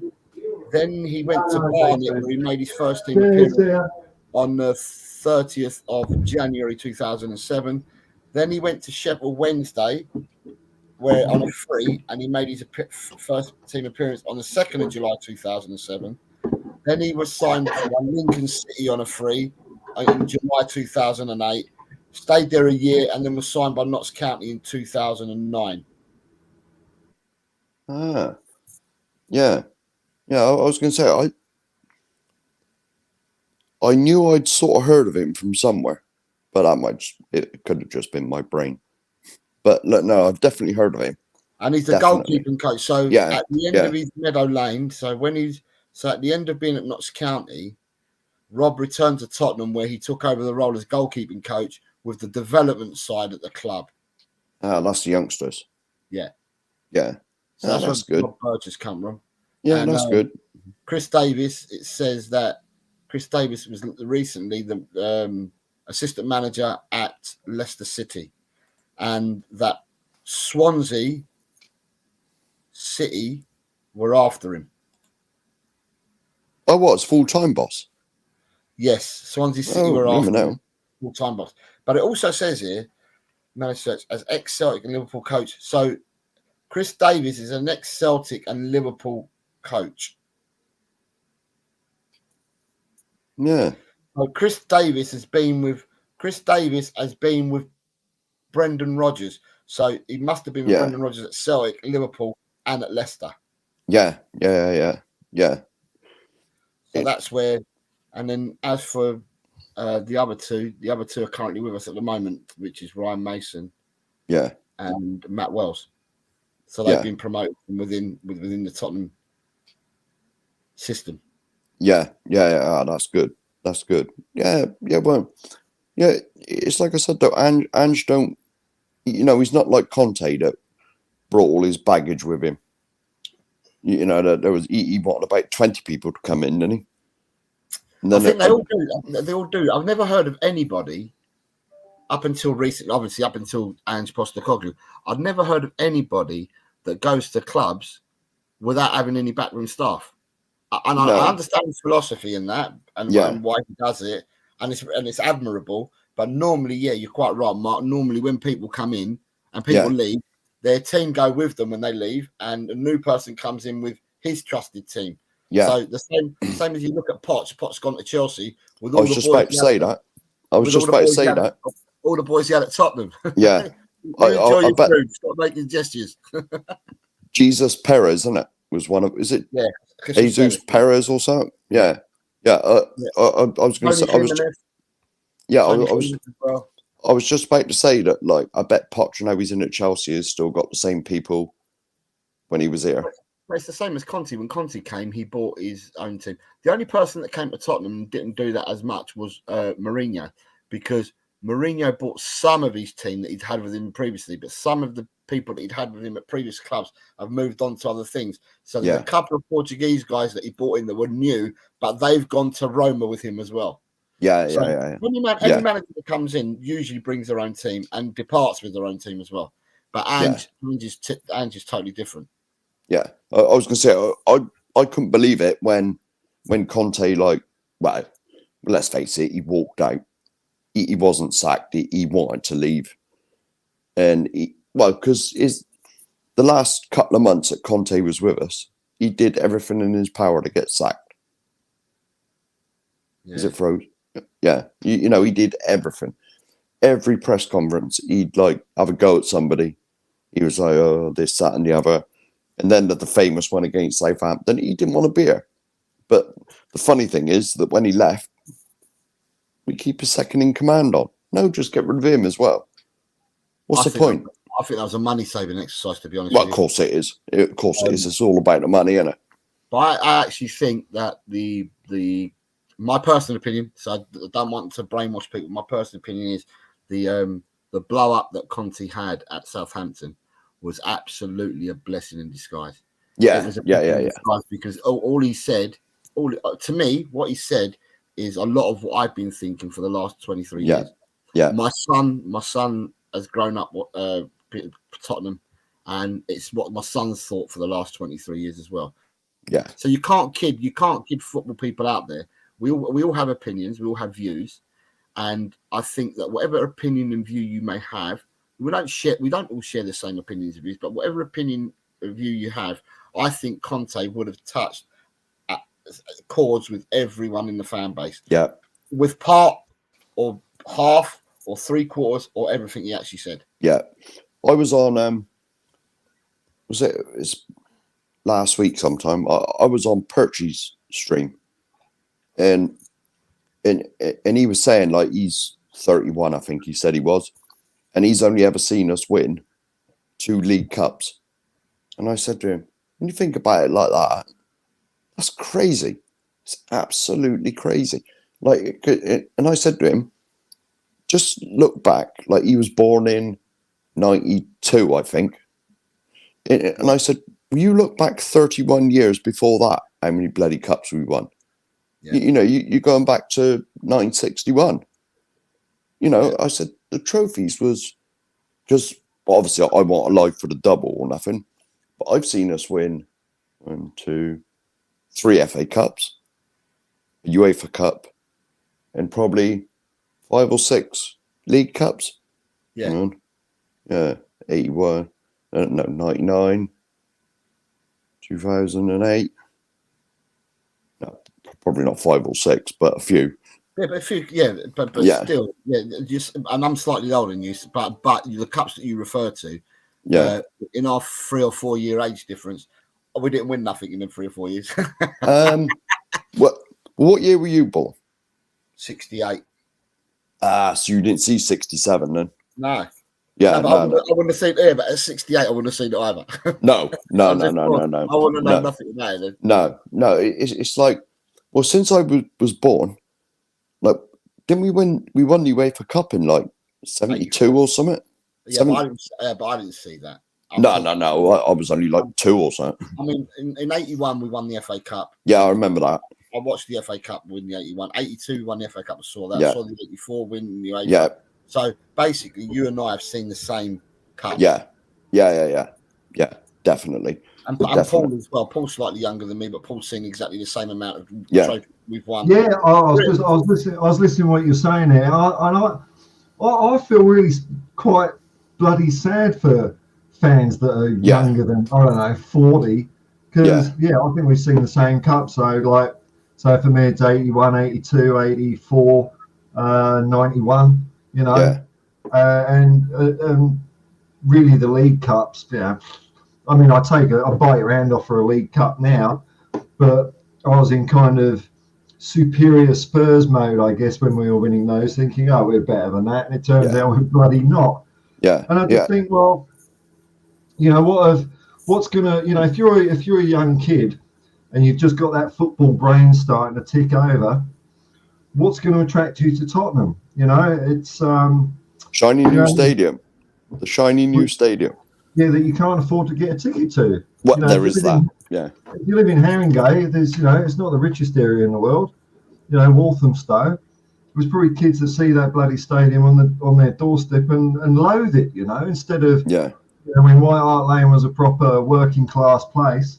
When I used to go, you could even blood your way in if you didn't have money for a ticket, for God's sakes. I've said this before. They give the official announcement at half time or whatever. Excuse me, I just wolfed down with dinner. Today's attendance is 17,000, and you just think, fuck off. There's 25 at least in here. Yeah. I mean, we had this discussion the last time I was on.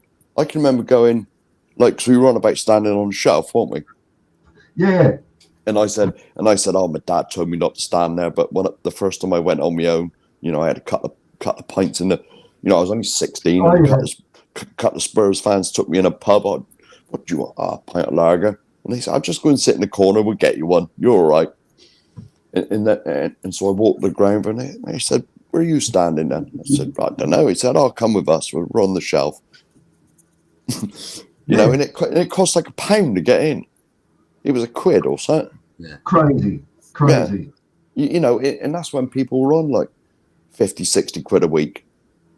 You know what I mean? I mean, this would have been like 86, I spent 85, 86. People were on like 60, 70 quid a week then. Yeah. You know, and so from cost me £1 to get in, that's like, you know, not that I was working, but that would have been like a 50th or 60th of your weekly take home. Now, well, the cheapest I've been to Tottenham is 50 quid. You know what I mean? And that's like what?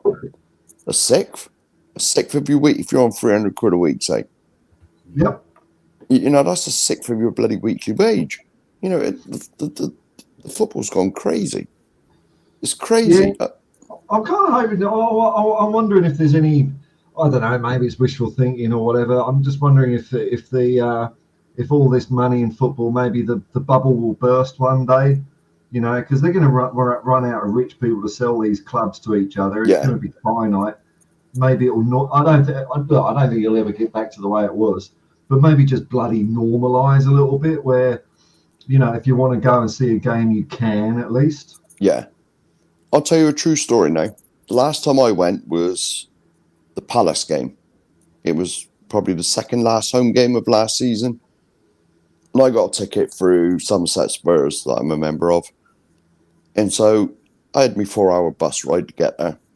And it was like South Stand, but it was right at the back, you know, right up in the gods. I was nearly dead by the time I got there. I had to lie down for oxygen and bloody get resuscitated. But to be honest, that probably had something to do with the 5 or 6 pints I'd had in the bricklayers before. I just got a comment here. Flips MC, a Melbourne guy. Screw the coaching staff. Chuck Miller, Yednach into our midfield and save 50 mil on Maddison. I like the cut of your jib, man. I like the cut of your jib. Yeah. Anyway, and so I was sat right at the back of the South Stand, and there was a guy turned up with his missus. He turned up about 20 minutes after it kicked off. There's people around me. They weren't singing. And you do the rest of the songs and all that. So I was getting up shouting. People were looking at me. And I was like, well, you're in the Tottenham end. Do something. You know? And this bloke turned up. He turned up after about 20 minutes with his missus. He sat there till half time and he come back for the second half. And about 20 minutes into the second half, he got up and went on with his missus. I never saw him again. And I thought, well, what's the point? You've been there. It took me about half an hour to get me bloody seat because it's like climbing a mountain. Yeah, I think the only time I left the game early, and it was the only time I left early because I learned a very valuable lesson. I think it was in '87. It might have been the quarterfinals of the Littlewoods Cup. We were playing at White Hart Lane against West Ham, and I think we were something like 3-1 up. And me and my mates, we thought it was about 5 or 10. It was like literally bugger all to go basically. And me and my mates thought, let's get out of here early. We don't want to be around when the West Ham lot get out. As soon as we get out the ground, hey! And then another one, hey! I think we won 5-1 that night. It's like, okay, sod it. I'm never leaving early again. Never. The only advantage of getting out early is to sneak across to the White Hart Lane train station, and there's no queue to get on the train. Right. Because when I first started going to Tottenham, the only way I knew to get there was to get off at Seven Sisters and do the walk of shame for like a mile and a half, whatever it was, up the road. I used to do Seven Sisters, but then I used to also get off at Bruce Grove and at White Hart Lane as well, on the overground. Overground. I discovered. I always used to get off at Seven Sisters, and I'd always pass bloody Bruce Grove, and I'd always think I'll have to work out how to get to that station someday, but I never got round to it. It was always Seven Sisters. Yeah. See, Seven Sisters was on the underground. Yeah. See, I discovered in the end. Now, for me, because when I went to London, I'd come into Waterloo. Train station, get on the underground, get straight to Liverpool Street, and then there was an overland service that I think it went to Enfield, and you could jump on that train, and it sort of stopped. like everywhere, like Hackney Downs and all this, and then it went it stopped it because Seven Sisters got an overland station as well. It went Seven Sisters, Bruce Grove, then White Hart Lane. You get out of White Hart Lane, down the steps, up White Hart Lane, because you're actually on White Hart Lane then, and the ground's right in front of you. You know, it's 2 minutes from White Hart Lane train station. But the other thing is, when you leave the ground, the queues at White Hart Lane and Bruce Grove, it's just unbelievable. Yeah, mental. And you wait. You can wait an eternity to try and jump on a train because it's police. Aren't then stations of police, and they'll only let a certain amount of fans up. And so it's pretty difficult. You're better off walking the 1.5 miles back to Seven Sisters. You'll probably get a train quicker. I'm all right now because when I go now, like we always get a coach up. We always get a coach, and the coach parks sort of north of the stadium. It's sort of in general area of the Bill Nick. If you've ever been in the Bill Nick pub, it's like the Bill Nick, but on a little bit. And there's a thing where all the supporters coaches park on some street, and like our bus has normally got a thing so it can park there, and it just meets us there. But even the traffic getting out of North London is an absolute nightmare. I just want to a little comment here from Ian Barron. Tottenham Hotspur fans, unfortunately, are living past memories like a lot of fans. You're right, Ian, and I don't care because it makes me happy because I have lots of incredibly great memories of White Hart Lane. And part of the beauty and magic about football for me is the emotion. It's the way it makes me feel. And that's more than the results that happened last weekend. It is about, if you ignore the history and the roots of the club, then you're missing so much out on football, man. So I don't know what team you support. If it's Chelsea, I get it because you've got no past. But Tottenham, we have a rich past, and I revel in it every day. And I don't want anyone to forget it because when I was a young fan going to Tottenham, I used to love hear people 20, 30 years older than me talk about living in the past. I'm living in the past talking about FA Cups in the 80s. These guys would be talking about Danny Blanchflower and people like that winning the double. And as a kid, I bloody loved hearing about it. Yeah. And what I hope is, I mean, look at the age of us three anyway. What are we going to talk about? We're not going to talk about, bloody 2 years' time. We're going to talk about the good old days because I really think that it benefits young fans to hear about the beautiful club. Don't forget the song we sing. Tottenham Hotspur is the greatest football team the world has ever seen, and our history's part of that. So, anyway, thanks for popping along, Ian. Anyway, like and subscribe and all that stuff. Click like and Yeah, I mean, what you just said. Give me the old ground any day. Right, it might have only been half the size of the new one, but the old ground all day, every day. Because I've been to that. Well, I've been to the new ground a few times, and I've been to the old ground lots of times. But even when the new ground is rocking, it's nowhere near as loud as the old White Hart Lane. Nowhere near. Because when that place used to pump, when that place really used to get going, you could almost feel the stands shaking. The sort of concrete beneath your feet, it was like trembling with the noise and everyone up for it. The new ground is soulless. There's nothing in there. All they want is this. So all they want is your money.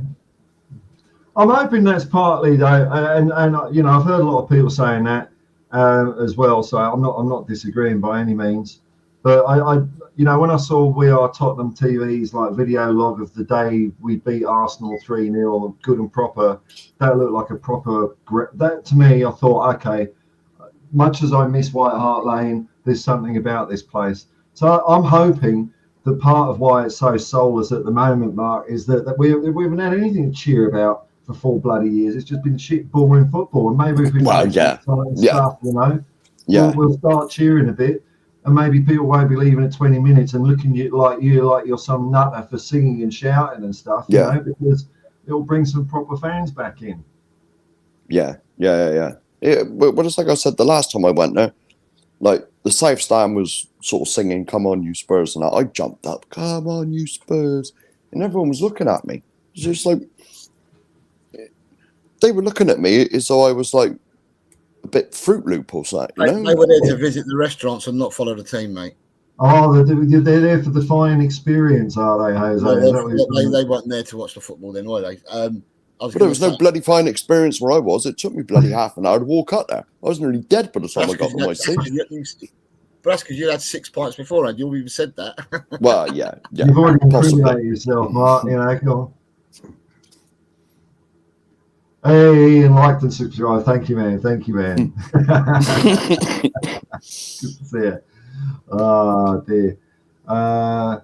John Fitzpatrick says, I've seen Dagenham versus Darlington about 20 years ago. Sad to see where he ended up. Yeah, I mean, COVID didn't help as well. But, you know, the way that, I mean, it all started it probably started before the Premier League, but the way they've just carved all the money away from the rest of the English Football League. Yeah. And now you got UEFA doing the same shit with, you know, the lower teams, even in the Premier League. It's and there's all this talk about it's good for the game, but you know, trickle down economics in football. Someone's having a laugh, aren't they? They really are. And you know, when he's popped off, he'll be back, I'm sure.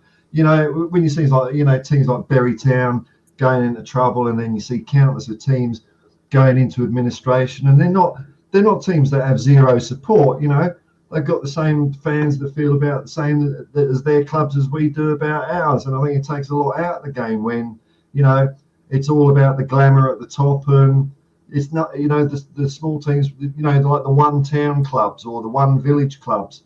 A lot of them are going by the wayside. That's like my local team. That is basically because my local team was in the Championship a few years ago. Yeah.